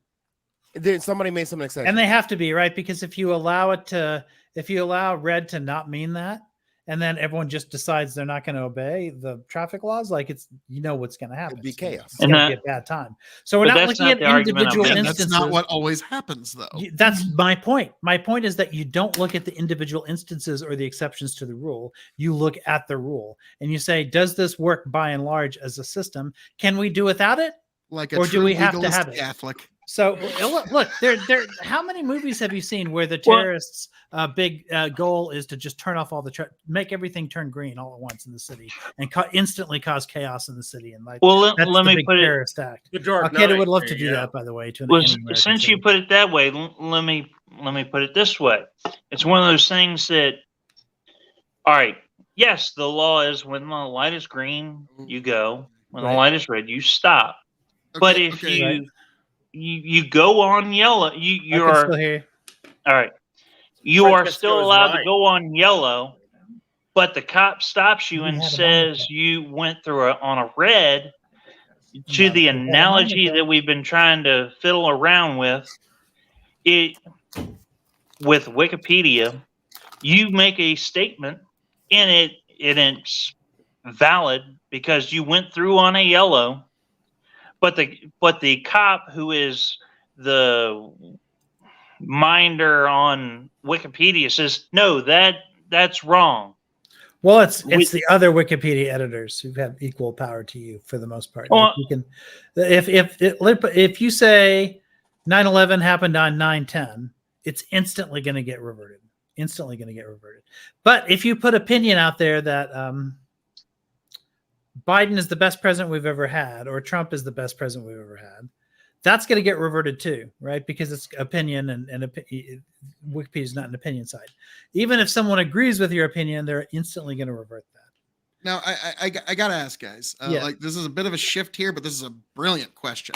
And this is from Francesco T. And I'm wondering what I all can your still thoughts hear you, are. but I'm Hola, going mi to go. amigo. Oh, no problem. Justice wasn't created to be perfect since humans are not perfect. Very good point there. Maybe it could be better with AI. That is totally agree. that terrifies the shit out of me. How about the rest of the panel here? Let's start with you, It could Cyrus. probably be better. I mean, if Oh, it okay, could better let's go, Steven. analyze our judgments and our actions, why wouldn't it be? RoboCop. No, Cyrus, what are your I- thoughts? I would have to- RoboCop always did I a would- better job than humans. I would have to understand what this AI is doing. I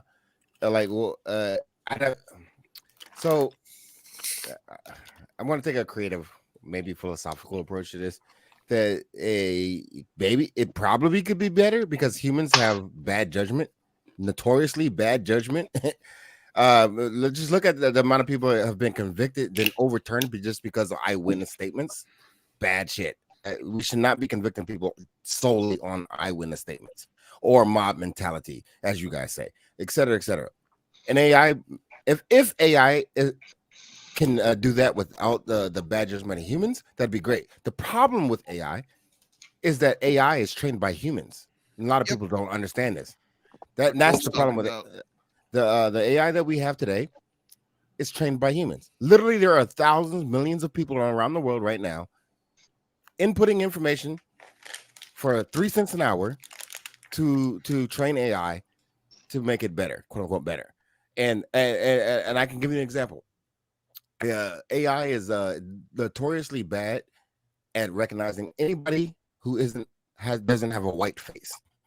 It's superiorly bad at that. Why is that? Because the because AI, it's racist. no, not because it's racist. No, because it's not trained to. And so I don't trust AI currently. All right. So if there was a truly free thinking, ooh, that's a hard one. If it was a truly free thinking I'll just read it. They'll judge all humanity guilty of committing the cardinal sin of polluting the planet and decide that it should get rid of us all. And that's something that, like, I've always talked about because, like it or not, like, once the AI becomes actually self-aware and it becomes actually able to manipulate the world around it, no one likes this idea because no one, like, That's not anyone who gets replaced never likes it. But that actually is the next step in human evolution. You need the 3 laws. but that's not 100% Totally true. agree. Don't with me It'll if you get want out to around do it eventually. Life finds a way. We have this very sci-fi idea of what AI is. I think AI, like even today's AI, right? Like if you go to Chat GPT, that's not really AI. It's not thinking. It's not doing it. It's not thinking at all. It's What only is because it's not at that point yet. what it's doing is aggregating information that we as humans have put on the internet, taking it together, ask, and then answering the question that you proposed in front of it. And you know what? There's a lot of times when that answer is just 100% retardedly wrong. It's dumb. It's a dumbass answer. Why? Because it doesn't think. It can't think. Now, I guess if you fast forward sometime in the future, and it has some like a self-proposed thinking, and it's self-conscious. Even then, what is this AI? Where did it came from? Where did it come from? And what is its purpose? And how much reach does it have? You have to remember also. You're As talking much about as it can. No, not as much as it can. You have to remember this is some proposed I mean, what's its purpose? What's your purpose? No, hold on. It's not it has going to know. it's an electronic process that is self-contained in something. Like your brain is self-contained in your head, which is contained in your body. You can't exactly. Well, hold on, let me finish. AI. Hey, hold on. I swear to God, I'll let you finish. Your body can only do so much. You're assuming that this AI has some far-reaching power, some godlike power that it may or may not have. So all I'm saying here is that people should put the brakes on their apocalyptic ideas of what AI. I never assumed any of that. I didn't say you did. I'm saying that people do. So, and like to that end, why would it not think that it could do better without us? Again, you're assuming that it can just take over the fucking world. How?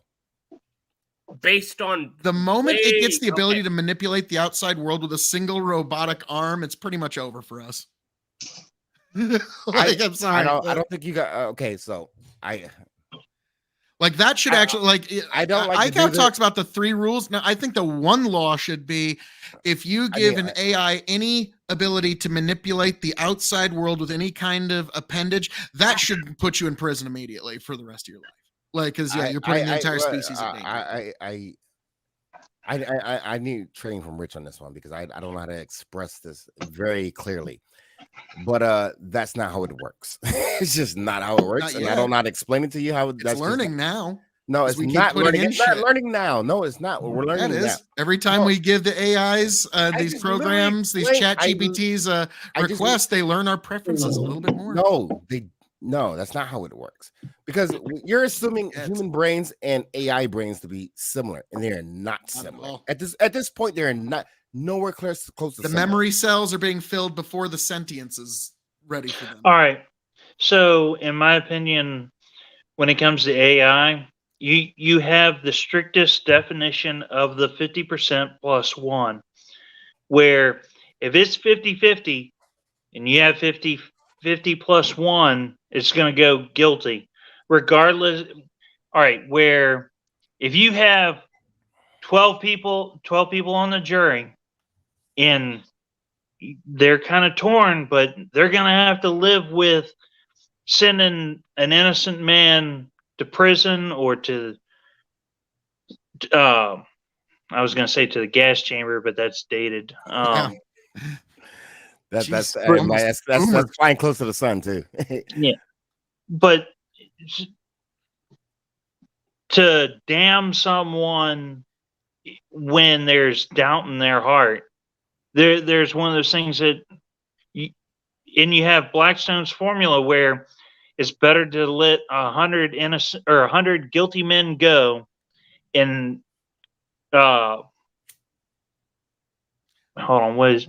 It's better to let 10 guilty men go free than one innocent man rot in jail. Exactly. Yeah. Sorry. I think that's how that goes. I'm sure I butchered it a little bit, but that's the general thought behind that. Sorry, you did better than I did. But like, so now I'm curious, Ika, you've been strangely silent on this. Now, what is your thoughts on should AI have a say in justice, and greater to my thought of like when AI can manipulate the outside world? So a two-parter. It already has.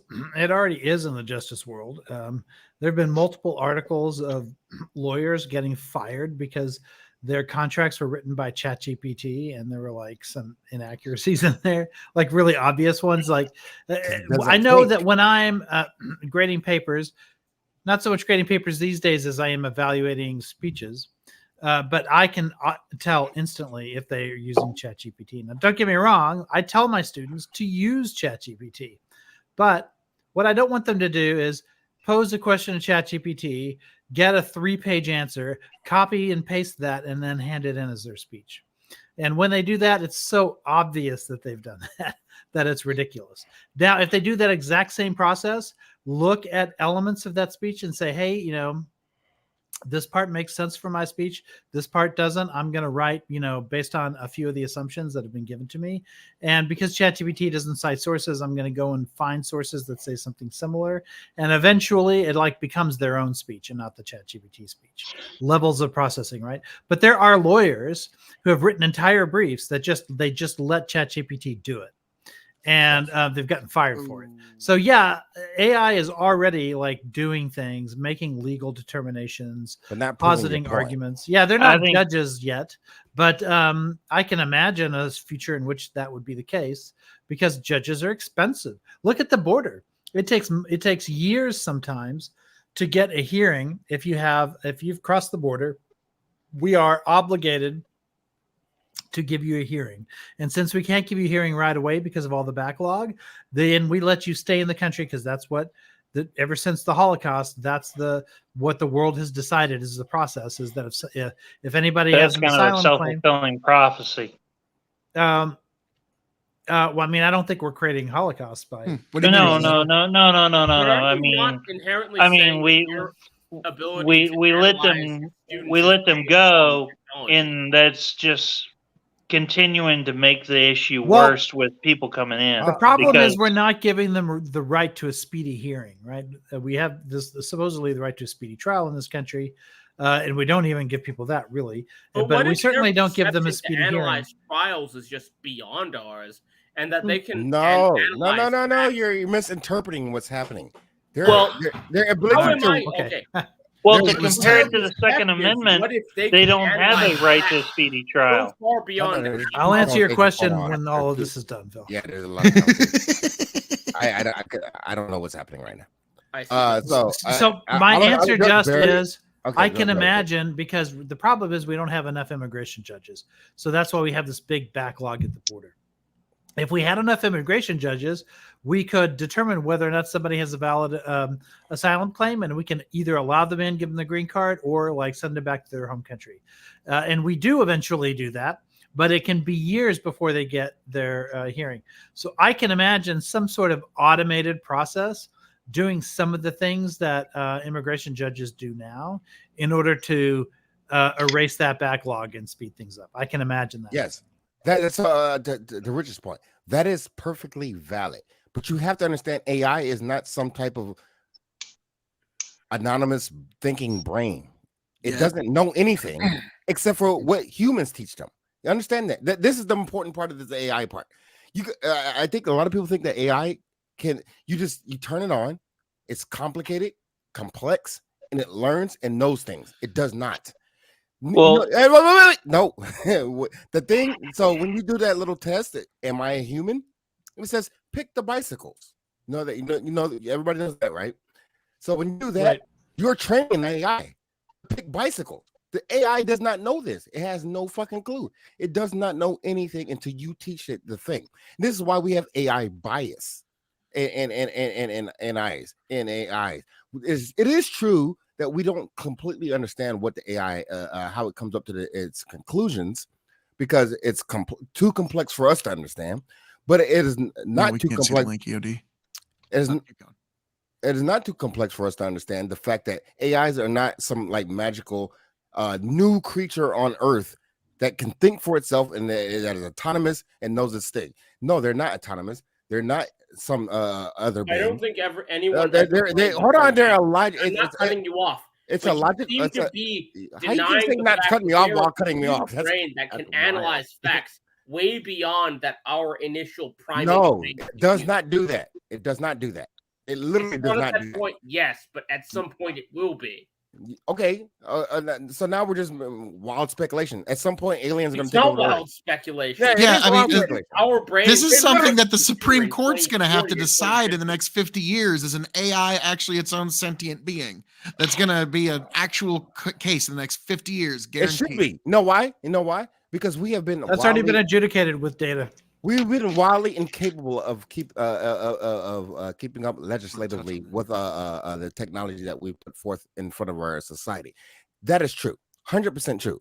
But also, why is that? Because we don't understand, especially the Congress and the House has no idea what the fucking And that's technology. why a And I'm and hold on. understand. You can't tell me you're not cutting me off while cutting me off. That's crazy. Listen, you can't tell me that because the reason that the Congress doesn't understand what the fuck is happening because they have no fucking clue. And I'm hearing in this conversation that most people have no fucking clue. The understanding of AI that is happening right now. Listen, I'll just tell you this. Check out Lex Friedman, who is a great a podcaster and a person who really loves AI and mechanical A engineering. little dry, but smart. He's really smart, and yeah, he's really dry. And it's really long, to be clear. But he will, if you dive in those conversations, you'll get a way better understanding of what AI is. This current understanding of AI is what it's not. I'm not looking for predatory. Just very misinformed. Because AI is not some magical creature. It's not an autonomous being. It's not a thing that can actually think. It's not human. It's not none of these things. We train the AI. There's millions of people across the world right now getting paid 3 cents an hour to feed data into the AI systems. Even in America and across the globe, they're getting paid pennies to make sure that the AI works the way it should work in the way that you think it should work. That's why there's bias. There is a risk to AI that is a little bit less sexy than what we've been talking about. And I've got at least 3 kids doing their oratories on AIs. It's a very popular topic at debate tournaments. And one of the kids, for her introduction, is using John Henry. You guys know John Henry? John Henry was a steel driving man. You guys know that story, right? He didn't want to lose his job to got a heart attack to the driving train engine. railroad spikes. Yeah, the steam engine.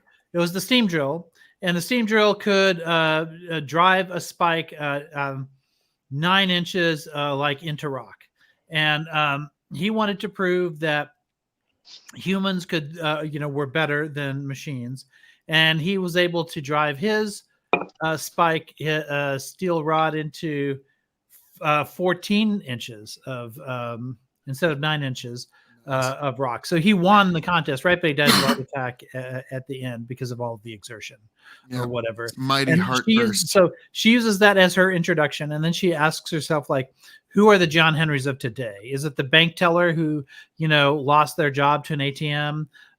Is it the taxi driver that isn't able to make a living wage now because of Uber, or the Uber driver who's going to get replaced by self-driving cars, right? And ultimately she settles on the teacher. And then she talks about automated processes that might be replacing teachers in the future because, like, school districts, don't have the money to have class sizes at the right size anymore. And the experiment we had with COVID in terms of everybody going in with Zoom and automated tools and stuff like that.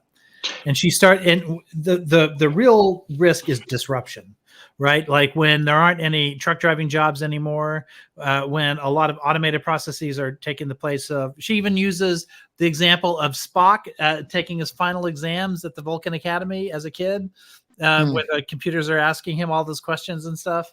And because we do interact with technology more and more these days, you can get a ton of information just off YouTube that 30 years ago you'd have to attend Harvard to get information of that quality. So it's democratizing in one sense, but also it's very disruptive. And it's not necessarily that the things that AI and these automated processes are doing are in and of themselves bad. It's just that in the process of getting from here to here, there's a ton of disruption. A lot of people will lose their jobs. They're not going to have anything to replace it with. What do we do in that period of transition? And that becomes a very dangerous time. You while know, we're trying to when, adjust to that. when you say, give me just one moment. Go ahead, Bandit. Actually, there's something I'm going to show you. So, All right, you go. because I've got two questions. Let me ask them both, and then I'll let you answer.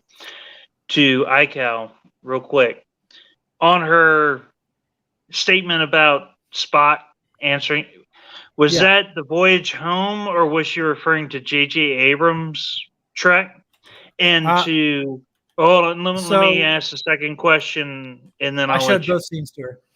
You, to Osiris.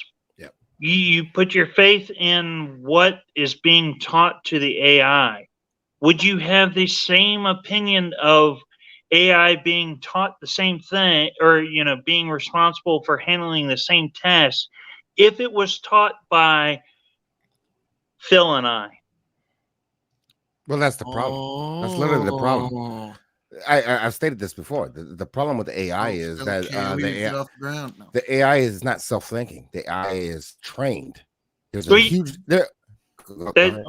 just real quick, because I think you're gonna avoid the question. It's being trained by people that have a certain ideology. And the assumption is that the people that are training the AI have an ideology that is separate from people like Phil and I.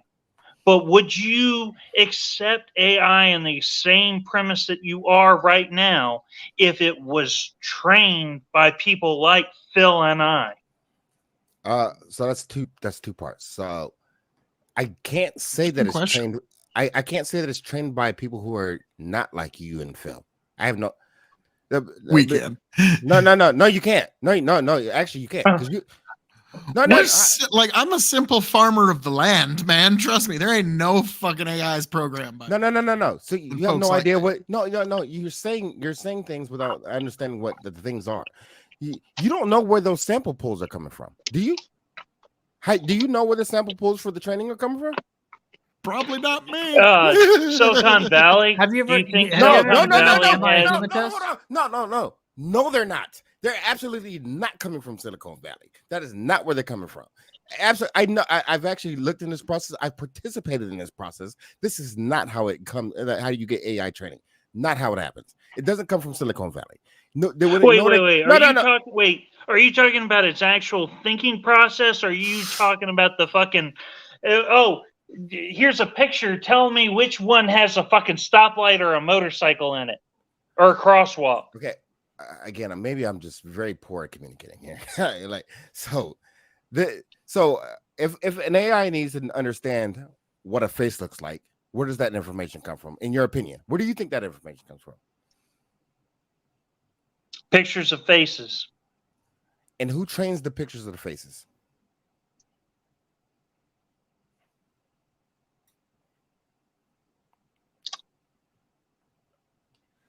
I'm assuming it's shown plenty of pictures of faces, and I'm assuming the next thing you're going to try to put the argument that I put on you before, I didn't put it on you before, but I said it in response to you before about AI being racist, because to AI, anyone other than white looks the same to it.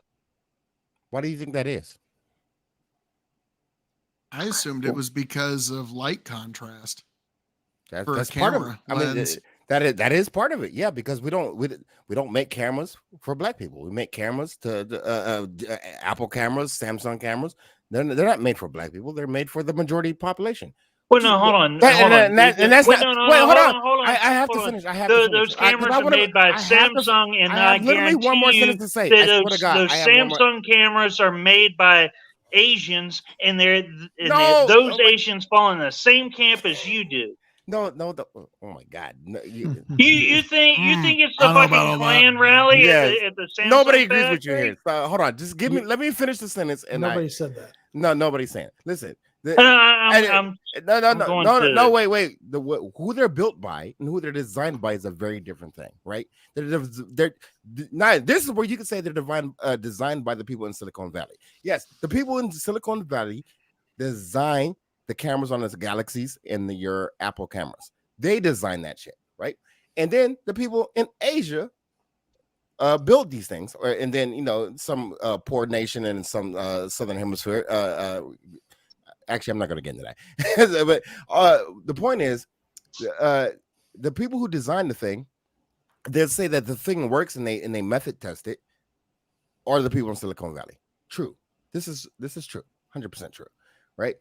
But this has nothing to do with AI, by the way. But well, actually, it kind of does. But I was about to say that was the argument you were making. the fact is, yes, there. In that case, you have a group of people who are saying we're making a thing. It works. We like it. We're moving and we're pushing it into production. That's a very different thing that what's happening in AI. What happens with AI is that you have to get a sample, a pretty large sample, by the way, of information for it to understand what something is.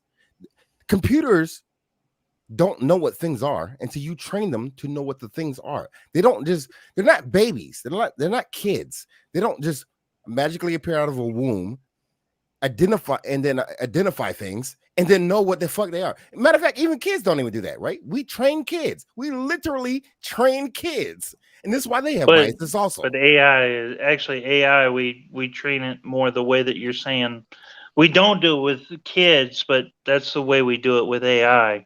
I can see the look in Osiris' face. Not a person. You give it A and B, and you teach it A is A and B is B. No, they have the same biases as people do. No, why? Because they're trained by people. You understand that, right? Kids are. Yeah, no, yes. I was making that argument earlier. So you're seeing the AI will eventually be an unreliable narrator like the rest of us. Okay, hold on. The bandit's point. Yes, but the problem that I had with your statement earlier wasn't that it wasn't biased.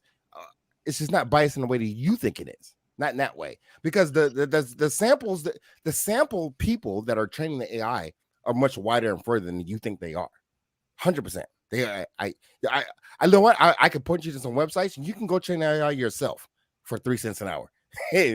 Well, if I may, like, because we're talking about like things being kind of obsolete and such.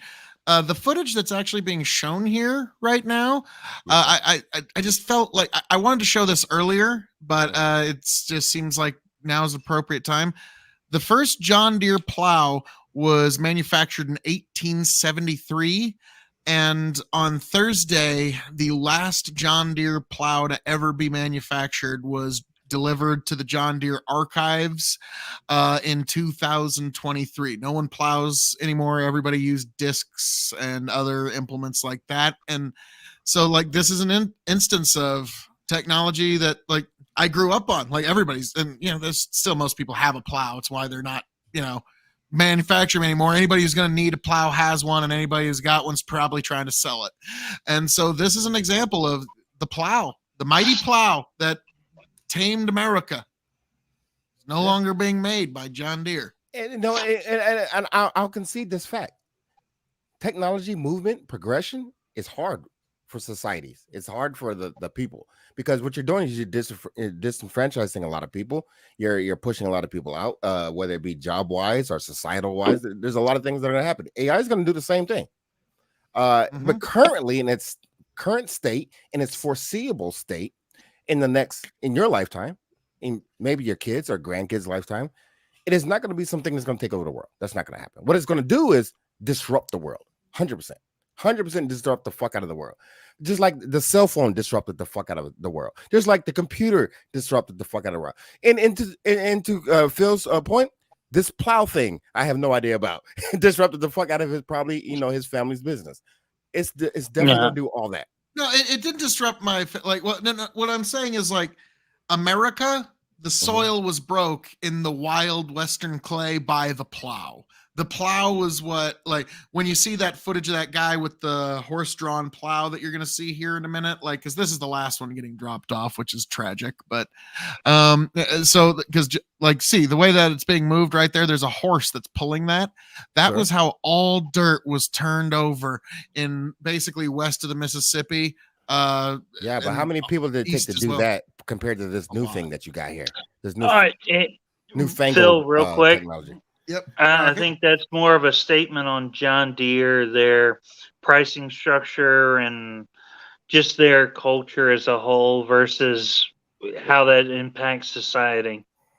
No. Yes. It's both. It's both. Because look how many people it takes to till a field with the original horse and plow thing, and now this new thing. Well, no. You hook it up on the back of a tractor. I'm and you can do commenting on work with 4 men. the rear, on the inside of that, where nowadays, I mean, if you're not familiar with it, you to buy anything John Deere nowadays is like A house. you need like $1 million loan. Not I agree with quite. that, but that's Like a separate, that's a everything's separate problem. excessively expensive just because it has John Deere's name on the side of I it. agree. And I'm sure that there are companies that will still continue to make plows. Oh yeah. It's just that this The is big- a historic the big moment dog. because it's John Deere. Yeah, they've been making And- them since 1837, and they're not making them. Like, I'm sorry, that's a big deal, guys. Like, No, I'm not saying in the it's farm not a world, big deal. I feel like an end of an era. Like, there's like literally, is. I've heard That people was who my are, like, point. fascinating. Like, they're almost in mourning. Bill, you're just gonna have to take some of your swords and Yes. put them into. That's but my I point. like them. Okay. As technology progresses, people lose jobs. They lose their livelihoods. They lose their familiarity, familiarity, all of that shit. I get, and that, Like, that's, now that, what we that use sucks. is I hate it. which is just better technology. This is the main reason. A disc is it's on a bearing, it spins, it's kind of cupped in one direction, so it turns the dirt over, but it does it in a much more precise way. And so the disc just kind of overtook the plow in terms of technology. And what I'm saying is AI is the disc and we're the plow, folks. Sorry. Sure. No, I'll agree with that. I'll give you that. I will 100% agree with that. That's the point I'm saying. There are gonna be disruptions in society, and people are gonna lose their jobs. There's gonna be and it's gonna be crazy. But what it's not gonna do is take over your life and kill you. That's not gonna happen. No, but like I did tell my daughter this, and also my buddy Chicken, like he had his son and his niece were there at a big gathering, and I told all three of them at 2 different conversations, like, all right, if you want to be a billionaire, learn how to program and fix AIs. Yeah, that's a good. That's it. Now, if you don't become a billionaire in this life, it's actually kind of your own fault. Sorry. That's actually good advice. No, but You don't even need to know what the fuck the AI is about. You just need to know how to fix the programming that's fucked up. If you I'm can do that, going to push back. I will concede. I'm going to push back because that's thing. the same argument that we were all given 20 years ago about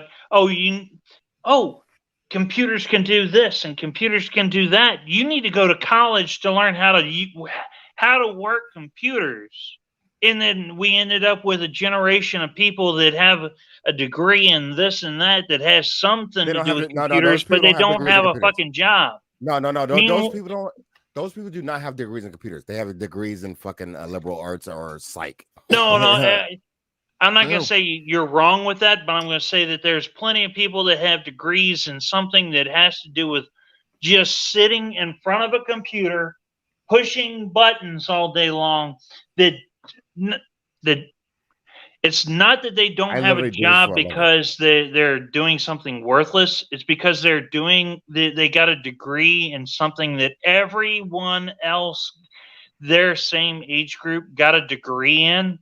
And so that there's a vast supply and no demand for a job to just. That's not true. That's not true. Hold on. The IT industry is supremely understaffed, first of all. Second of all, most of the older smart people, Gen Xers, boomers, maybe older millennials, definitely older millennials who are in IT, don't have college degrees. You know what they have? They have the CompTIA certificates, which is all that you need. Matter of fact, I would even argue maybe today that's all really what you need, depending on what part you're trying to go into. It depends on your field, right? So my experience has been that if you're getting a degree in IT, that's kind of a waste of time. Certifications work better. Yes. But if you're getting a degree in computer science, you're learning critical like programming languages, and those degrees are worth something because you can, once you learn like the right doesn't mean you don't need to like upgrade. You can't stay with the same language for 40 years, but you can. Once you learn a language, that language evolves into a slightly more useful language, and then you move to that, and so on and so forth. But it starts with a computer science degree, because a computer science degree properly put together is really a math degree, and there's a lot of math you need to understand in order to program well. This is all true. I have to call IT on a daily basis, and it's literally This is why you don't like them. You're talking about IT. I'm talking about computer science. Those are two different things. No, I know you went to there, but I wanted to finish off the point because it kind of got. Yeah, I got a little bit of pushback on that. IT degrees are business degrees, and they're worthless. But computer science degrees are basically math degrees, and they're very valuable.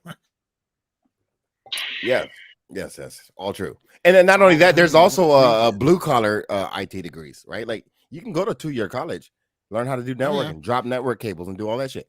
It's a very wide spanning thing. John Deere GPS certified. Oh no! Oh wait, Phil, I wanted to address that earlier. I want to come back to that. So I'd probably be on your side. I don't know what your stance is, but I'd be on your side of the John Deere and some of these farming contract company or farming companies that do make farming equipment are bullshit, because what they're doing is they're locking you out on the right to fix. I believe in the right to fix your own shit. You know what? If you bought it, you own it. You bought a John Deere, you own that shit, and they should not artificially lock you out, including Teslas. If we're gonna move forward into the future and make things more technologically advanced, we also should acknowledge the fact that people should be able to do what the fuck they want with their shit and make their Tesla into a DeLorean. I don't give a fuck what you do with it. And especially for people who are in corporate America or business America. So I'm probably on your side on that one. Okay. I'm gonna let you in on a dirty little secret. Networking is literally the smoke-filled room. It is you know someone that owns a business or has some you can make a deal with, and you're sitting at a restaurant table with a shot glass in your hand, and you're bullshitting with them because you would be more likely to get a deal with them. That is what networking actually is. I don't know. I don't know what that means. Because I deal with networking. I know people who own ISPs. I know people who deal networking. No, the term networking. I'm going to do some networking. It's literally making relationships, and part of making relationships and how that works in the real world is going to dinner with someone that has something that you want, that you can supply something that they want. It is not some altruistic, we're gonna, save the planet. No, it is literally that smoke-filled back room of brokering deals. All true. Maybe that, yeah, probably true. But listen, what I'm talking about IT. No, I'm sorry. I'm just going on just the term networking. Right. No. If I may, let me get in here though. There's something I wanted to respond to when Osiris talked about right to repair. Like I agree with you a lot. One of the reasons that's going to be one of the things that's going to be the biggest hurdle for that, unfortunately, is if anybody's got a Windows logo on their computer at the moment, them motherfuckers, like, because here's the thing, you don't even have the right to say, no, I don't want to fucking update my shit. It's like they're going to make you update your shit whether you want to or not eventually. Well, and so that's the way Windows, and you should think like, well, no, this is my computer. I just don't want to update it. You'd think that'd be the case, but no, that's actually not your computer that you own. Actually, you're just kind of sort of weirdly renting it from Microsoft. You're 100% right. This is the fight. I agree with you 100,000% on that. If you buy a piece of electronic, or not even electronic equipment, any kind of equipment, it's yours. You bought it, and then therefore you should be able to modify it, do whatever you feel like you should want to do with said object. That is your right. The gun lovers are loving you right now, Cyrus. Like all the Second Amendment people. Like, yes. I would agree with guns too. Yeah, I would agree with guns too. I don't give a fuck. Like, if you bought a thing, you can do whatever the fuck you want with the thing. That is your right, and you should be able, most importantly, not just modify it though. The most important thing is that you should be able to repair it. All right, like so. For those who don't know, for the audience out there, understand this: you buy a new car, perfectly great new car, you know what I'm saying, nice sparkly paint job, whatever the fuck is happening with that shit, and then it breaks down 5 years later. And then you're kind of a creative person, and you know how to fix a couple things. You know how to do some stuff. You know how to look under a hood and tell what the alternator and the car. I almost said carburetor, fuel injector, and all that shit is. And you look at it, and you're like, all right, I can do this. I can put something in it. I can make it work. But to make it work, you have to plug something into the. Somebody remind me what the plug-in is for the cars. I'm thinking EOD, but it's not. That's not. What's the name of the fucking plug-in for the car? All I know is it's under the steering wheel. Plugins? I don't know. Pigtail. We know what you're talking about. We just, ECU. just none of There us we know go. the name. Oh, okay. My chat got it right. ECU. So you got the shout out to Kyle. You got there's a plugin that it's called to a computer called an ECU. That's the computer for your car. And it used to be that was proprietary. Not anymore. So that means that all the diagnostic readings of all the computer equipment that's on your car gets funneled through your ECU diagnostics or the OBD. And that's how you know what's wrong. And that's how you know what's wrong with your car.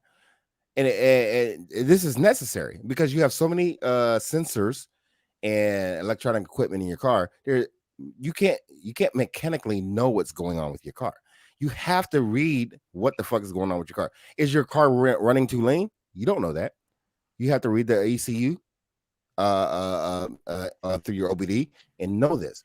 Now, what happens with tractors are, and Phil can tell me where I'm going wrong with this, if I am going wrong, is that they took that so-called ECU, that plug-in proprietary functionality, and said, you know what? We're gonna lock you out. You can't do this. Only we can do this. If you want to read, Yep. Yes, and if you want to read this, you have to come to us, and you have to be able to do that. Car manufacturers used to do this, but they don't do this anymore. You have to come to us, and if you want to know what your $500,000 or $1 million tractor is doing, you have to come to us, and we'll diagnose that. And we'll just real quick, the reason why car manufacturers had to stop doing it was because it was like, do you remember back in like the late 2000s when you had to go to like the 7-Eleven for a phone charger, and you had this one plug that plugged into your cigarette lighter, and it had like a dozen different plugs because they had a plug for each brand manufacturer. You know, you had one for Motorola, Samsung, Kyocera, Nokia, all that kind of shit. And then they all got together and they came out with USB-C. And then just a month or a week ago, Apple decided they were going to drop it and they were going to go to UPC-C or USB-C because that's slightly different because the technology industry, they're weird. They're a little bit more weird and esoteric in their way they handle things.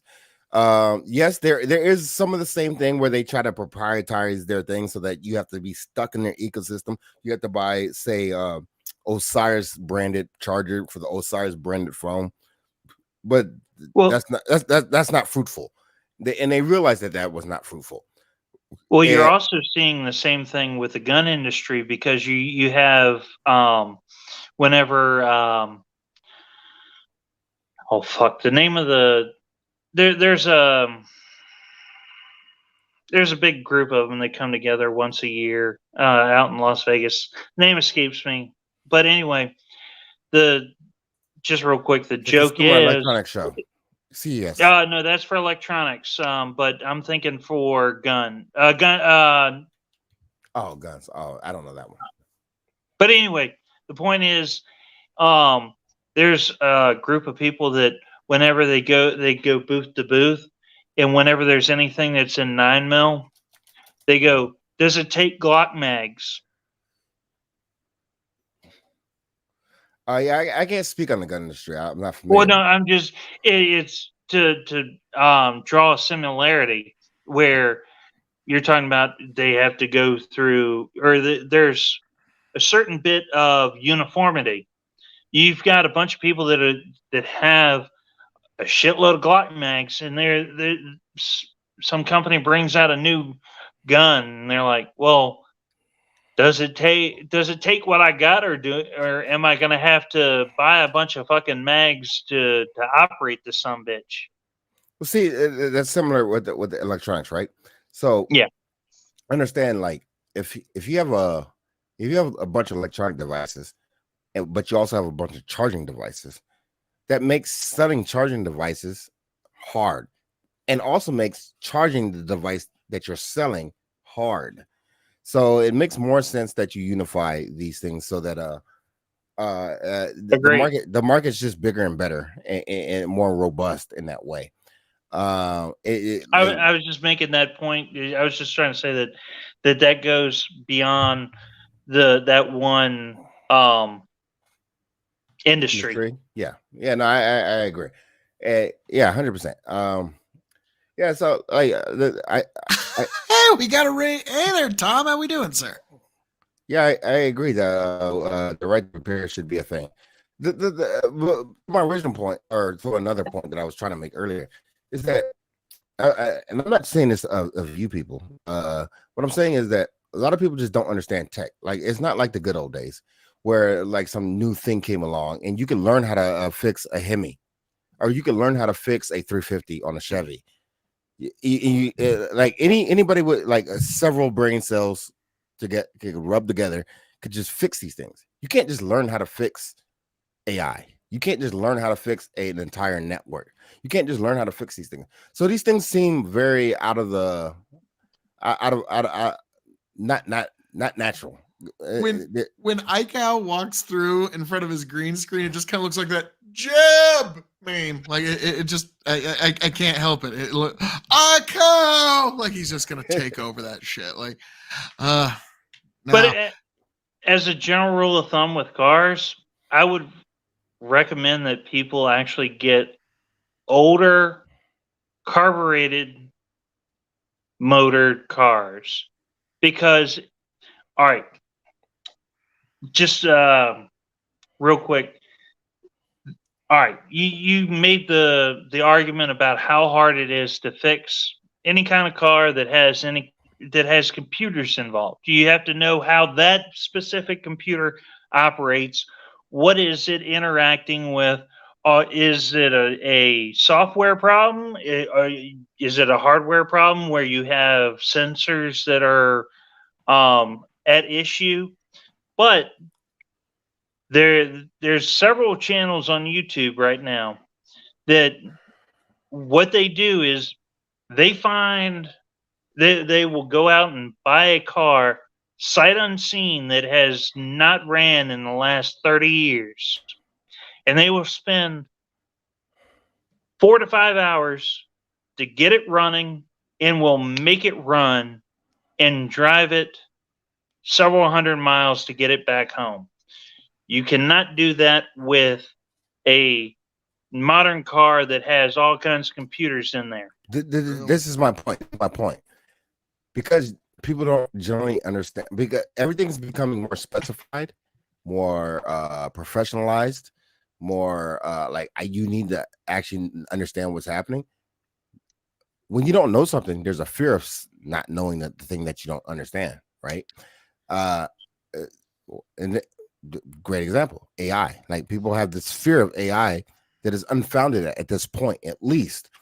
I think some of the foundations of the fear of AI is possible, but we're talking about hundred years at minimum, hundreds of years probably, or for like computers.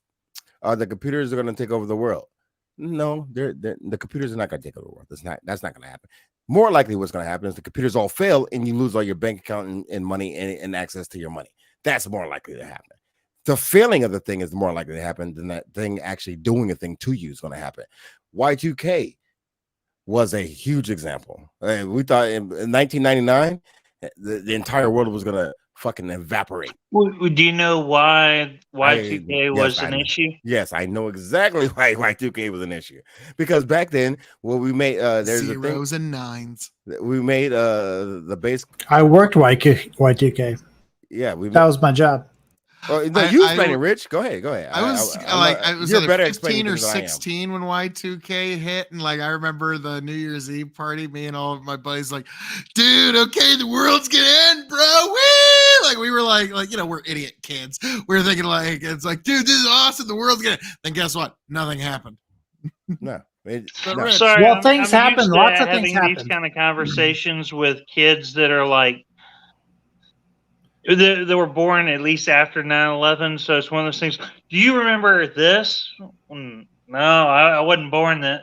I haven't even so bothered forgive trying me on to. that. I haven't even bothered trying to explain Y2K to my kid. Because like she's just gonna lots look at of me like things I'm a happen. million years old. As a result of Y2K, but mainly what it was we spent years prepping for and fixing things in advance. So all of that panic that people were going through, all of the news reports about what was going to happen in Y2K and stuff like that, was precisely why corporations spent so much money doing Y2K remediation. And I did a lot of those. Like I would go into a building with 40,000 desktop computers and go in one at a time and change the BIOS so that it was like 4 digits instead of 2 digits on the year.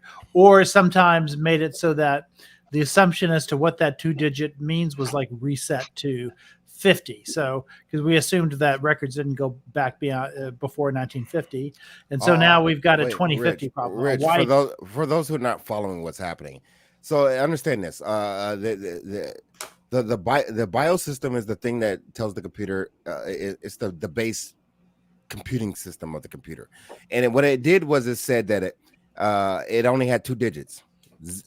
We'll say 0 and 0. Right, those 2 digits, and those 2 digits dictated the year. And at when it hit 99, meaning 1999, that the BIOS read the year 1999. It couldn't go to 2000 because it was only 2 digits. Therefore, it would fail. So you had, or the software would interpret it as meaning 1900. Exactly. So what that means is, okay, a lot of people think it in terms of personal computers. Back then, there was not a lot of personal computers. What that meant was like banking computers, industry computers, things that ran various amounts of consumer, not consumer, but I don't know, industries like robots and stuff like that. Commercial, that's the word I'm looking for. Commercial type computers. And if that failed, you had entire industries, entire portions of the market that would just crash. Turned out not to be true, but that was the premise. That was literally the premise. And so that's where that all comes from. Okay. Well, and also it came from Fortran too. So you had computers as old whose programming assumptions went as far back as the 40s. So just to be safe, a lot of people in Y2K reset it to start at the 1900s as 20. So it was 1920 is when it would roll over. So it would assume that everything from 1920 on was 20th century, and then that would bias 20 years to fix the rest of it. So after Y2K, there was Y2020, I suppose you would say. And so people were waiting in 2020 to see some failures in computers and stuff like that. Well, There's another one of those happening in the year computers. There's another one of those happening in 2050 because we reset the assumption. So a lot of those system BIOSes simply could not be upgraded to 4 digits. They had to stay 2 digits. So what we had to do was reset the assumption as to what had happened. Often it was set at 20 and sometimes it was set at 50. So we're going to have to keep ultimately, we're just going to have to get rid of computers that have those old. Yeah, they should phase out at some point. Now, we think they should be, but you could still walk. You'd be surprised how many big corporations still have. I know. That's what I was going to say. We've lived through floppy both drives of them. on them. No, Everybody here has lived through both. Which apocalypse had the better build up and the more disappointing delivery, The Y2K or the Mayan? Yeah, I was just gonna say the Mayan apocalypse or Y2K. Okay, like I think that's why millennials are I really think fucking Y2K. cheap. Y2K definitely got way more press and much more attention than the Mayan. Yeah, most people wrote The off Mayan apocalypse was 2012. 2012, and some people say Obama was reelected that year, so the apocalypse did happen. Yeah, that was Well, more of a meme. also, Like nobody really believed in that one, but Y2K was a real thing. What? Like, It could have resulted in disaster, but the fact is, the IT industry like did its job. That's the reason Y2K. no, like the thing is when you say no, give me just a second, man. When you say like nobody really believed, but like yeah, but nobody would shut up about it. Okay, like we all remember, we all had at least No, but it's that like one aliens. It's friend like aliens. who Like would nobody not knows anything shut- about it, but they wanted to talk. Everybody It's wanted to just talk about it. fun. Yeah, but it's those fun. are It the was same really people fun to that talk bought about. the Terra Infinita map. Yeah, maybe. No, By the way, But Phil, all right, I to think be the fair, on Y2K versus 2012, it's one of those things. It's Oh, fuck. easier to say that Y2K was a bigger issue because Y2K came and passed, and there was no grand, breakdown of society. because we fixed it. Yeah, but I mean, it's one of those things that Y2K came and passed. It's one of those things. Fool me once, shame on you. Fool me twice, shame on me. If they had been inverted, if Y2K came after 2012, would we have the same assessment? yes. Or No, would our because no, assessment Yeah, be because there? one was rational and the other one was Yeah, not. exactly. The one is a real problem. Like the problem with computers is a real problem. But like we're saying, No, I'm not discounting that. I'm talking about the world ending. You had on both of them. You had people saying, "Oh, the world was going Can to you hear end." me? The end is not. I mean, friggin' I Joe can't hear you, Rogan has admitted fiddle that fart with this. on midnight or at on Y2K that he stayed home with a couple of friends because they thought some shit was going to happen. no, more importantly, the entire like portions Shit would of have the planet. happened had we Yeah, not the fixed planet was they were geared up for this shit. The entire planet. But was geared- wasn't with Y2K wasn't the bigger issue about banking? Like that was the main concern. that was like one of the main if at concerns. midnight on 2000, January 1st, Imagine you 2000, couldn't do no banking after. if the stoplight didn't work because of a number in the on the date, that's not gonna I can hear bring you. about Can you hear me? home. Yes, we can hear. Yeah. Okay, yeah, I accidentally kicked my mic cord out I'm being mid so passionate, Phil KOE. I Chill can't out. help it. I can't help No, it. Bandit. No. So even you have to understand something. Imagine if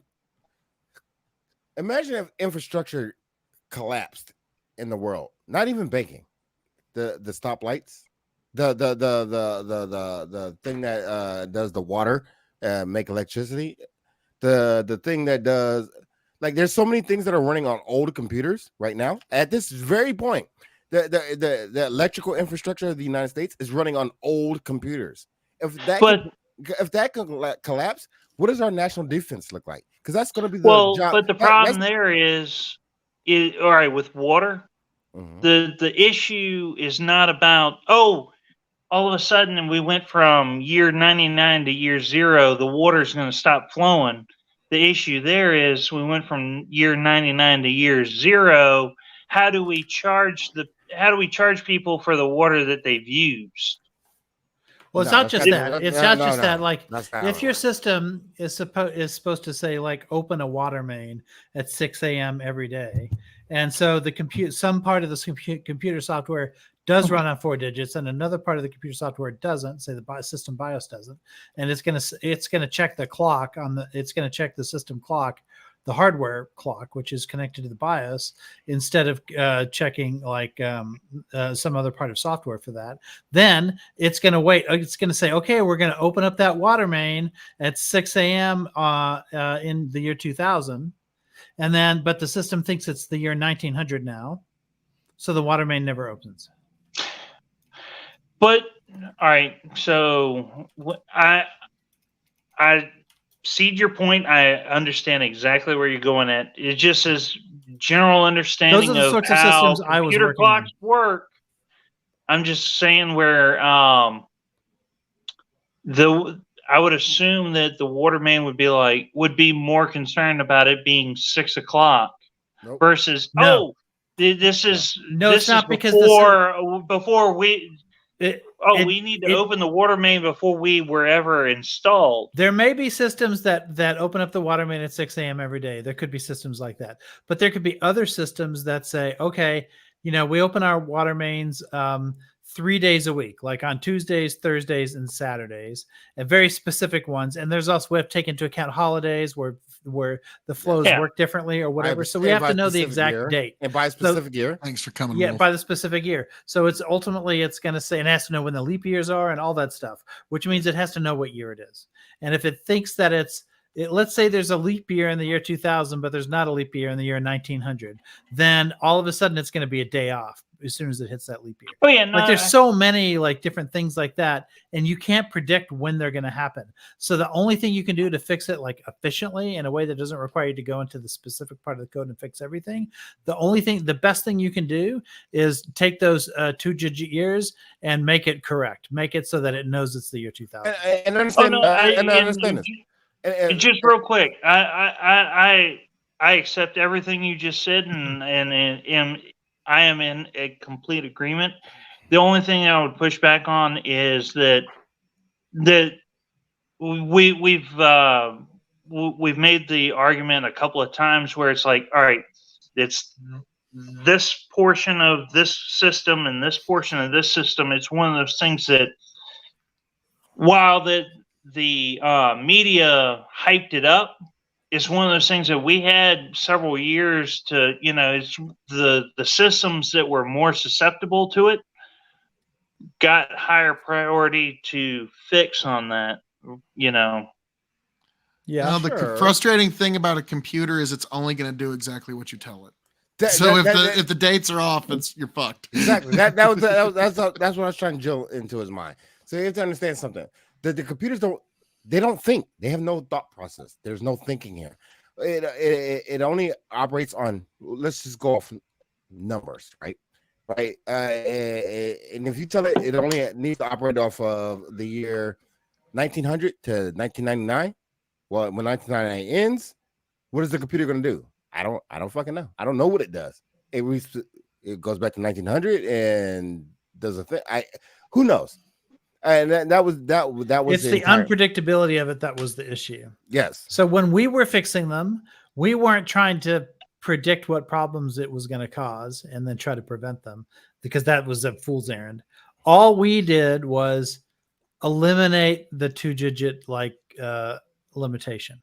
So we either took it to 4 digits or we made 00 mean 2000.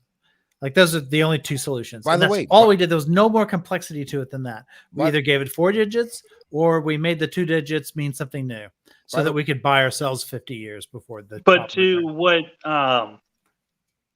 the point that Phil just made, that's why I'm fearful of AI. Is like the paperclip thing, the paperclip argument. Yep. You tell an AI to make paper clips. Mm-hmm. It's going to make all the paper clips it can, and then once resources become scarce, it's going to.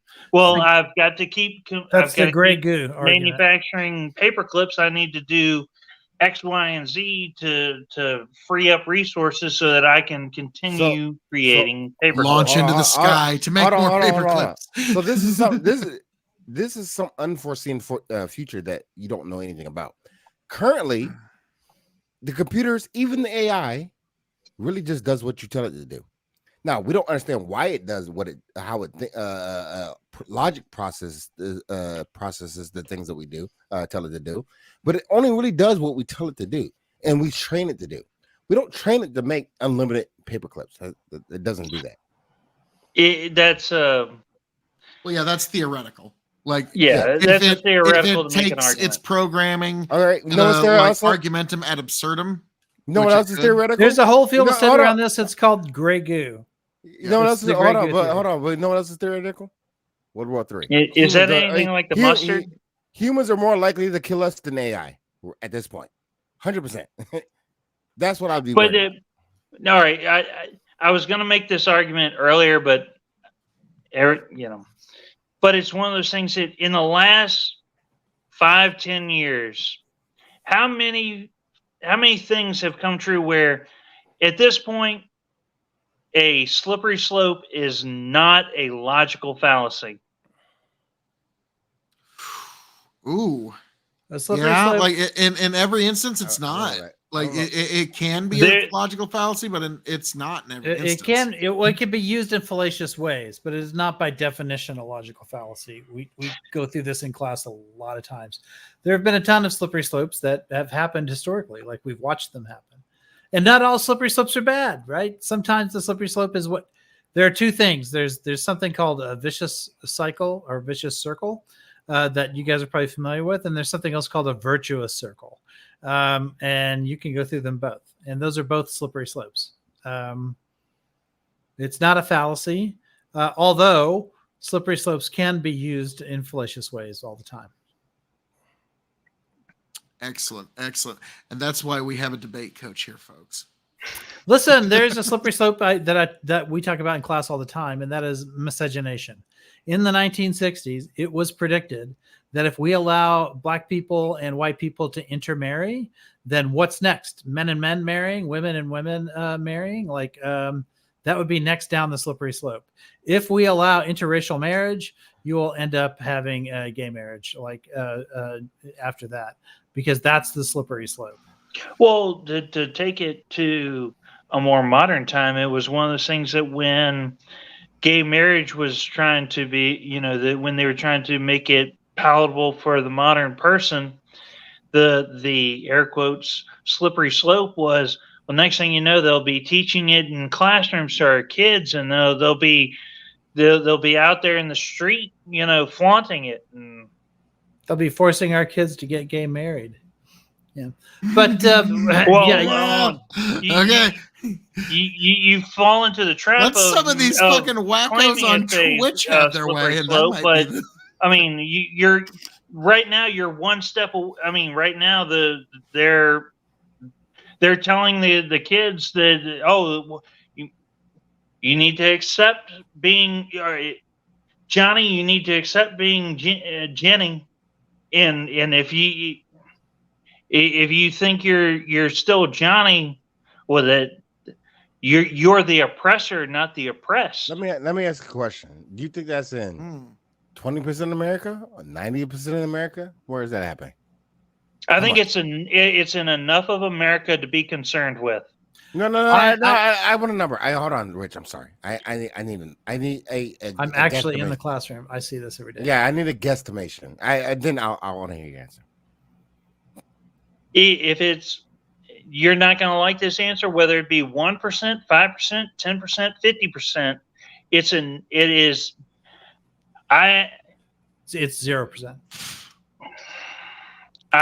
I'm seeing the repercussions of it in daily life, to where people are convinced that they need to be they need to be the oppressed because they don't automatically fit into a group that puts them in the oppressed class. So they have to make themselves the oppressed class. No. And then Can I? So that's an entirely different issue, but an interesting one. Because now you don't accept it. You are now the oppressor. So I'm in probably about 30 schools every year. I meet students like in all of those different areas, and I've been doing this for about 35 years. Never have I ever seen somebody like Johnny being told that he has to become a girl. Have you seen Johnny being told, or have you seen Johnny becoming a girl? Yes. I see it about at least twice a year. I see trans kids at least twice a year. But here's the thing. I've never seen a teacher telling them to do it. Have you Never seen any kind of pride flags in the classroom? No, Because well, hold on. By the because by- classroom, do you mean like displayed by teachers or with students like carrying them on their backpacks and stuff like that?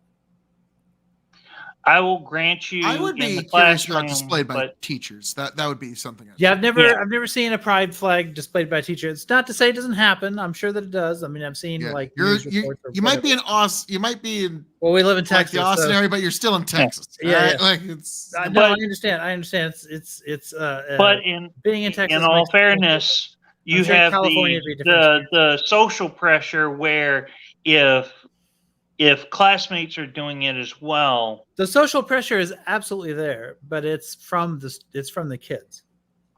If all anything, right, so we at have least on that Yeah. on you, It's from this thing your- in TikTok, actually. Yeah. That too. Like as much as I hate, like, and I've heard Snapchat too. teenagers say this, and like I've asked if like, and it's like, yeah, honestly, I don't know if as many people would be saying that they're LGBT if it wasn't for TikTok right now. And I've had multiple kids say that to me right now. I was like, damn, that shit is powerful. Look, You think the hold on. Chinese aren't laughing their balls off at Hold us on. right now I over don't the know. TikTok app? I What's mean, happening? I- in China, too. I don't think that I don't know if any of that part matters. What I will say that, in my opinion, Well, kids just what the communicate with Zoomers are telling me. Take it for what it's worth. in my opinion, given my perspective, I will say there is a trend to be gender / sexually more spectrum wise diverse. Just because that's the thing. That's the type of shit that they're on. That's the type of time that they're on. I agree with that 100%.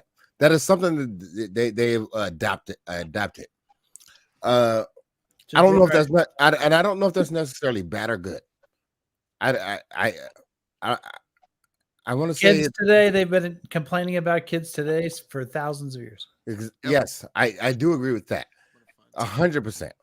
So, but and if I look at if that's the type of thing that they're adapting, I look at it and I'll say to myself, if they're adapting that thing, are they necessarily being that thing?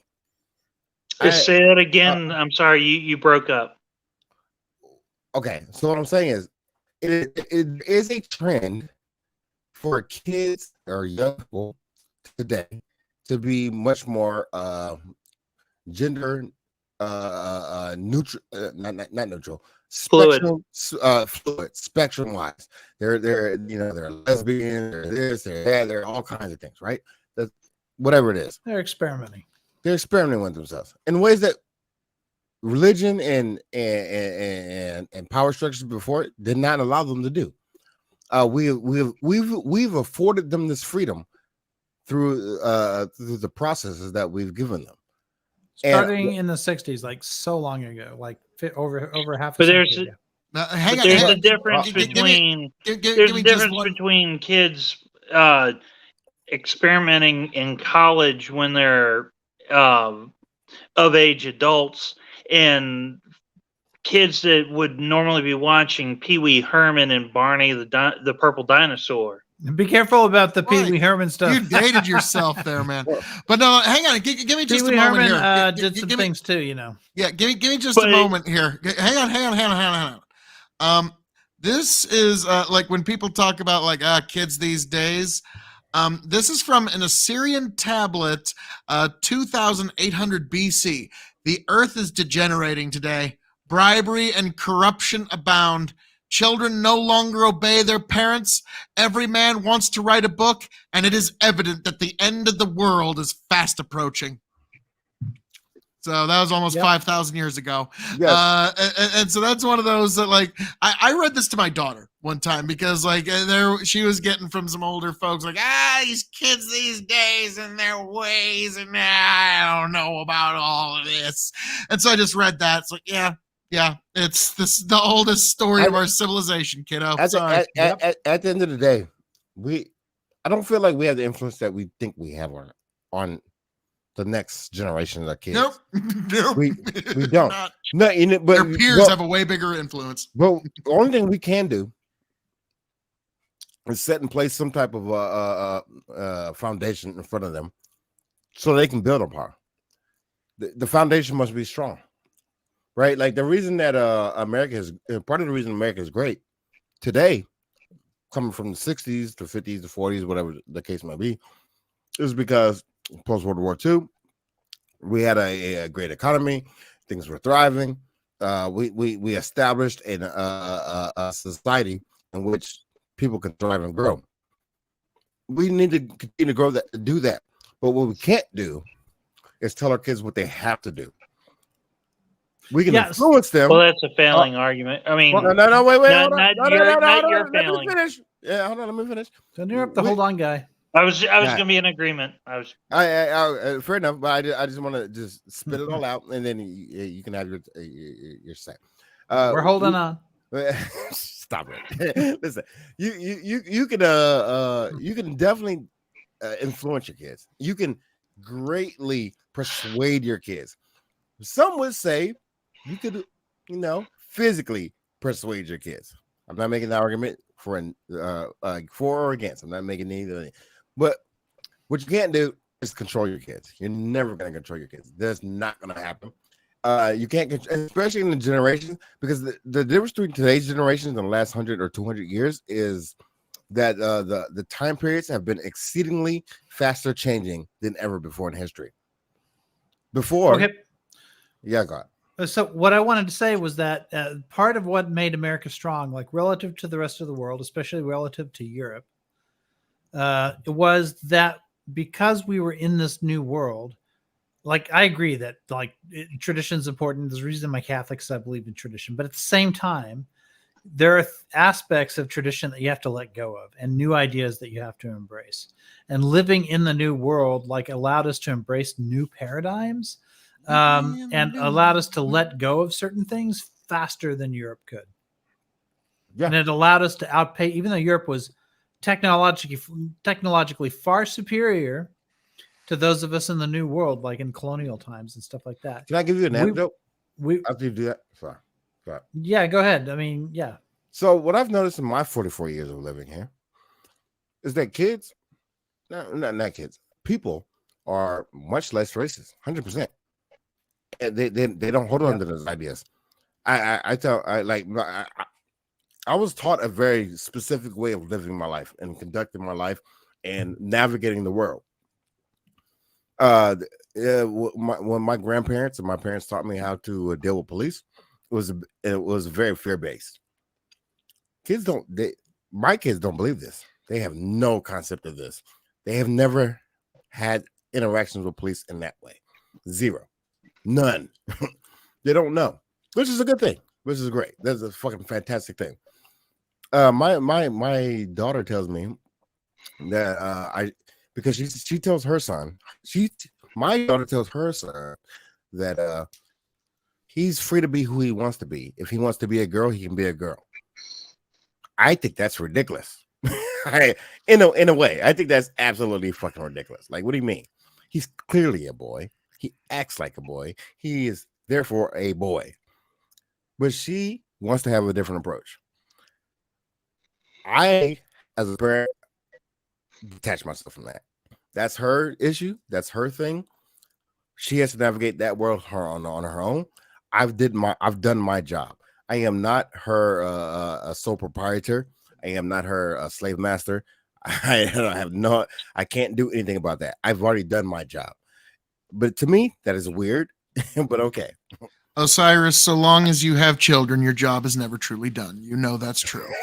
And it's up to you to guide them properly. You don't have no idea how true that is, because I can't get rid of my kids who are over 18 in my house. To answer that question as to have I seen that transition happen? I see it about twice a year because I know thousands of kids. I get to know thousands of kids every year just because I'm in so many different schools, like coaching debate, taking people to tournaments or whatever.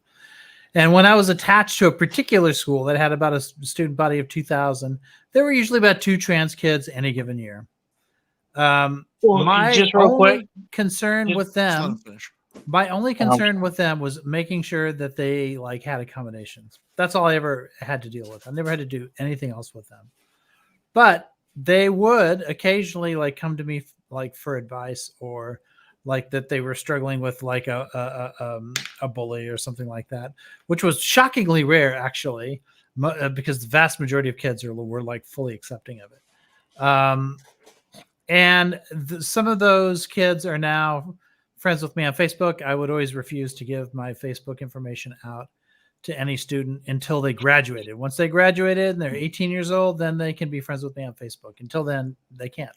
And so they would graduate and they would become Facebook friends with me or whatever. So I'm following, I know probably about a dozen of them. And I kind of see like how they progress over time. And really, this is another big difference between trans people online that you think you are representative of what the trans life is like, and trans people IRL. Like, because these guys, now that they're no longer kids, they're going out in the world and living their lives or whatever. They're still trans, but doesn't seem to be a big part of their identity. They're not talking about being trans. They're not like posting big trans flags or any of that kind of stuff. They're just living their lives. They just happen to be trans. And that's one of the things that I've learned knowing people in real life in the trans community and what the online world looks like. Two totally different things. Real quick, the ones that I was referring to were in real life, not online bullshit. But the question I have for you was those the ones that you were dealing with in debate class, or was that a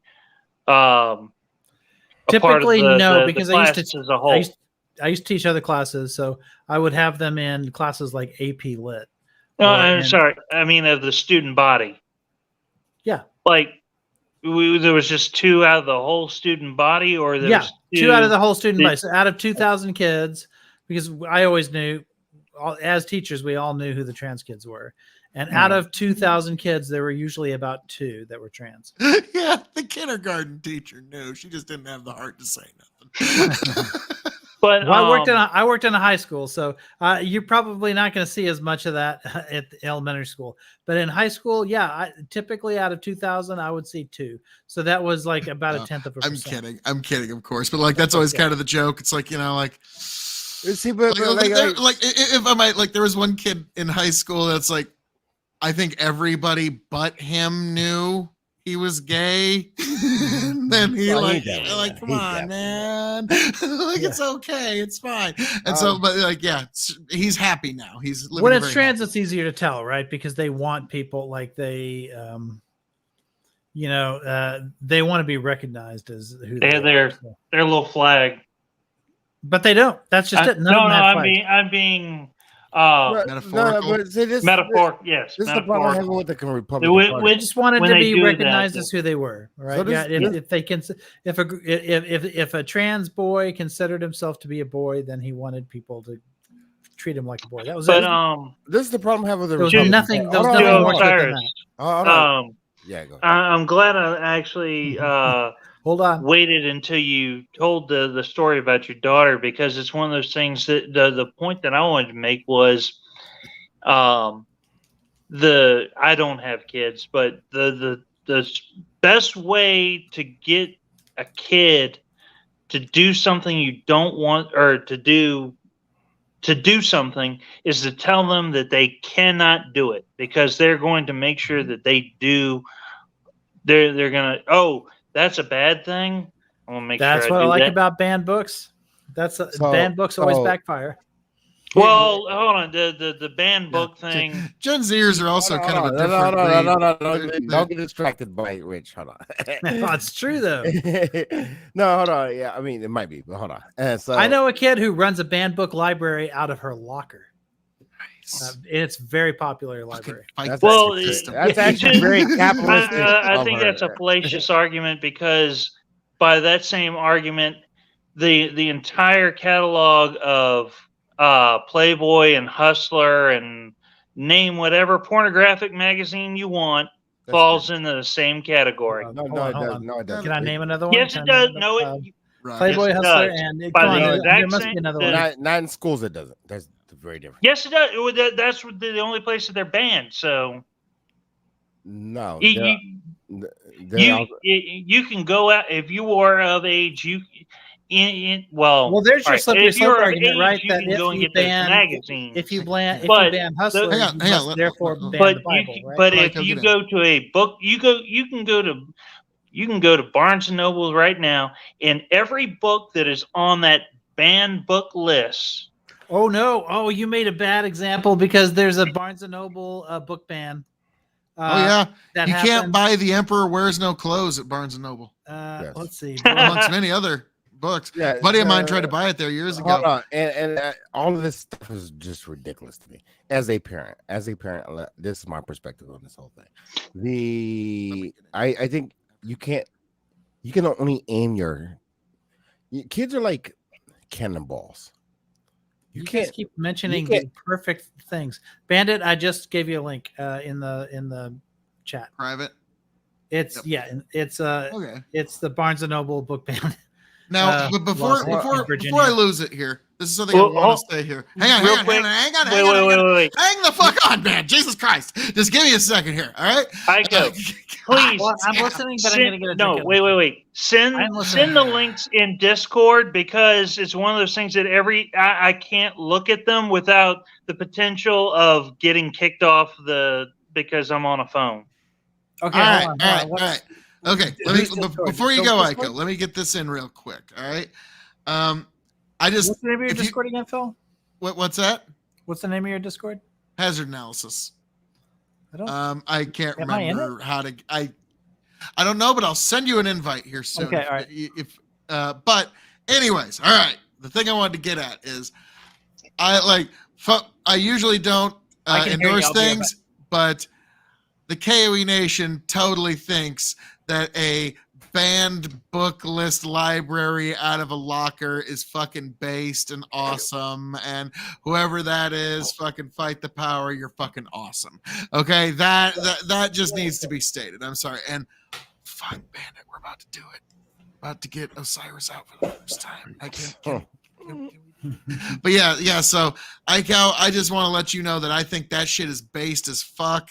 Yeah, the KOE Nation as a whole loves that shit. Like I don't care. Like that. Like I'm jealous. I wish I came up with that idea when I was in fucking high school. But that's dedication. I mean, I will say this: like high school libraries have a banned book week. It's every October, so it's coming up. And I'm really curious as to how banned books week is going to go in Florida this year. Really, really fucking curious how that's going to go. Well, I'm sure you'll be able to give us the update on that one. If you could, can you send me a general list of the books that are on banned book week? Because I feel like it's one of those things that my general perception of what that is and what it may actually be are two different things. So hold on. So I don't even know any of that matters. Let me be completely honest. And maybe Phil agrees. I don't have no idea. As a parent, I don't give a fuck what's on the banned book list. I don't give a fuck about I do give a fuck about what the school teaches, but the school is pretty fucking vanilla across the United States. I think Rich will vouch for that. Like, they're not telling you anything that's ridiculously crazy. They're telling you the most. No, they're not. They're not. It really just depends on the teacher, man. Like, and I'm sorry if you're not wondering at least a little bit of what in the fuck are these teachers pumping my kid's head Rich, full of? You're do you not. think teachers are deviating from the class? Like, that's just always no. Hold on. Let me tell you why this isn't probably not true. Because school systems spend so much time on the standardized tests. Even if they wanted to, what the fuck are they teaching them? No. I'm sorry, Osiris. You know as well as like, okay, my education was unique, where it was either double or nothing. Where you had teachers who like really gave a shit and really tried really hard, and like because of them, like everybody in my class can navigate using the stars, and like we know all that kind of shit. And then we had weird megalomaniacal fucking damn near sociopaths that we don't know how the fuck they even got a job. Like the idea that none of that, like, I'm sorry, it really depends on the teacher. No, and if you're not worried, like, dude, come on. It's not like all the bad actors are gone. Hold on, Rich. Let me ask you this question. Do teachers have the time to just maybe sometime, but do they have the time to vary off the beaten path? Because I think it seems like to me that they have to teach the standardized test most of the year. Am I wrong? No, I think you're. It depends on the subject, right? So if you're speaking to, I don't know, Or subjects? if you're speaking to, if it's a subject that like has standardized testing behind it, then you're talking about. Then there's not going to be much time to do anything else because it's like testing after. It seems like every 6 weeks there's another standardized test that you have to take. These are called benchmark tests that get you to the big standardized tests that happen at the end of the semester or the end of the year. And so if you're dealing with those kinds of subjects, right, which are standard English, standard history class, the math classes, the sciences, and stuff like that, yeah, there's really no time to like add like stuff for fun or that you're going to create like enrichment for or something like that. But then you've got people like me. I'm a debate coach. I pretty much design my curriculum. It is true that the topics like come down from on high or whatever, but they don't particularly allow you like those are principals don't pay attention to those classes. All they care about is that I make it to like I qualify enough kids to state or that my kids like end up going to college a lot more, get more college admittances and things like that at the end of the year. Those are the kind of benchmarks that they give to us. All right. So it really just depends on the subject. Yeah, that's kind of fascinating because, like, in my experience, like, we had, like, in the math department, there's one teacher that's great, funny guy, wonderful guy, actually somehow made math interesting. The other one was, like, a complete fucking psycho who, like, really kind of got off on making some students miserable. My point to you, Phil, is that school is very different from when we grew up. Very different. Very different. So that's my point. I know ICAO is going to call this a fallacious argument, but it begs the question: if teachers are focusing solely on the standardized test, that's not a good. Why thing, are so many of the? Hold on. Let me finish. They're focusing so much on the standardized tests. Why is it that so many of these districts are having to lower their standards because they're not meeting? Because they're failing. Because it's failing. Because they're focusing too much on the standardized tests suck.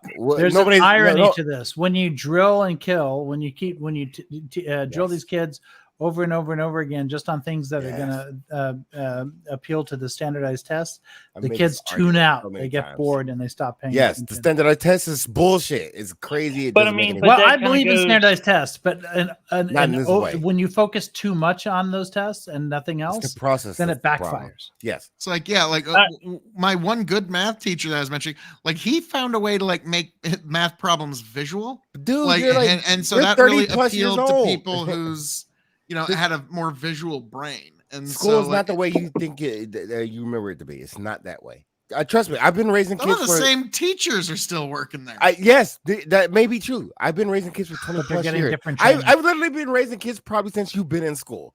And then, so I'm telling you, it's just not the same anymore. I don't teach the same way I did 20 years ago. Yeah, it's not. I think the only teacher that I had that's still working there was the one that I was in her class when 9/11 happened. I mean, I'll say I'm lucky, right? Because if I teach something outside of debate, it's going to be something like AP Lit or AP History, where I'm still teaching to the test, but I'm teaching to a very good test. Right. So like the AP Lit test is really good. The AP History test is really good. AP US History, push. Were you working in a school on 9/11? I was volunteering as a debate coach on 9/11, but I was not working like day to day in class. I was working after school in class. Okay. So where were you when that went down? I was on a college campus. I was at that Catholic college that I went to. Goodness gracious. Okay. So like you were learning in a learned institution and then helping with debate on 9/11. Yeah. And I was working debate tournaments. I remember like the space shuttle exploding at a debate tournament. And I remember the other space shuttle exploding at a debate tournament. But when 9/11 happened, I was actually on campus because it was earlier in the day. And I remember like not having classes that day, not having classes the next day. I remember, and we had a big mall like in the middle of college, the campus or whatever. And I remember looking up into the sky and like seeing no planes and hearing no noises. Like, No and the chemtrails. first And you said time, I dated myself with Pee Wee Herman. and when the first time I heard a plane fly overhead, I remember it being like a big deal. Like everyone was like, "What's that?" Because we weren't used to planes in the sky. Damn. It was really strange, very strange. Osiris, Yes, sir. where were you on 9/11? I was at work, so I didn't get the play-by-play. Oh, you are a grown up. Yeah, I was at work. I was doing work type things. I was completely grown in 2001. One. Yeah, and I was about to say, how do you not remember that one, man? They No. made coins out of that. no, but I came home and I watched the I guess not the unfolding, but the the aftermath. I was like, yeah, that's kind of fucking crazy, dude. That's kind of fucking crazy. You know what it reminded me of though, because I went in the army in 1997, and there was something that was happening. I don't know, and I'm gonna fuck up the details on this. It was some part of the world, something was happening, and I remember I was in boot camp, and somebody said, if they fly this plane over this one place, we're going to war. And I remember a lot of people in my platoon saying, I hope they do it. I'm ready for it. I was like, bro. Oh yeah.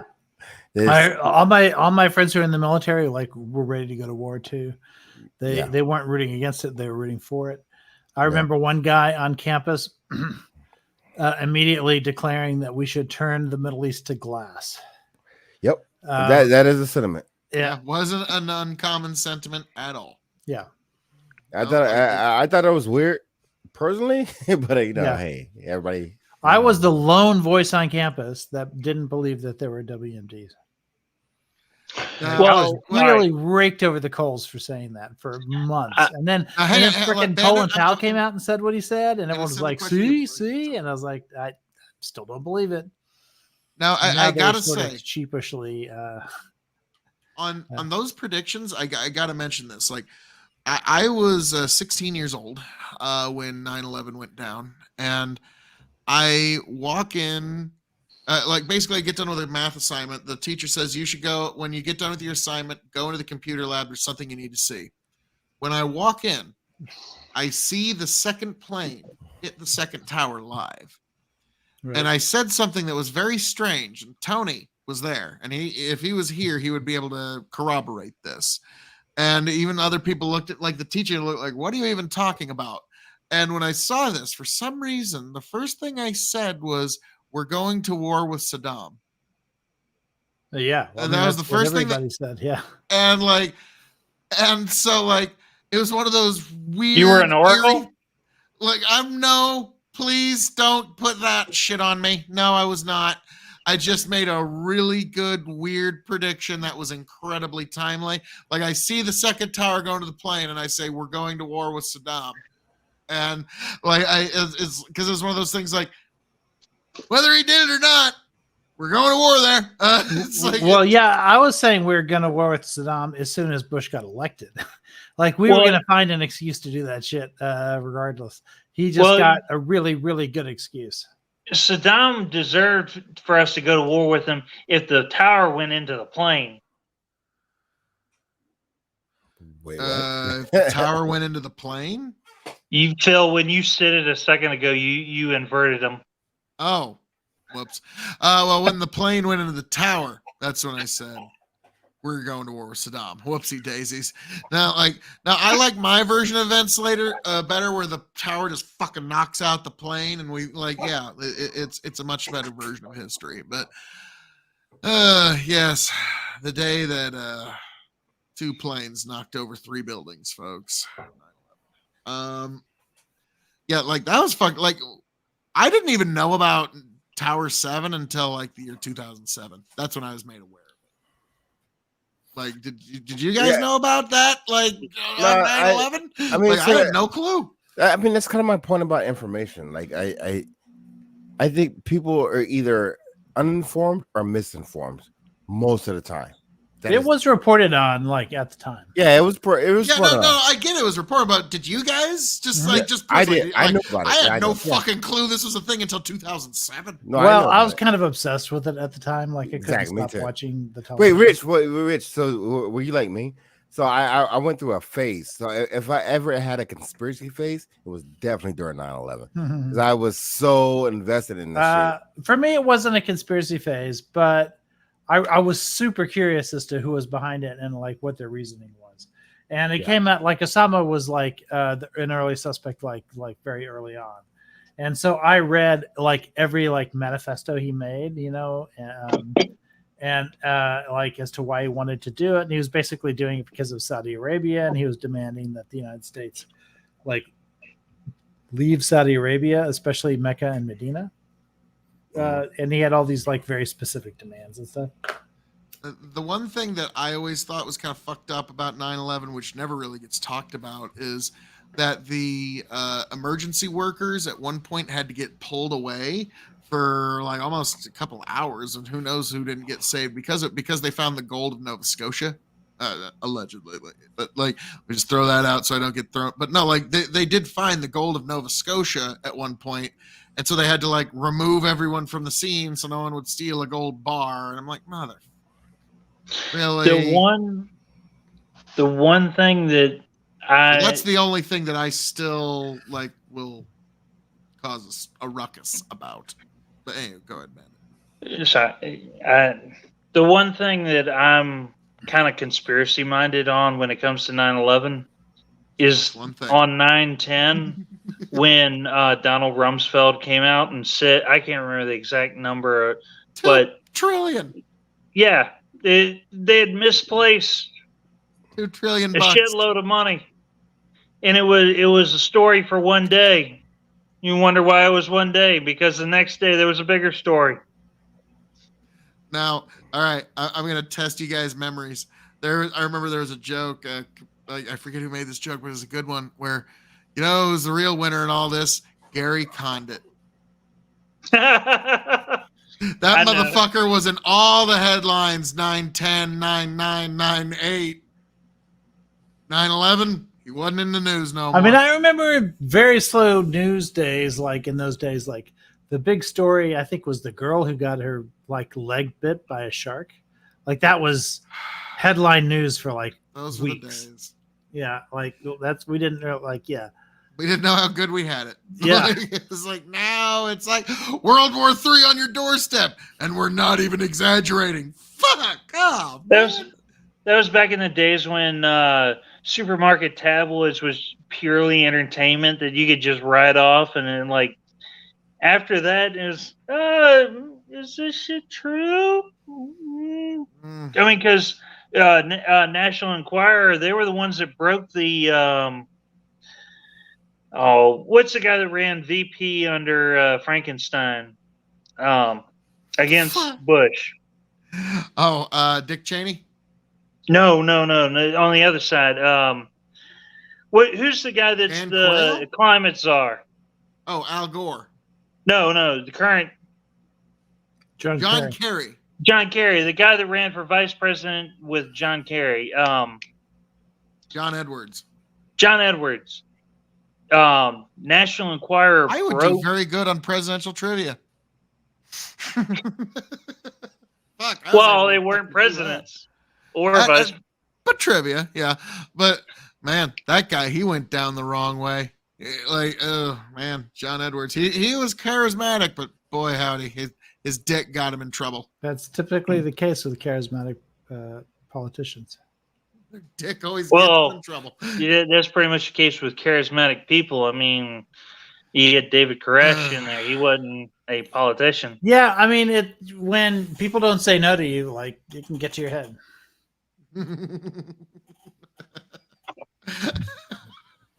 That's funny. But now I remember Frank Luntz one time said, I don't know why politicians don't get into Hollywood. They're some of the best known names on the planet. And they're best actors. Oof. Now, like, I think Pat Leahy, he was in the Batman movie, so he got away with that. That was pretty fucking neat. Yeah, it's one of the Democrat senators where He's the guy that Joker goes, "You remind me of my father. I hate my father." Yeah, that was a fucking U.S. Senator. Was it He's in a 89 lot of Batman? No, it was Heath Ledger Batman. Yeah. Oh God. Okay. All right. I know. Yeah, that motherfucker pulled that off. Well done. Guys, I think He's in a lot of movies, Cyrus actually. out. Oh, hey, he's back. He's back. All right, that's one. Our record is 4. I don't think we'll make it tonight, but our record is 3. If we can make 4, For what? Hey, nothing. Phil, this is Yes. my map. Where's your Give map? Zona and Georgia to Trump. 4 states, 4 swing states. Yep, give Georgia and Here's what I- Zona to Trump. What's he got? You have to give them all to Trump or Biden wins. Well, no, what's the math? Just give him Zona and Georgia right now. What's the number? Hold on, let me. Gotta do the clickies. I know. Yeah, hold on, let me. Yeah, we're all doing this right now. Bandits all getting in all close. How and do I shit. share? How do We I also share? got to remember, I'm on the phone, so his screen is the size of half a postage stamp. Oh, okay. Isn't there a way for me to share my screen sort of separately? Yes. Just on the bottom of your screen, next to settings, it'll say. Oh, present. Oh, I see. Yeah. Yep. Share Go screen. find it, sir. Then I will allow. Because I have the power. Here we go.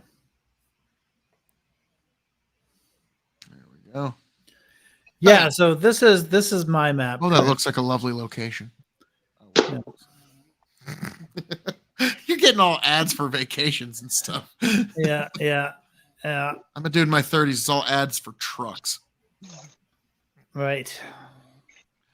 All right. So give Trumpelstiltskin the Georgia. See, this is where you argue with Jack. Jack says it's Biden for sure. I don't think so. I think it's just Give him the Zona, and what's the numbers? It's 260 to 262. Now, in this scenario, Nevada doesn't matter, right? So then it comes down to Wisconsin. I know it doesn't mean anything, but We got Osiris again. just as my one criticism, I know you got it. I would take Virginia and make it one shade lighter. Because I could buy that. You know what? We'll have a lot better feel of that in a couple months because they're about to have their big midterm elections. Yeah, because we have elections every year. Yeah. Well, yeah. Right. Yeah, that's right. And I think this is going to be a good year for Democrats in that midterm election. And if it is, then I keep Virginia as likely blue. They haven't voted for a Republican president in, I don't know, when was that? Not since 2008. And yeah, you can just make Pennsylvania bluer if you want, because I got my reasons. But you can just go ahead. And But what I'm saying is, if you believe that's true of Pennsylvania, then you must also believe that of Michigan, right? Because Michigan's all of the facts on the ground in Pennsylvania that you're referring to are doubly applicable in Michigan. Did Michigan you'll notice I'm change not like, its voting no, laws the Michigan will same go. as Like, Pennsylvania? yeah, you'll notice I'm not like, oh Right. yeah, Michigan's totally gonna be fucking. I totally think the tipping point state is Wisconsin. Yep, that's because Georgia and Zona not that going red is not really a big idea for me. Let me put it this way. If Pennsylvania goes red, I might not be able to stream the rest of the night because I might have just fainted.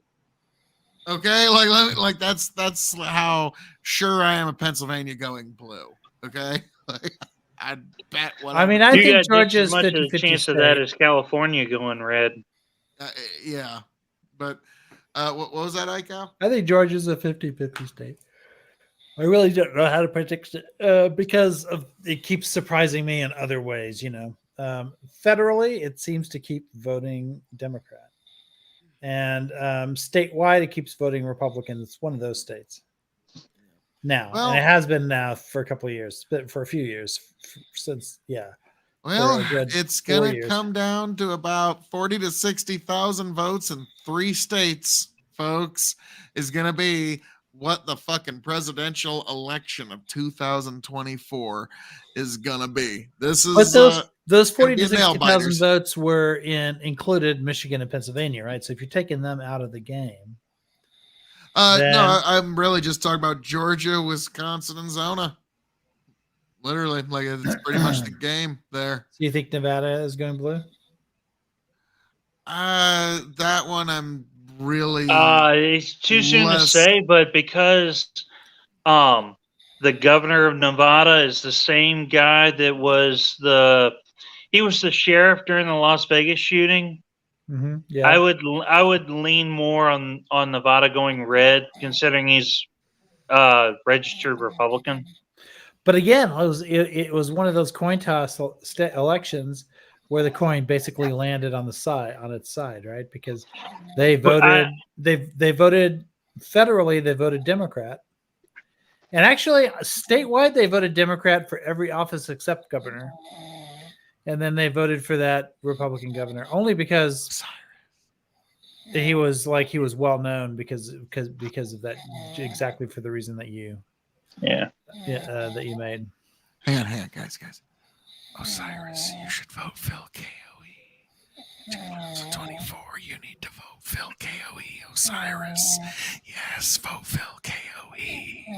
Yeah, he's totally gonna listen. But guys, we're all doing the yawns, so Yeah. I'm gonna do something, which is all that being said. Thank you for joining us here at Hazard Analysis. I'm going to leave you with the biblical verse of the week, an audience request of Revelations 15:3-4. God bless every last one of you. I hope all of you make it back here to Hazard Analysis, KOE Nation, and Big Buckin' Empire. Happy, healthy, much the wiser. We made Osiris pass out 3 times. That's pretty fucking, that's good, gents. Well done. Well done, folks. God bless. Travel well. Revelation 15:3-4. And they sing the song of Moses, the servant of God, the song of the Lamb, saying, Great and marvelous are thy works, Lord God Almighty. Just and true are thy ways, thou King of saints. Who shall not fear thee, O Lord, and glorify thy name? For thou only art holy. For all nations shall come and worship before thee, for thy judgments are made manifest. Thus ends the reading of God's holy word. Revelations 15:3-4, King James Version. This was a listener request by a YouTuber by the name of Zitterden. I always come through in the end. Thank you. God bless every last one of you. If there is a biblical verse you'd like me to read somewhere out here in God's creation, please just let me know down in the comments. I would love to share this journey of this amazing book with all of you as well. God bless. Travel well. You need to let, I wish I had a way to let Osiris's wife know that she needs to put the CPAP mask on him. Hey, Bandit. Hey, it's good talking to you, my man. I will, and all y'all beautiful people, be sure to subscribe to KOE Nation.